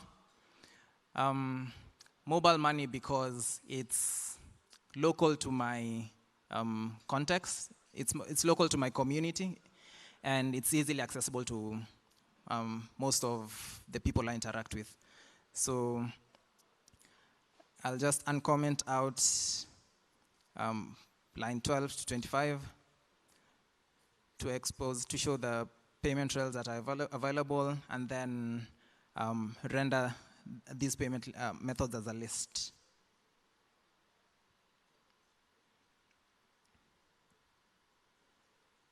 Yes, proceed.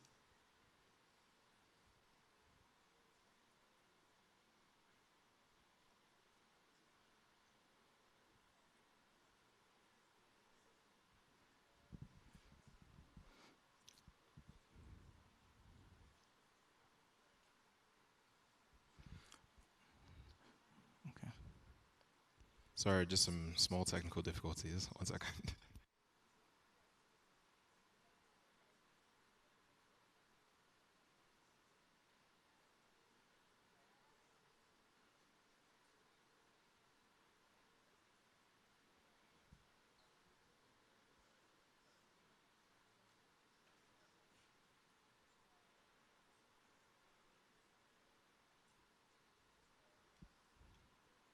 Okay.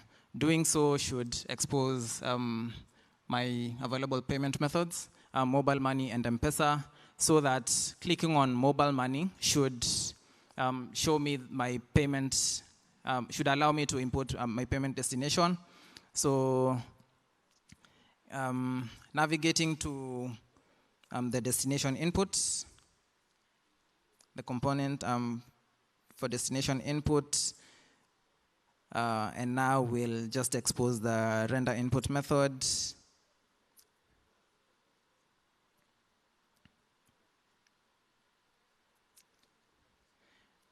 And then display the conditionally rendered input methods.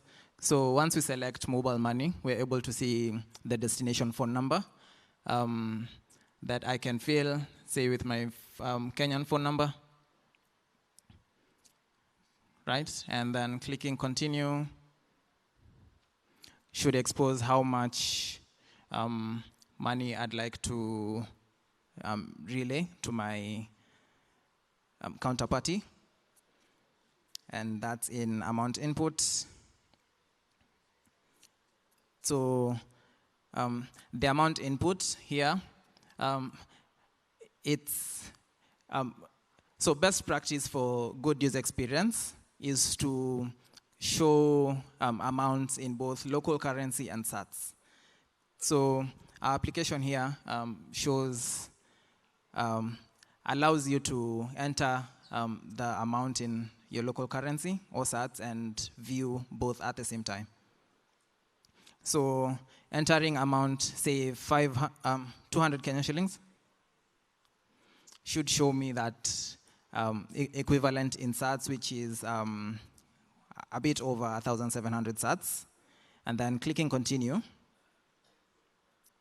should show me a preview page of the my swap transaction, which if I verify that I'd like to send 1,700 sats, which is equivalent to 200 Kenyan shillings over mobile money, M-Pesa, to the phone number displayed at the exchange rate shown down below. So the exchange rate is important, and That's why we avail it through our API, so that you are able to convert between BTC and local currency and the other way around. So clicking Create Swap should allow us to initiate a swap successfully, and then we can proceed to tracking mode. So essentially, what a typical swap experience looks like is being able to initiate a swap and being able to track the swap. So the way I see it, okay, so the way it happens on experiences I'm familiar with is being able to initiate a swap and complete it on the go. But then you can also build experiences that allow you to initiate a swap, but then complete it with time, not necessarily immediately, and then track its status. So our application right now allows you to initiate a swap and then go into tracking mode to allow you to view your swap as it changes status on the go. So our swap right now is in status pending agent. If we navigate into it,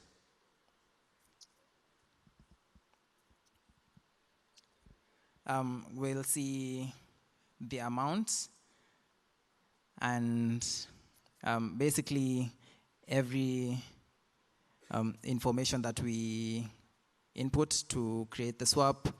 And then we'll see additional metadata to be able to track our swap, like the reference and an invoice that we can pay. Yeah, so we can go back to history and yeah, I think that's the typical swap experience. And yeah, I'd like to leave it at that and reiterate that we have a booth at the back. Feel free to come and check out our products and find out how we are building on eCash to power off-ramp solutions. Thank you.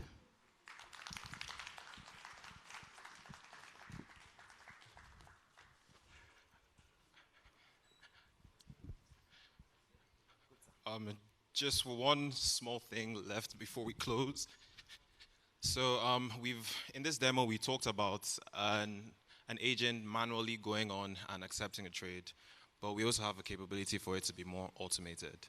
So this doesn't have to be an actual human that's clicking a button and doing an acceptance. We have ways to also automate the agent, our workflow as well.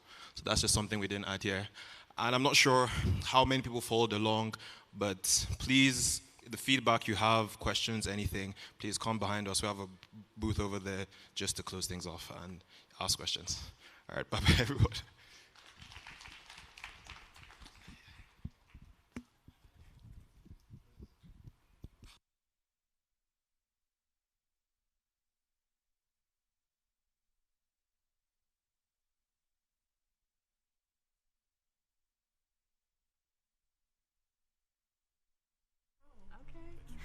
You're gonna play to win. Double trouble right here, huh? How y'all doing? Hi. Chocolate and vanilla. Yeah, I'm glad y'all decided.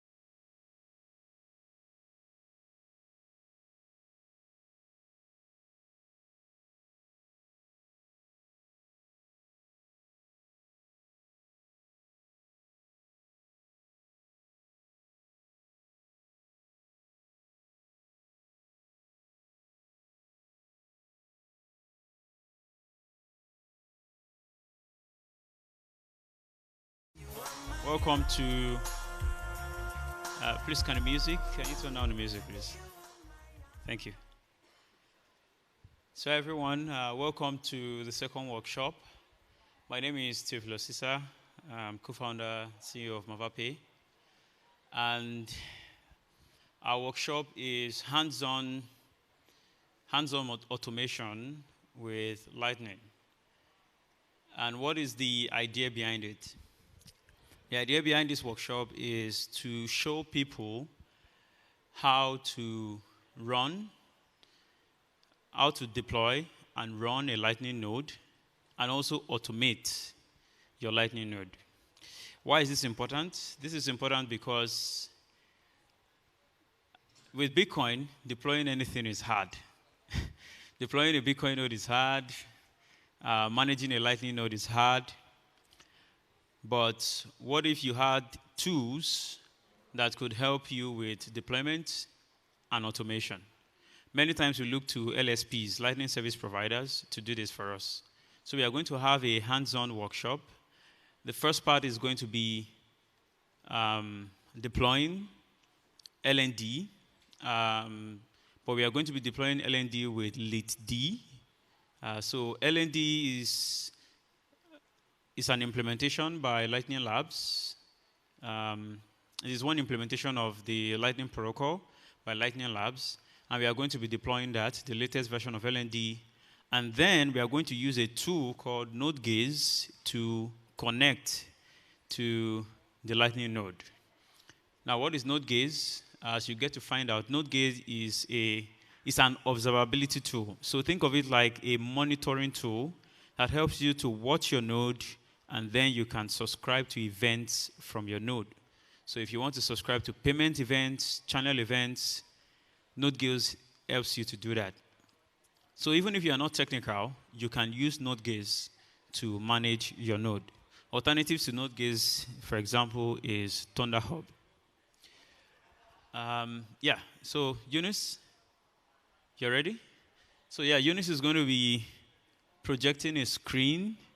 I don't know if you guys can see it clearly. Maybe they can dim the lights on the stage.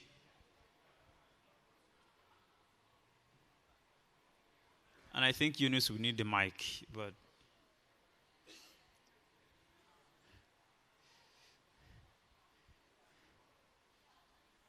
okay. Eunice, I think you need to zoom in. Command ++.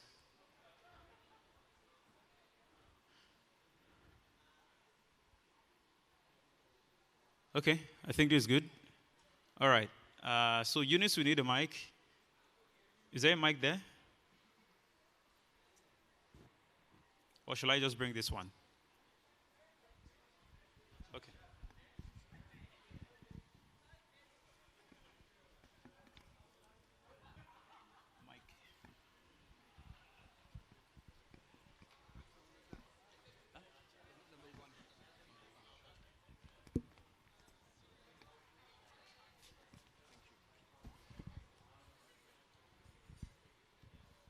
Oops.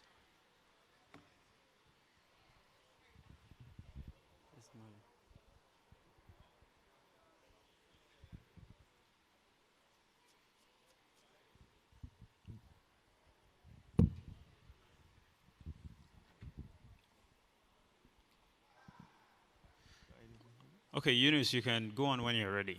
All right. So, like Theo mentioned, we are going to deploy a Lightning node, and then eventually use a Gaze node to.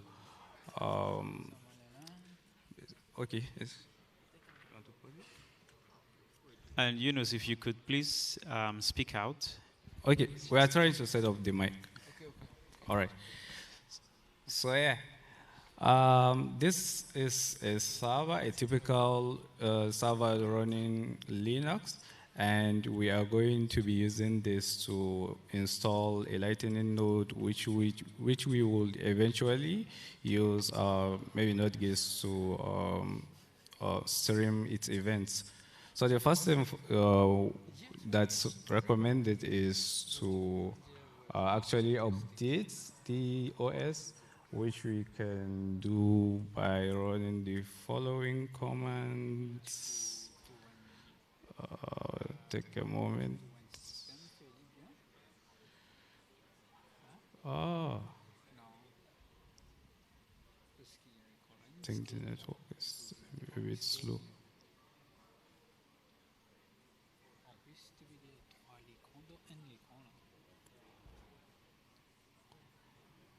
Wow. Yeah, I think with the internet, we probably should have done that previously. Okay.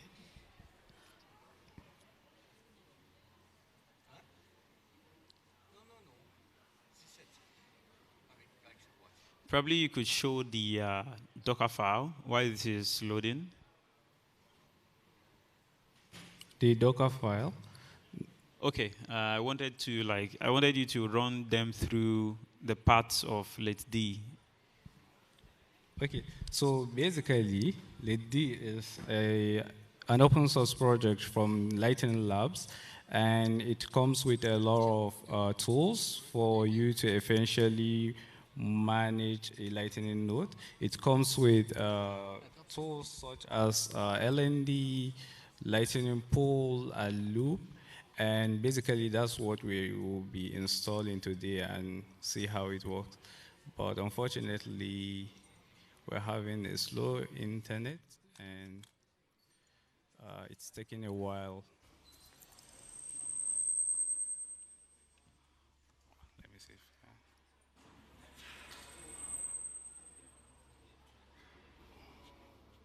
Where's my home? Okay.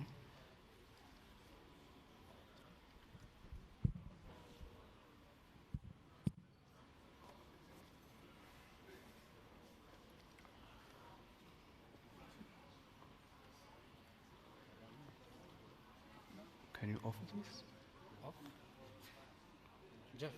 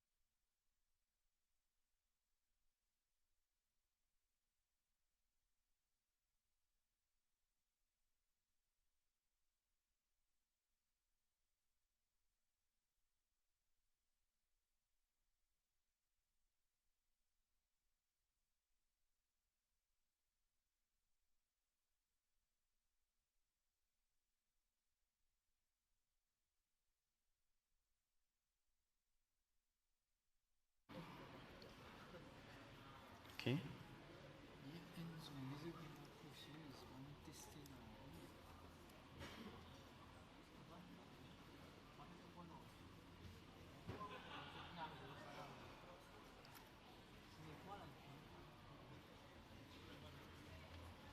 So the next is to upgrade the OS. All right. So the first thing is to download some dependencies that we need to install, like the Lightning terminal. And I already have the command here, but essentially you are to run this command. So, Yunus, could you do something for me? So can you clear the terminal, the logs, so that we can see it from the top? Okay. Thank you. After installing those, we need to start installing our Lightning terminal. But before that, we also need to install the programming language, Golang, because that's what the Lightning terminal uses. So to do that, I already have the command here. So I'll just run the command basically using wget to download the Go binaries.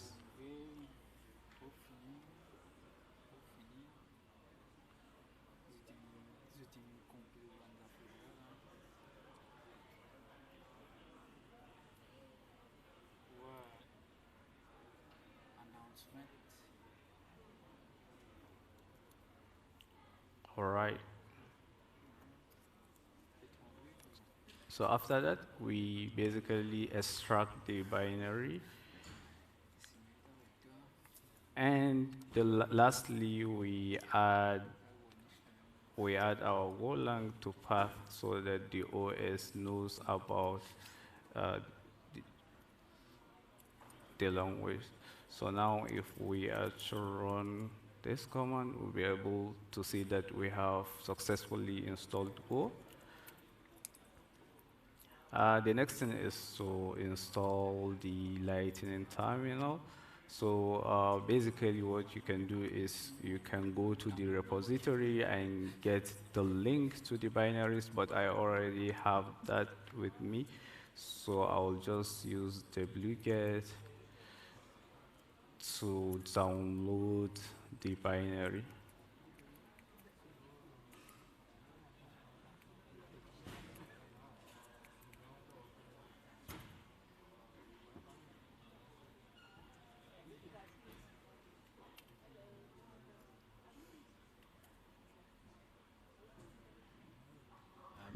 Just to add, you can find the binary on the LND website under releases in their not LND website, in their GitHub repository.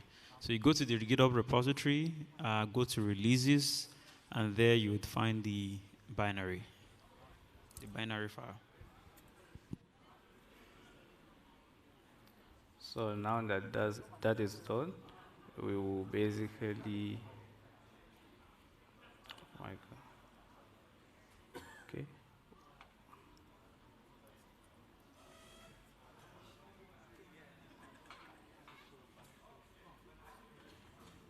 What is that?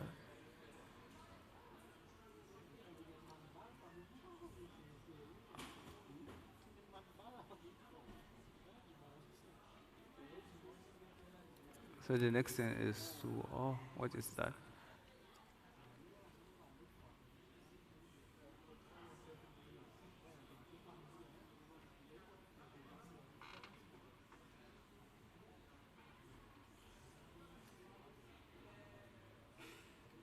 What is it?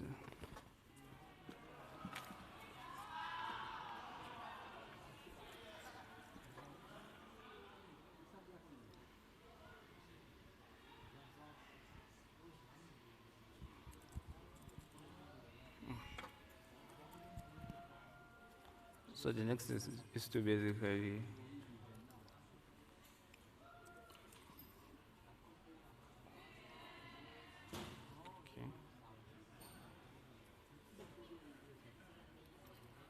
so extract. So now if we go into the folder, you can see all the binaries that comes with the Lightning terminal. And one thing we can do is to move all the binaries to a directory where the system can recognize them by default. So we can do something like that.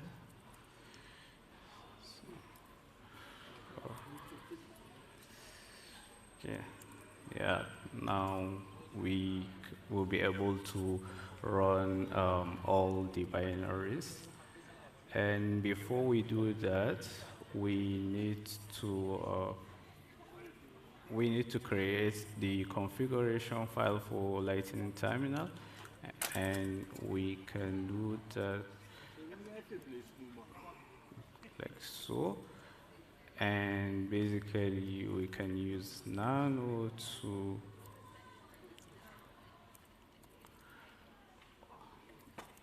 create the configuration file. So there are a couple of configurations that you can use, but for now I have some that I'll be able to use for this setup, and we're going to talk about some of them. So the first one is HTTPS listen, which basically tells the Lightning terminal to listen to this particular IP. Then we have the UI password, which basically lets you access the terminal web UI where you can do a lot of stuffs from there. Then also we are running on LND integrated mode. So with terminal, you can either run LND in integrated mode or in a remote mode, where you basically connect to an existing LND node. But if you don't have an existing LND node, you can use the integrated mode, which will basically spin up an LND instance within the Lightning terminal. Then we also have those other configurations that has to do with telling this to use the mainnet. And one of the most important configuration is this, which basically tells this Lightning terminal to use Neutrino as the backend. And we are using Neutrino as the backend because essentially we would prefer to use a full node Bitcoin core backend, but that's going to take a long time to sync. So that's why we decided to go with a Neutrino backend. And with a Neutrino, you basically don't have to be concerned about what's in the backend or how to go about syncing your node. Then, since we are using Neutrino, we also need to specify this, which is basically an API for the Lightning terminal to get an idea of what the fee estimate is.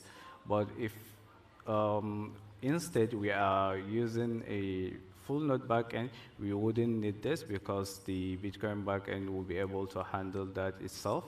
Then we'll also have these other configurations basically. Okay.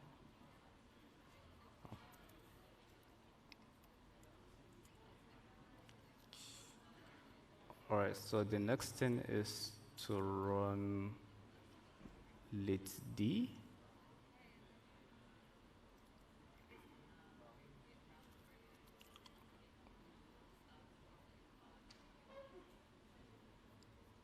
So now it will start syncing.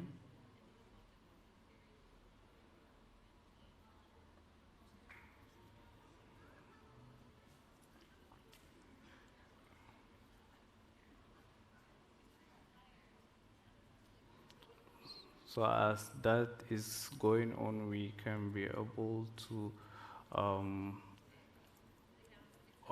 access our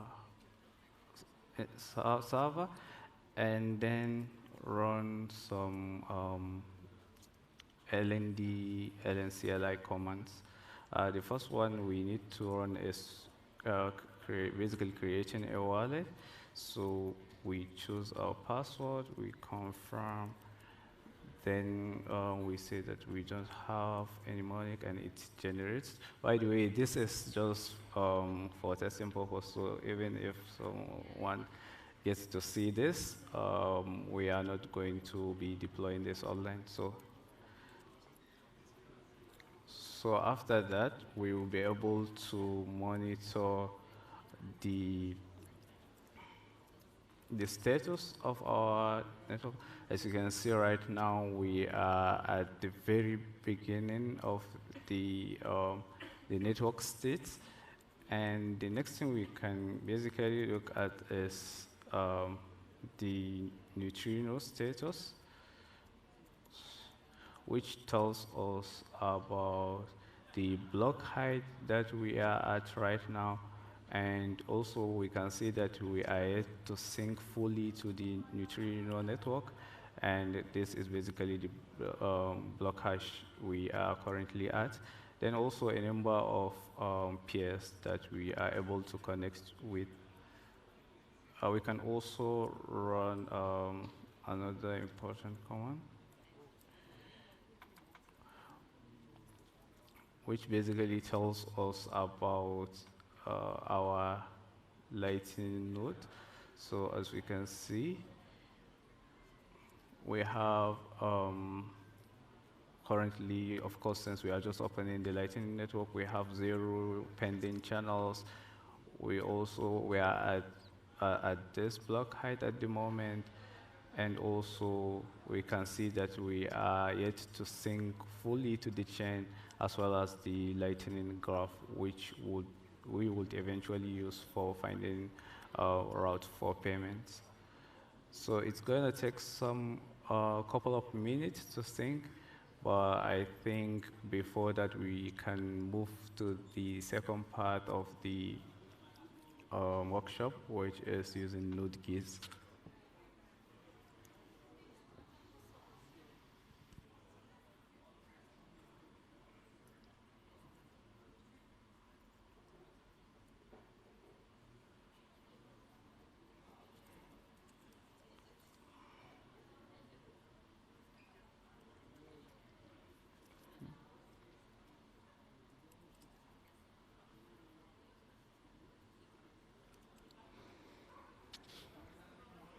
So it's still syncing. So yeah, we can see that our neutrino has fully synced. Now it's time for the Lightning Network to also sync to the graph.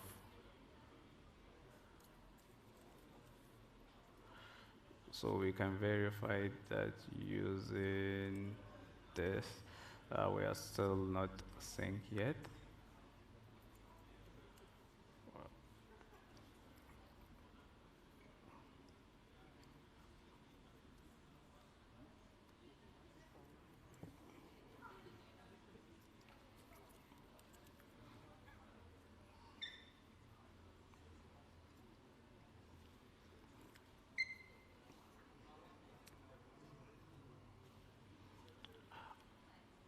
All right, so with the Lightning node up and running, and as we await for it to sync, we can move on to the next part of the workshop, which is using the node gaze to interact with our Lightning node.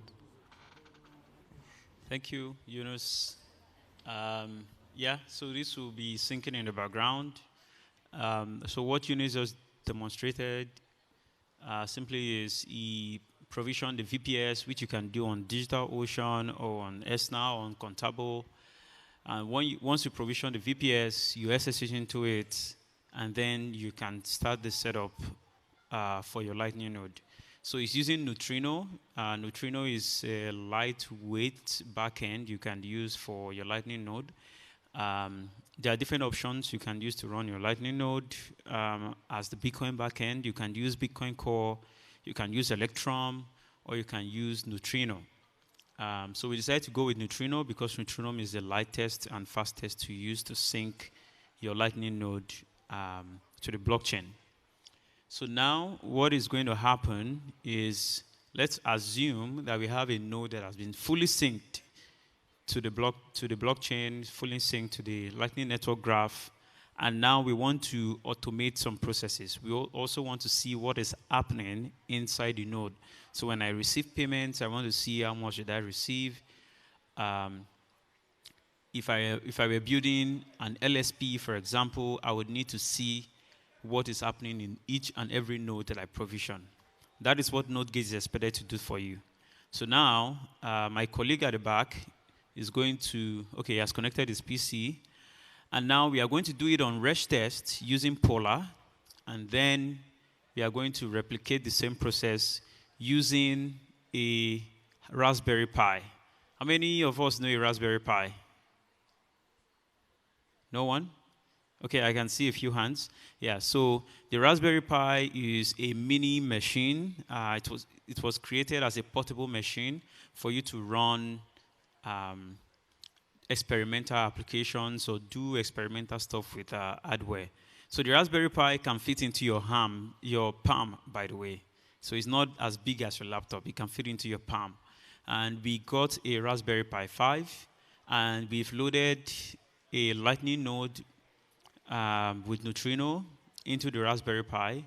And after the Rest test workshop, we are going to use the Raspberry Pi for the mainnet workshop. So, Nolly, any issues?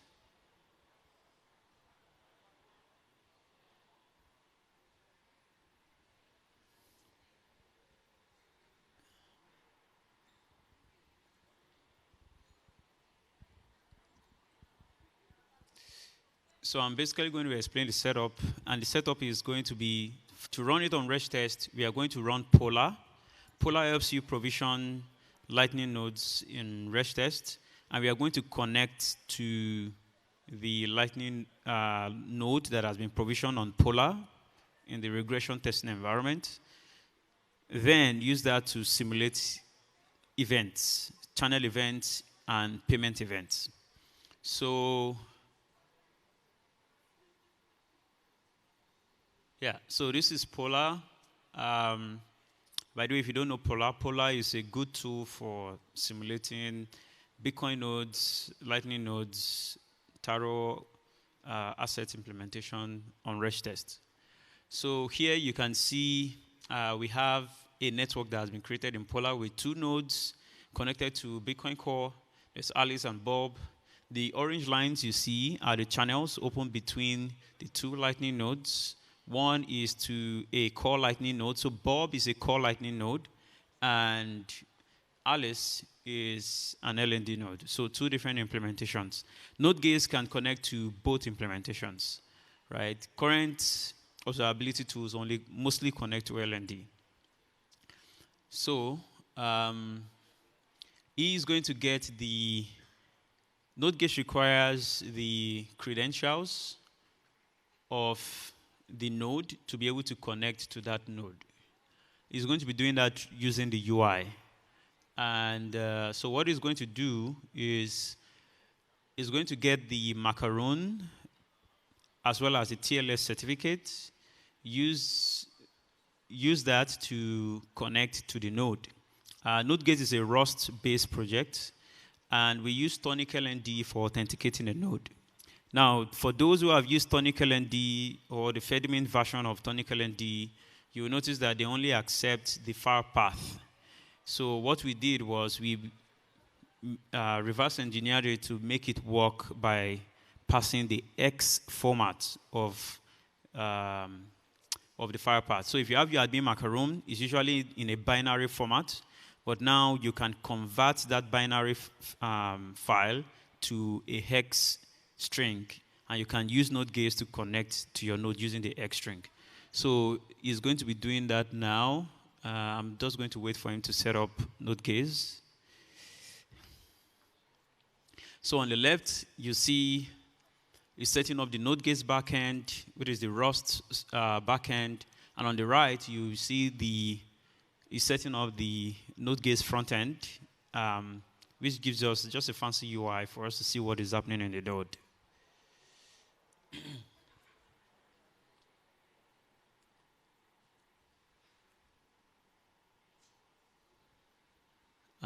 They're connected, right? Okay, seems like it was signed in previously. Okay, so it was signed into another account previously, so now it's just going to, okay, you're using a new node. Okay, so now with NodeGaze, you'd have to create an account.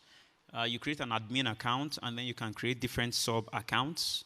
So think of it as you as the node manager, and then you have like different team members viewing your node. This is an open source project. It's not a profit project, so it's something that you can deploy for your node. For example, if you run a Lightning node for your company.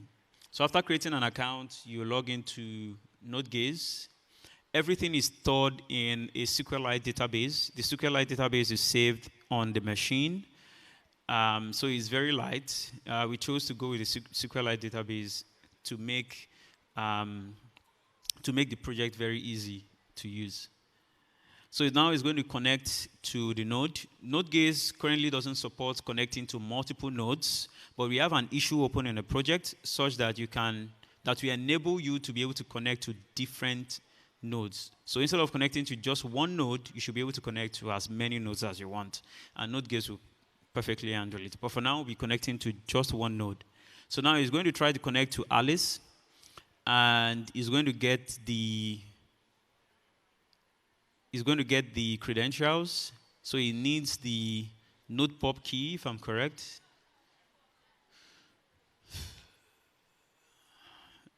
it's under connect. Yeah, sorry, info. Yeah, so it needs the node pub key. Node pub key, you can say public key, so that is usually public, even on mainnet. It also needs the node address.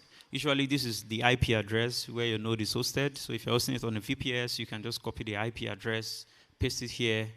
You also need the macaroon and TLS certificate.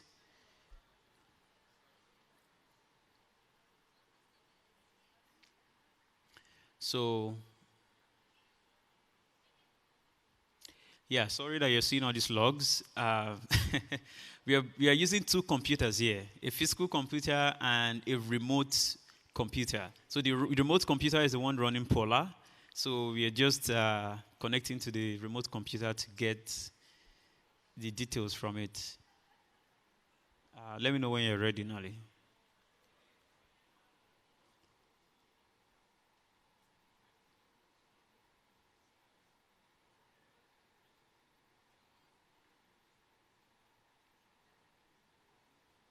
Yeah. So you see, he has gotten the IP address of the remote computer. The remote computer is in Lagos. Sorry, it's in Abuja, by the way. It's not even in Mauritius. So we've gotten the IP address. We paste it here. And then, yeah, I think you want to get the node credentials, correct?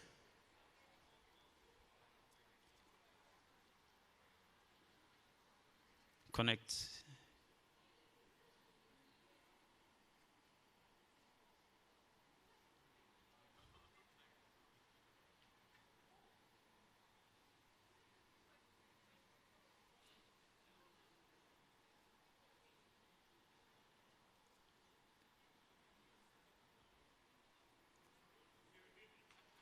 So it's totally fine to use a read-only macaron to authenticate Node.js. If you want Node.js to be in read-only mode, it's not going to take any action against your node. If you're scared of Node.js moving your funds, you don't have to, by the way, because it's open source.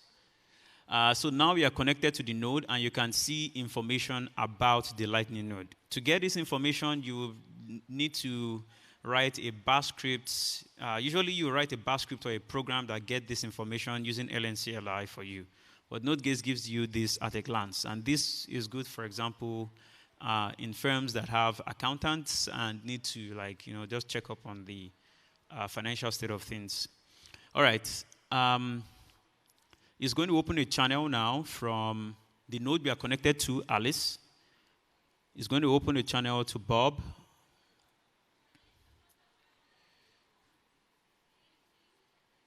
Okay, Bob is not started, so you need to click on Bob and start the node.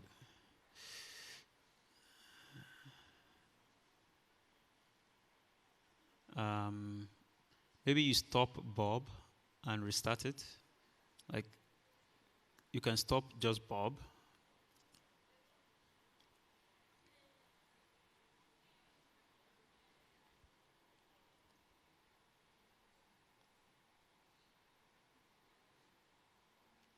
Something we forgot to do before we open the channel was to set up webhooks.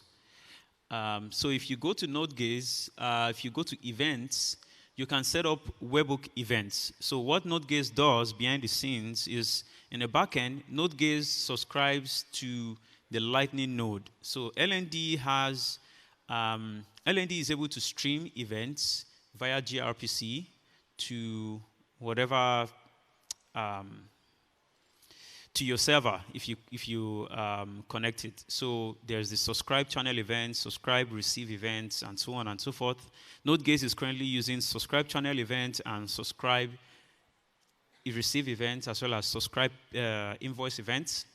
And what we do is, whatever events happen in your node, since we are subscribing to LND to stream the events to us, we receive the events, transform the events into what is useful for you, and then we propagate it to either a webhook URL that you give to us, or you could create a Discord bot, and we stream the events to the Discord bot, or you could even create a Slack bot or a Slack webhook URL, and we stream the events to the Slack webhook URL. We are going to be doing for webhook URL as well as I don't know if we have the time to do a Discord bot, but let's see.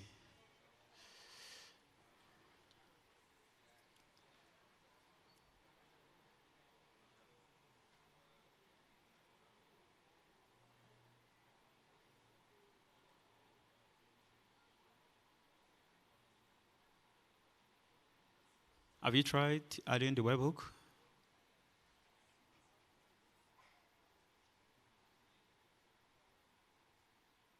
You need to add the webhook secret. It's optional, but just add something. Connect. Okay. This is why you don't do live demos. Something is failing. Let's try the Discord. Let's see if that works. So with Discord, you just need a Discord URL. We created a channel to test this.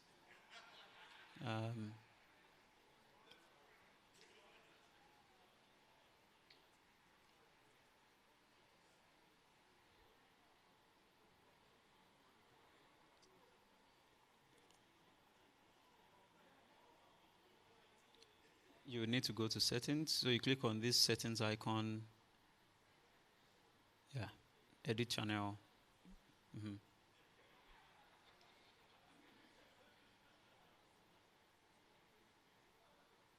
Copy webhook URL. Yep.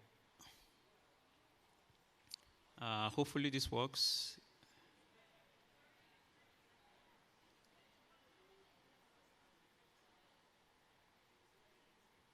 Oh, nice. Okay. So now we have the Discord webhook URL added. Can you click on the Discord webhook URL? So for each URL you add, you can add as many URLs as you want. For each URL you add, you can see the events, the lightning events that have been sent to it. So now we are going to initiate an event in the lightning node, a channel open event. So there's channel open, channel close, but now we're going to do a channel open. So we're opening from LND to core lightning. Seems there's an issue with the core lightning node.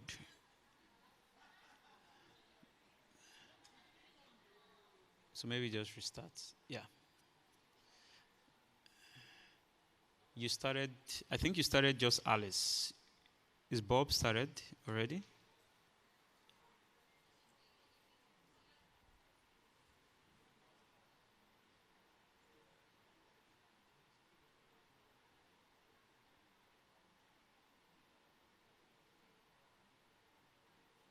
Yeah, still lightning is the issue. Could you perhaps create another node? So click outside the designer, click on the designer, yeah, click there. Then drag, yeah, just drag and drop in the network designer, yep.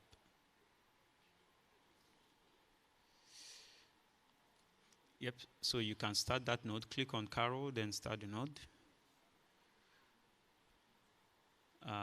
It seems, actions. Oh, it's on. It's on already. So try opening a channel from Alice to Carol. Hopefully that works. Okay. Open channel. Server is still first of starting. Okay, seems like we are running into a lot of issues now. So what you can do is click on your designer, stop the whole network, and then restart the network. So click on your designer. Yeah, stop the network.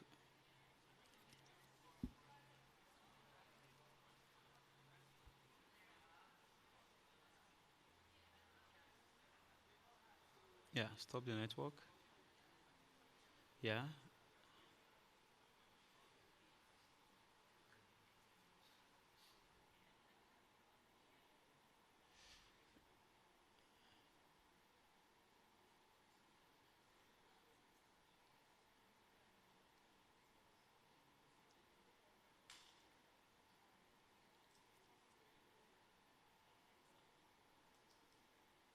Oops. Who is going to open a PR to Polar to fix this issue? could be your first open source contribution. So maybe restart it. Is that possible?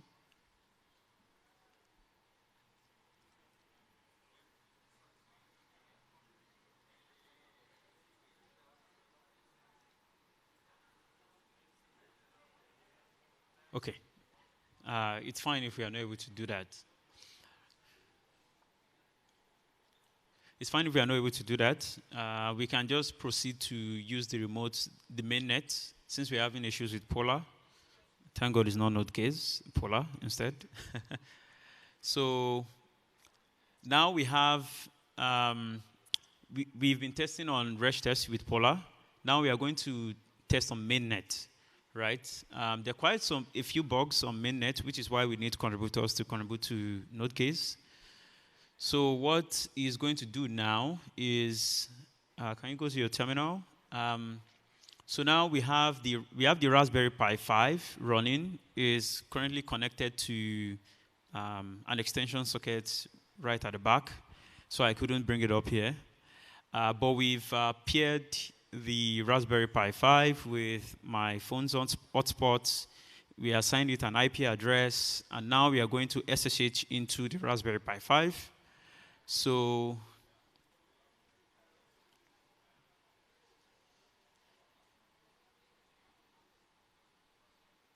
could you split the terminal to SSH into the Raspberry Pi? Yeah, could you, can you stop it and clear logs? Okay.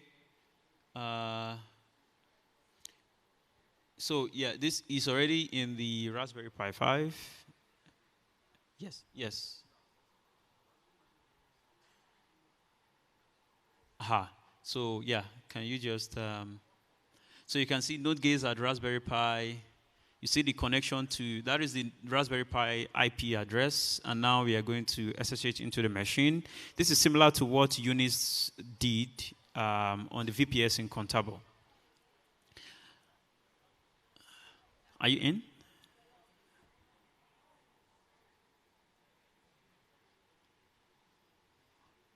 Yeah, okay, perfect. So now we are in the Raspberry Pi. We've started LND. Like I said, we've already installed LND and Neutrino. And basically, it's just syncing. The LND is syncing using the Neutrino backend, syncing the Lightning graph.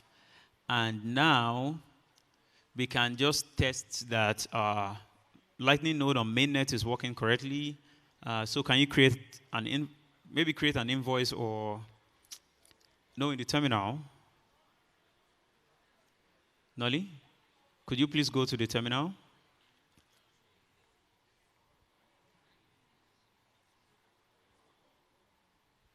Could you please go to the terminal? We want to test that the node is working correctly. So we can just create an invoice. Hello?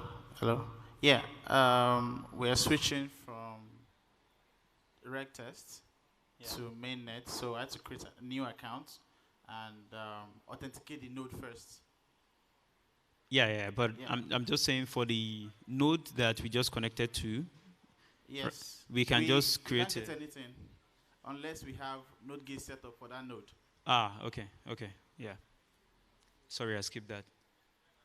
So we have to do the same thing we did on Resh test, which is create an account for the Raspberry Pi.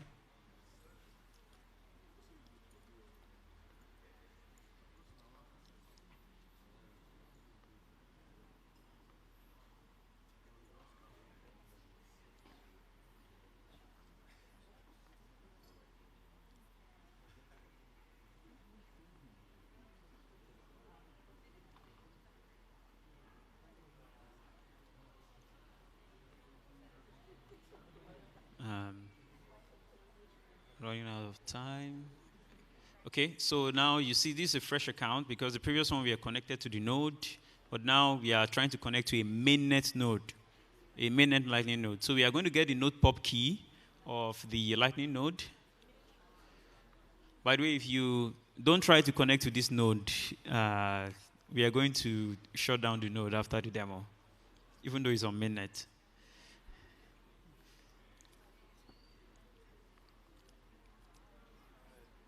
You can easily get the node pub key. If you do lncli get info, you would see your node pub key.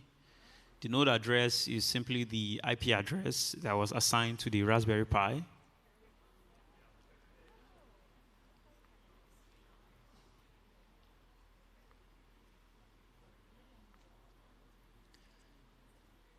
The port you see there, 10009, is the port that was assigned to LND in the Raspberry Pi. You can assign this port in your lnd.conf file. You can assign it any free port on your machine. Currently, we just use the default, which is 1009. Yeah, we're almost there.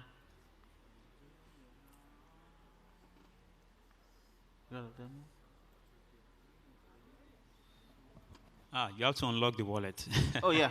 Yes. So the wallet must be unlocked before you're able to connect to it.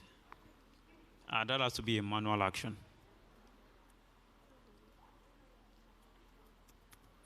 Remember, we are unlocking the wallet because previously we are on rest test, but now we are on mainnet, so we have to unlock the wallet.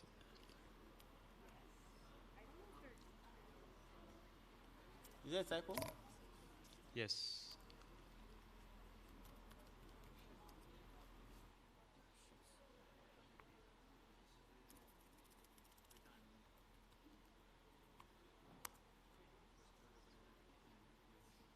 Okay, so we've unlocked the wallet. Let's try to connect again. Yes, perfect. So this is a mainnet Lightning node. You can see we have about 37,779 sats on the node. This is the on-chain balance. We opened a channel for testing during, just before the session. We opened a channel to the remote node on the VPS, and you can see that there is 2 active channels that we opened, and we just paid an invoice of 3 sats. I don't know if Eunice is here. We could also simulate paying an invoice from the VPS down here. But if you go to channels, could you go to channels? So if you go to channels, you can see these are the 2 channels that we opened. They are both 20,000 sats channels that we opened with the remote node on the VPS. And you can see the channel information. Can you click on one of the channels? We have the issue. So there is going to do a workaround, but I'm going to explain this issue. This is why we need contributors to join us in working on Node.js. So JavaScript has this issue with numbers. There is a certain size of numbers that JavaScript can accommodate for the number type, the integer type. So a way around this is to use the big int type, which can accommodate way more numbers than integer. So we've not raised the PR to switch from integer to big int, which is why you see that it is rounding the last 2 values to 0. So it's a rounding error. With Rust, you won't get this issue right away. So this is not from the backend, it's from the front end. So the backend sends the channel ID, but JavaScript is not able to accommodate the channel, it's interpreting it as an integer, and it's not able to accommodate that size of numbers. So now we are going to fetch the channel details. You can see the channel information. If you scroll down, you will see the peer node that it is connected to. Can you scroll down, please? Yeah, so you see the peer node and the configurations for the node.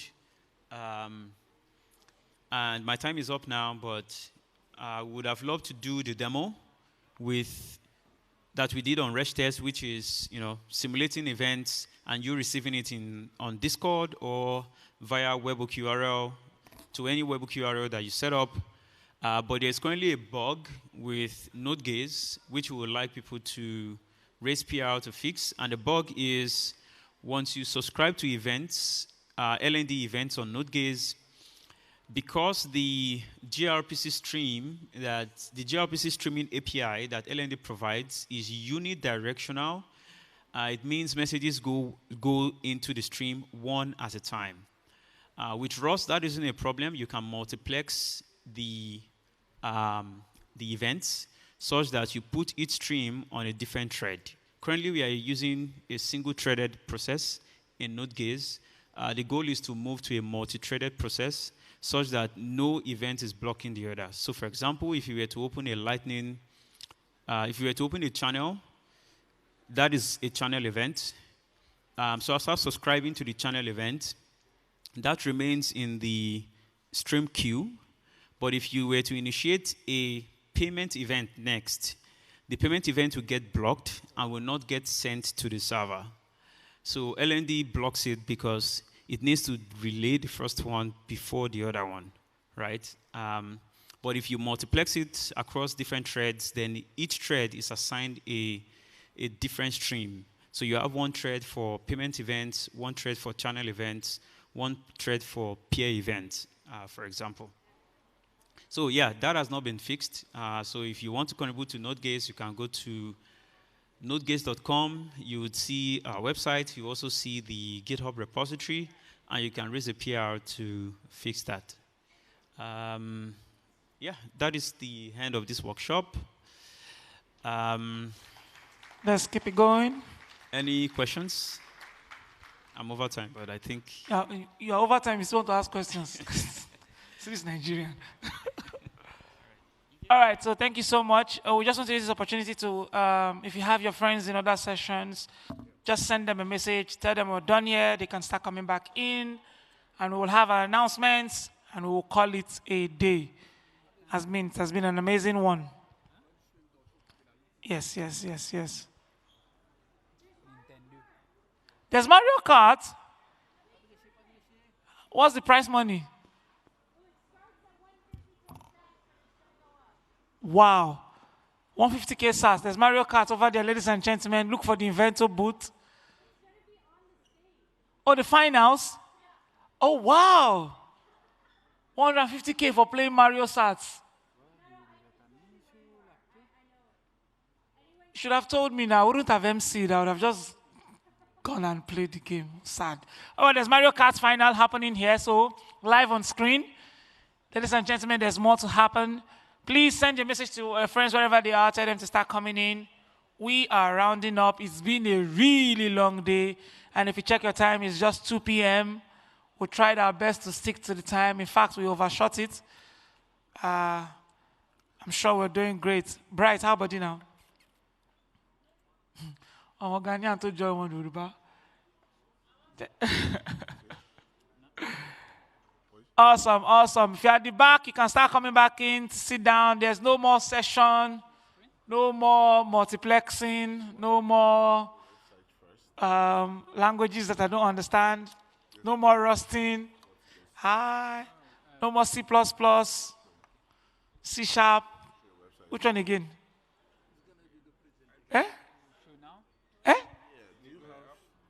Cole. Do you have another view? There's a language called Go. Where is it going to? Really? Oh, so no view. You can Wow. What other languages?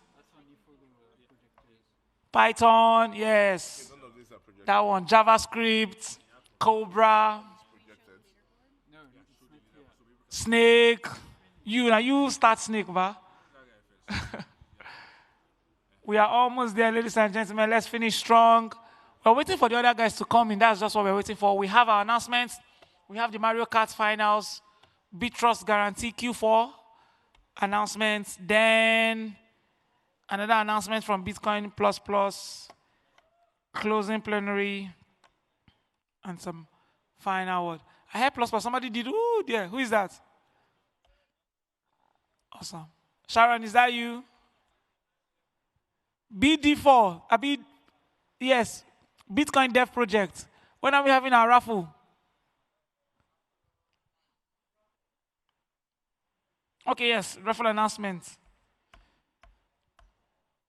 What did you call the name of that animal again? Pangolin. Yes, pangolin. I think you guys should just give me, right? Or we should auction for the pangolin. Are we set for the Mario Kart?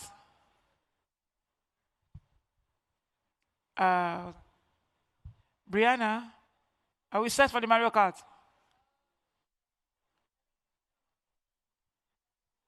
Who are our participants?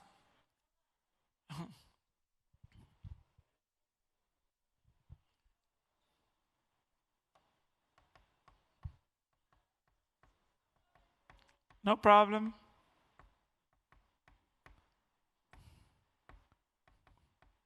Hey.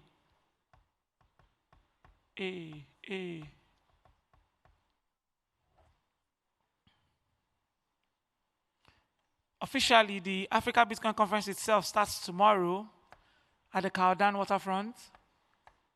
Please be there.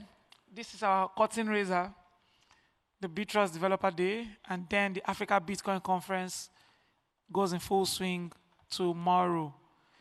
And we'll be together for the next 3 days. I think there are other side events, so keep your eyes open and your ears open for other side events. Would they be playing on stage? Yeah. So we need to have 4 seats. Oh, so great. Where's your hat? You were gonna wear it. Okay, you gotta wear it again. During the tournament. For me. It's an evento thing. Wow, I love this. Wow, I'm taking. Really, you're not dashing. From us? That's not cool. So you want to bring up 4 of them, yeah? Yeah, so we're going to make an announcement in a second, whenever we're told to. All right. I think we got to put some chairs up, or? Okay, awesome. All right. Hello, everyone. Hello. I'm Brianna, and? I'm Sakina. Nice to meet you. We're part of Evento. We're an events platform that has a super cool Bitcoin Lightning wallet now integrated. I'm sure a lot of you have tried it out today. We have an awesome announcement to make. So this year we started Hack for Freedom, which is an all-women's hackathon and intensive boot camp over 2 weeks. And we did the first one in Kaduna in Nigeria, and Sakina was an amazing organizer, and she put it all together, and it was so successful that we decided to do 5 more next year in across Africa and Brazil. So you can scroll down a little bit. I just want to thank Vincium. Oh, if you go up a little bit. I just want to thank Vincium. They're going to be our supporters for the Brazil hackathons. We do have forums on the website if you want to sponsor, if you want to mentor, and of course, if you want to apply to the hackathon. So we've got 5 cities next year, and dates will be announced. But yeah, so they're up there. And the reason we do this is because there are simply not enough female devs working on Bitcoin open source. I think we can see that in this room. And the majority of the world's unbanked are women. They are the people who can benefit from Bitcoin the most. So let's give them the resources and the opportunities to actually work on Bitcoin. Hopefully we can build a pipeline for Btrust so they can have more female grantees, HRF and Vincium, and anyone else who wants to give out grants to women. So there's lots of prizes. There's yay! There's lots of prizes, there's lots of opportunities, and lots of ways you can get involved if you want to. You can apply to become a sponsor, obviously apply to participate, and to mentor. You do, if you want to participate in the hackathon, you have to be physically in one of those cities. However, if you want to sponsor or mentor, you can do that virtually. Sponsoring is, virtual, obviously. So Sakina is going to talk a little bit about the series that we did this year and how successful it was. Take it away, Sakina. Thank you so much, Brianna. So for the 2025 series, we were able to, train 20 women in Kaduna. So we just did it in Kaduna State, and they came up with 8 open source projects, and we also get to work with 15 mentors. So this was, if you go to the website, you would see the blog post on how the hackathons work. And these are the mentors, the amazing mentors. Please, a round of applause for them that we worked with these women. So without them, we will not be here. Thank you so much for the support. And we look forward to see what the next team of women we're going to work with build. So these are the winning team for the Kaduna Hackathon that I worked on. And hopefully, we hope to see the best out of them moving forward. Thank you. Well done. Well done. All right, sweet. Next, Mario Kart. So this is the big championship. This is the second championship we are doing. The first one was at TabConf this year in Atlanta, and I'm so excited for the next one to happen. So here we have a prize pool currently of 162,407 sats. Now, if you want to up the ante, you can donate to the Lightning address up there. I don't know if you can see it. It's prize@dplus.plus. I don't know if you can scan that little tiny QR code, but prize@dplus. Yeah, there we go. Let's do that. And then as we get donations, we can see the. Oh, you got to move it over a little bit. You gotta. Yeah, there we go. Awesome. Sweet. So donate, and we're going to call up the top four. The top four? It's Shy Types. Shy Types, where you at? Let's go, Shy Types. Shy Types, let's go. Get up here. Now for here, they go see you. We got Novo. Novo, where you at? Kelvin needs. Let's go, let's go, let's go. We got Paper. We got Paper. Let's go, Paper. And we got Sorv. Where are you? Let's go. Sorv. Get up on stage. Take a Oh, seat anyway. shoot.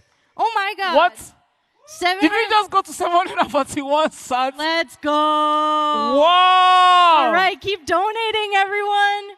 Yeah, are we looking at 1 million sats right now? Yeah, let's go to 1 million. Wow. 1 million, we got some whales in the house, seriously. Wow. All right. For playing Mario Kart, let's go. Yeah, seriously. All right, Kelvin, I need to know who's who. We got their Lightning addresses hooked up, so they're going to be, here's the lowdown on the game.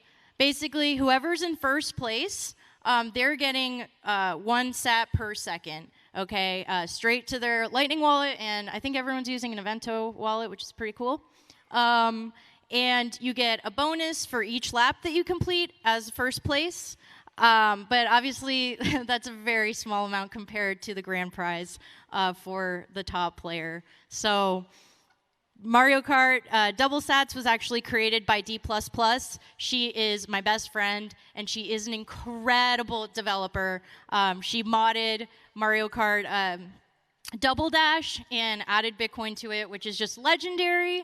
And her goal is obviously to onboard people to Bitcoin through fun and games. It makes it really easy to understand and less scary. So thank you to Dee. She could not be here today, which is really sad, but I'm very honored to be her representative in Double Sats. All right, so everyone's up here? We're all ready to go? All right. Let's go, let's go. Let's go. We got some mad money on the line. Oh, they haven't started the game yet, guys. Just hold on. Oh, he's got his Evento hat on, Yes. finally. All right, awesome. Have they started the game? No. Okay, they haven't. Huh? No, they're starting it. It's an old game. It takes a second. Has anyone ever played Double Dash? Let's go. Love that. All right, we're starting the game. I wish there was music. Who's who? Can we put some music on? Something hardcore?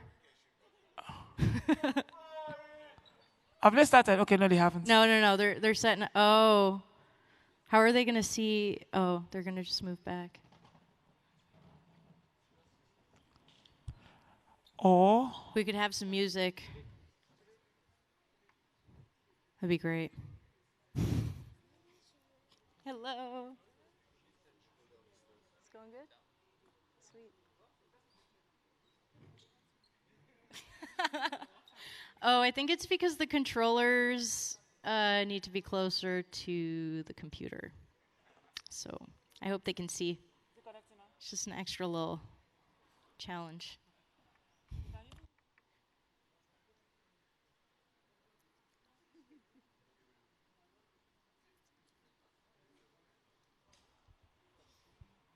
Okay. Are you going to be the commentator on this game?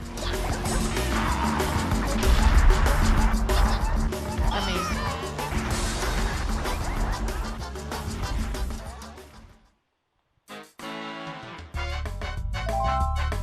Let's go! Here we go.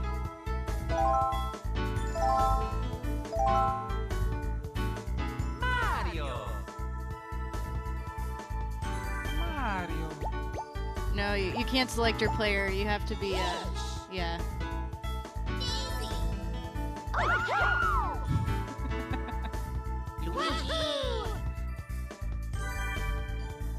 This is so unserious. Wario.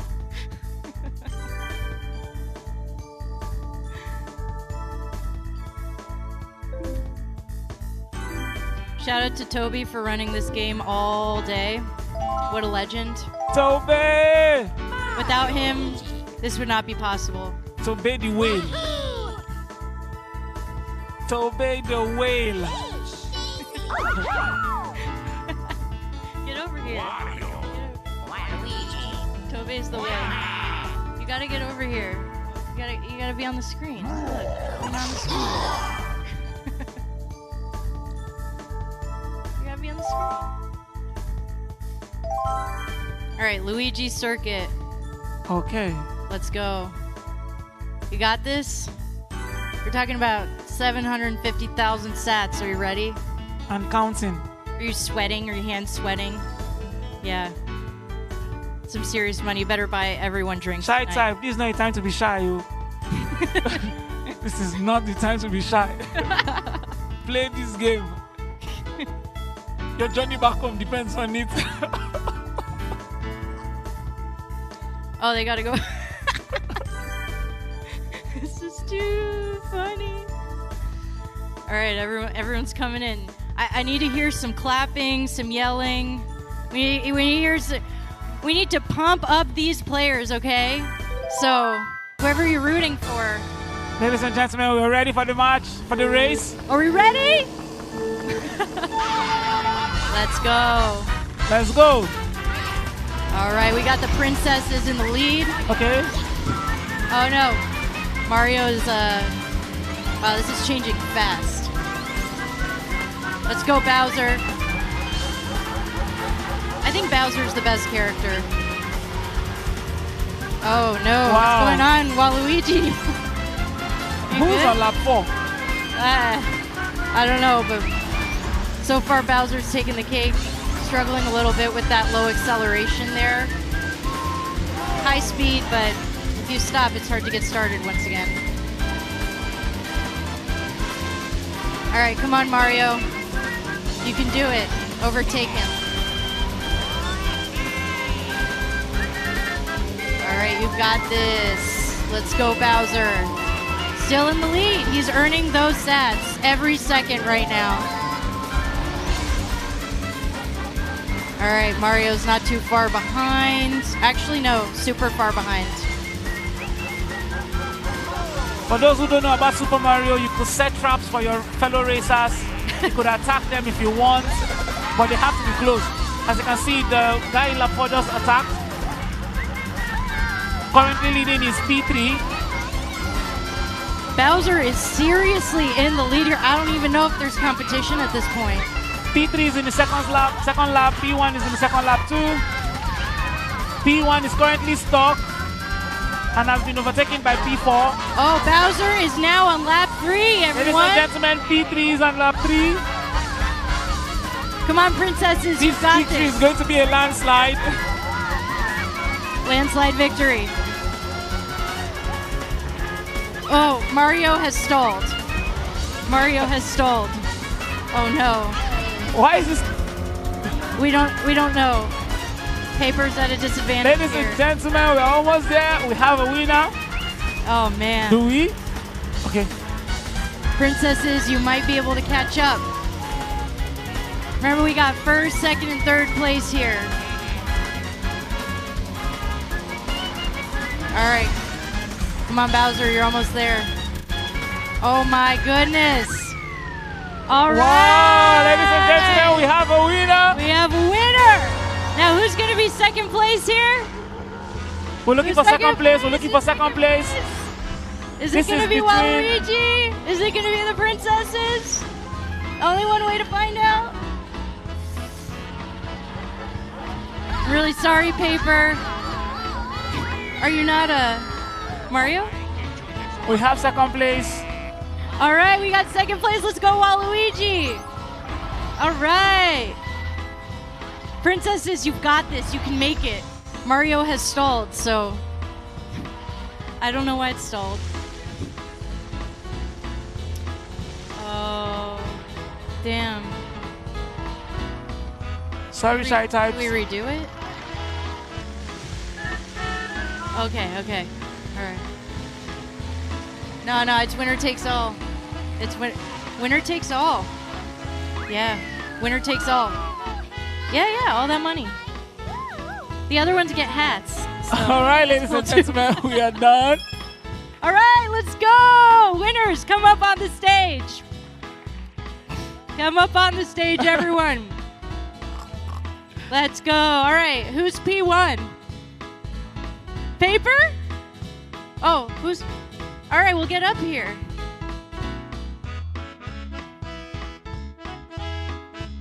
Come on, let's go. Who's the winner then? All right, there's still time to add sats, by the way. You're a P3, so your winner, Oh, you won? Oh. Okay. All Sorry, right. just stay on this side. It's okay, he's already up. Okay. All right. Kneel down. I'm going to put your hat on for you. Oh, wow. We have a champion, everyone. Paper! Woo! All right, drinks are on Paper tonight. Do you have any words for the crowd? Be a beginner at things. This was the first time I played it, so second time actually. Oh, nice. Also, few of it for drinks, the rest of it is going to BitSpace. So. Amazing. Thank you so much. Ladies and gentlemen, drinks are on Paper tonight. All right, you want to crown the next... All right, who is second place?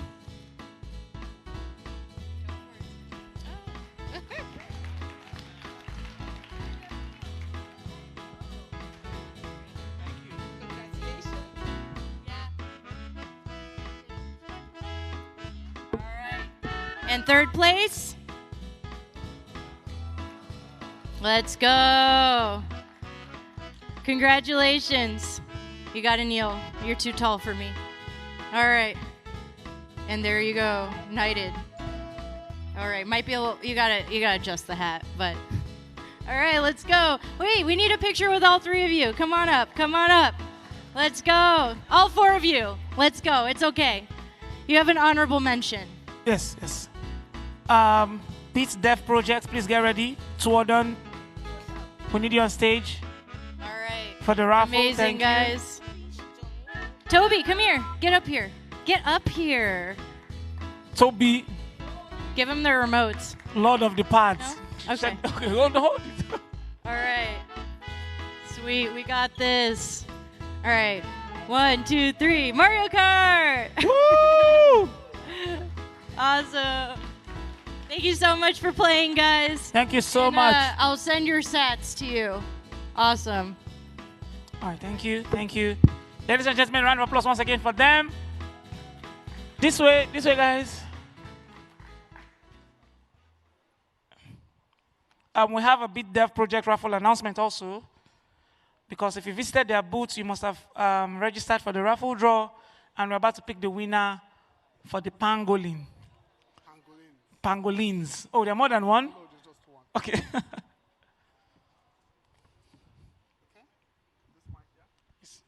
Yes. Hello, everyone. Hi. Can you hear me well? Hi, my name is Twedon, and I am a contributor on the Bitcoin Dev project. Earlier today, we opened a raffle. So these are all the beautiful registrations on the raffle. So what will happen is the winner would come to the booth there, and then we give the winner this beautiful, cute guy here. So what I'm going to do is I'm going to turn away, and then Jamal is going to help me hold this paper, and then I pick the winner. It's something just quick, all right? So what I want you guys to do is to tell me when to stop putting my hand around. So if you can help me do that, thank you. So.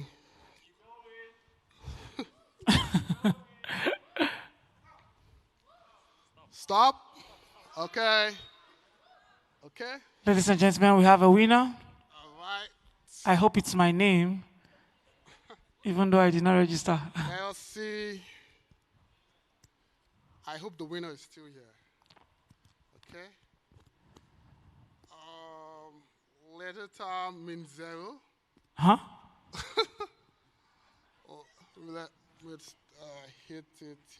Oh, Letitia. Oh, okay. Means 0. Letitia means 0. You can come to the booth there and you would get your prize. Thank you. Is Letitia here? Should we take another one or should we stick to Letitia? Another one. Another one? Okay, so, sorry, Letitia. We'll run it, don't worry. Okay. All right, tell me when to stop. Should keep going? How long? It's not. Stop. Okay. Next time you stay to the end of the event. Mega Slee. Mega Slee? Are you serious? Come. Mega Slee is not around. It's not around. Look at him. That's him. Yeah, come. Yes, nah. One is fair and square, bro.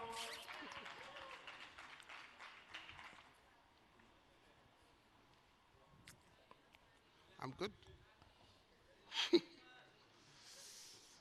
Congratulations. Lightning man with the lightning winnings.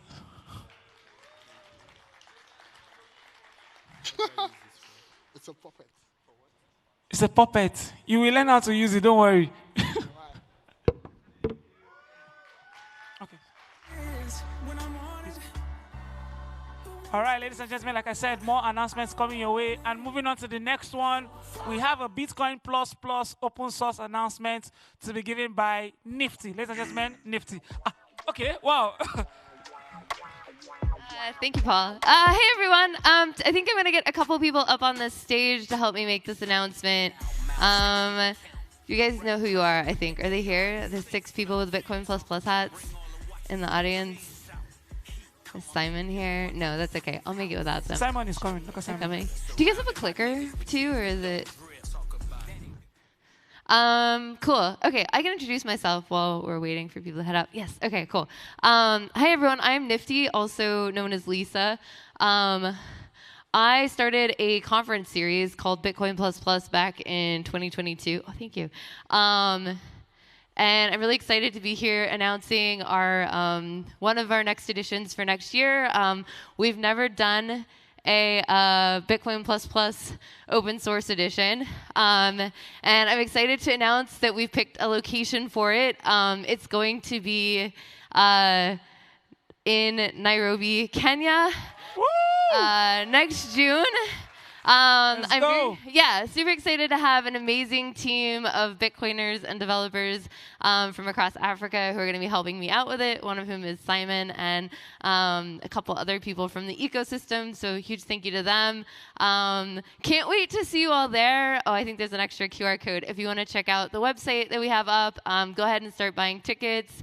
We're going to be looking for speakers, volunteers, sponsors, anyone who wants to help out us bring having what we hope is a full 4 days of learning about Bitcoin, exhibiting what you've learned in open source and how Bitcoin is growing the global ecosystem here, both in Africa as well as around the world. So can't wait to see you guys all at our event in Nairobi. Do you want to say anything, Simon? Or So this is the first BTC++ in Africa. So let's make it awesome. See you then.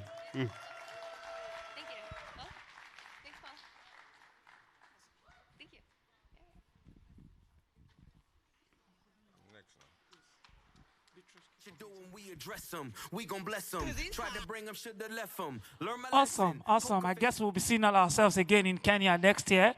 Yeah, I'm definitely coming for this. All right, we have one more announcement, and we are good to go. Ladies and gentlemen, bringing up on stage for the Btrust Q4 guarantee announcement is Kelvin. A round of applause for Kelvin, ladies and gentlemen.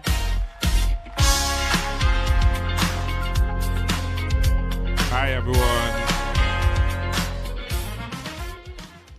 Yeah, thanks for coming out, everyone. My name is Kelvin, and I'll be announcing the next set of superstars that will be joining the Btrust Developer Grants Program. Let's go. The first person is Shama Agor. Where is Shama? Is Shama on stage? What? Yeah. Shama, join us on stage. Let's go, let's go.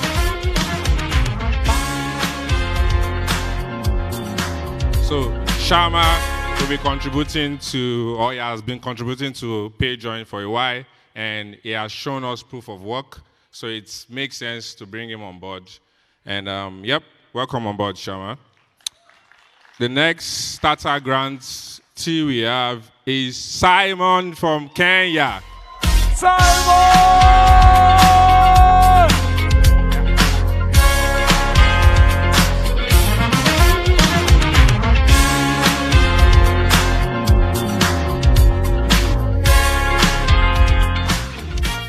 Simon is currently contributing to Stratum V2. He has been on and off last year, but this year he decided to make up his mind to stick to it, and now he's on board. Welcome, Simon. The next person we have is Mohammed. Mohammed is from Egypt, and yep.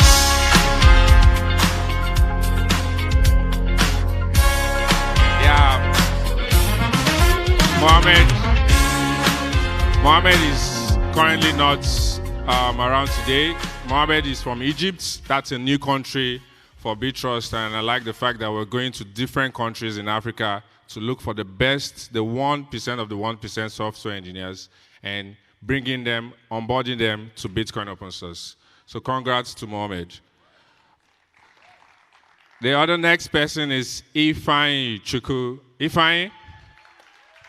Ifeanyi, are you here? Let's go.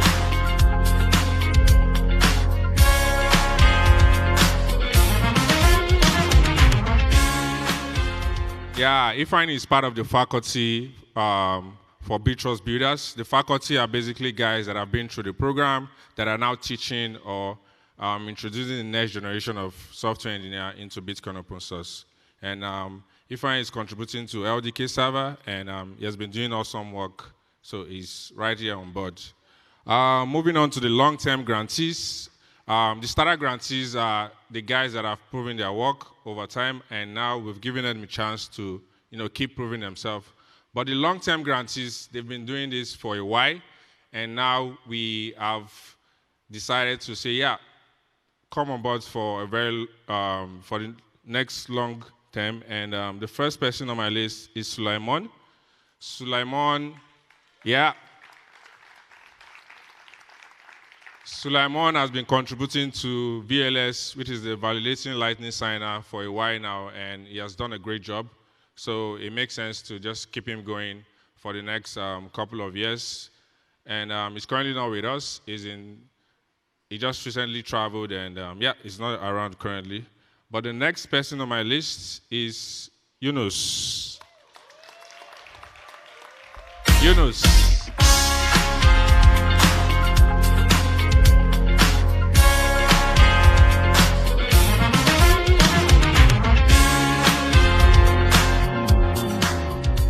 Yeah, Yunus has been contributing to LND and Polar for a while. He started contributing last year while he was still a student in his final year, and he just kept going as a student. So I want to use this to encourage everyone. It doesn't matter if you're a student or you're out of school, you can contribute to Bitcoin open source and get grants to keep doing your work while you're in school. He recently graduated with a first class in school. A round of applause for Yunus. Yunus is a first-class graduate. So we are kind of intentional about the engineers we bring on board. Like I said, it's the 1% of the 1% from the whole of Africa. So if you're right up there doing good thing in school, it's definitely going to translate to you contributing to Bitcoin open source and doing the work. These are all the graduate grantees we have for 2025, and a round of applause once more for them. Yeah, just stand in the center for a group photograph.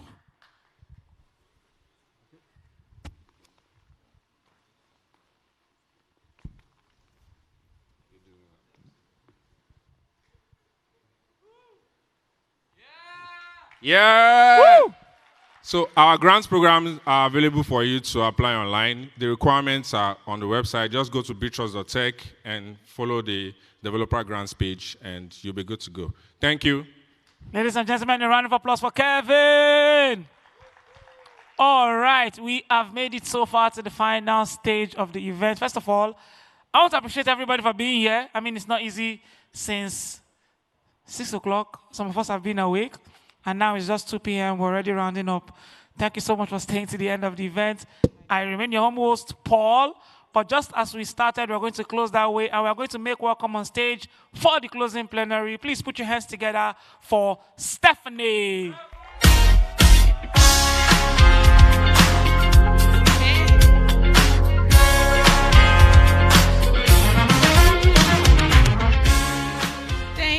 Thank you. Hello, people. Hi. Are you still here? Thank you all so much. I'm going to keep this very, very short because I know we are out of time. Thank you all so much for attending today's event and staying true to the end. We are happy to have hosted you all.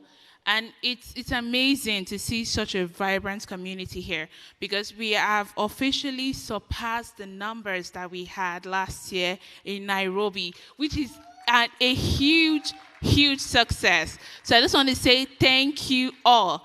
Now, the big question of the day, where is Developer Day going to next? Any guesses? Who wants to take a guess?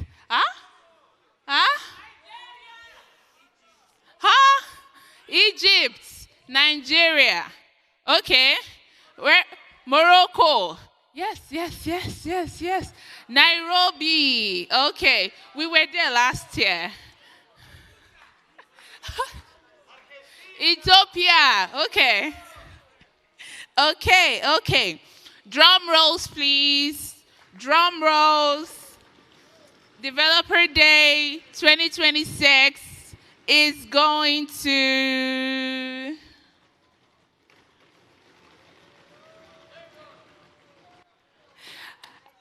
We don't know yet. Okay.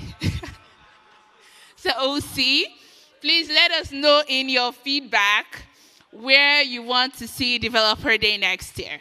And then we take a community poll because we want you to be involved in where we pick for Developer Day next year. Please take a minute to scan the code and give us feedback. So to make the next editions even better, we need your input. Just share what you loved about today's event, what could be better, what you'd like to see next year, where you would like to go next year, and anything to help us grow and serve you better. Thank you. Okay.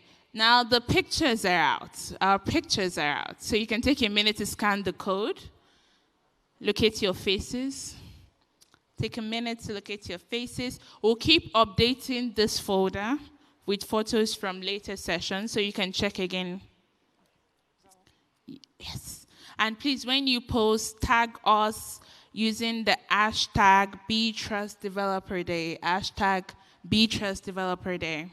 So we can repost. Awesome. Just brief announcements. The last bus going to the University of Mauritius is available. So if you're part of the University of Mauritius and you need to take the bus, it's waiting outside now. Thank you. Okay. So safe travels, everyone. Please take pictures, fill the feedback form, and we'll see you at the next Developer Day. Thank you so much.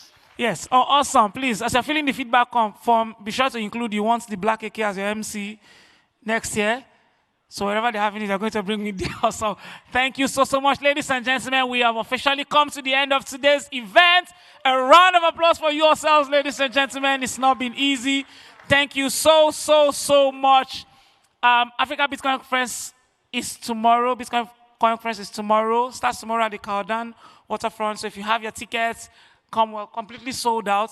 You probably have to get tickets on the reseller site. But it's completely sold out. Join us tomorrow. We are continuing the party. We are continuing the celebration there.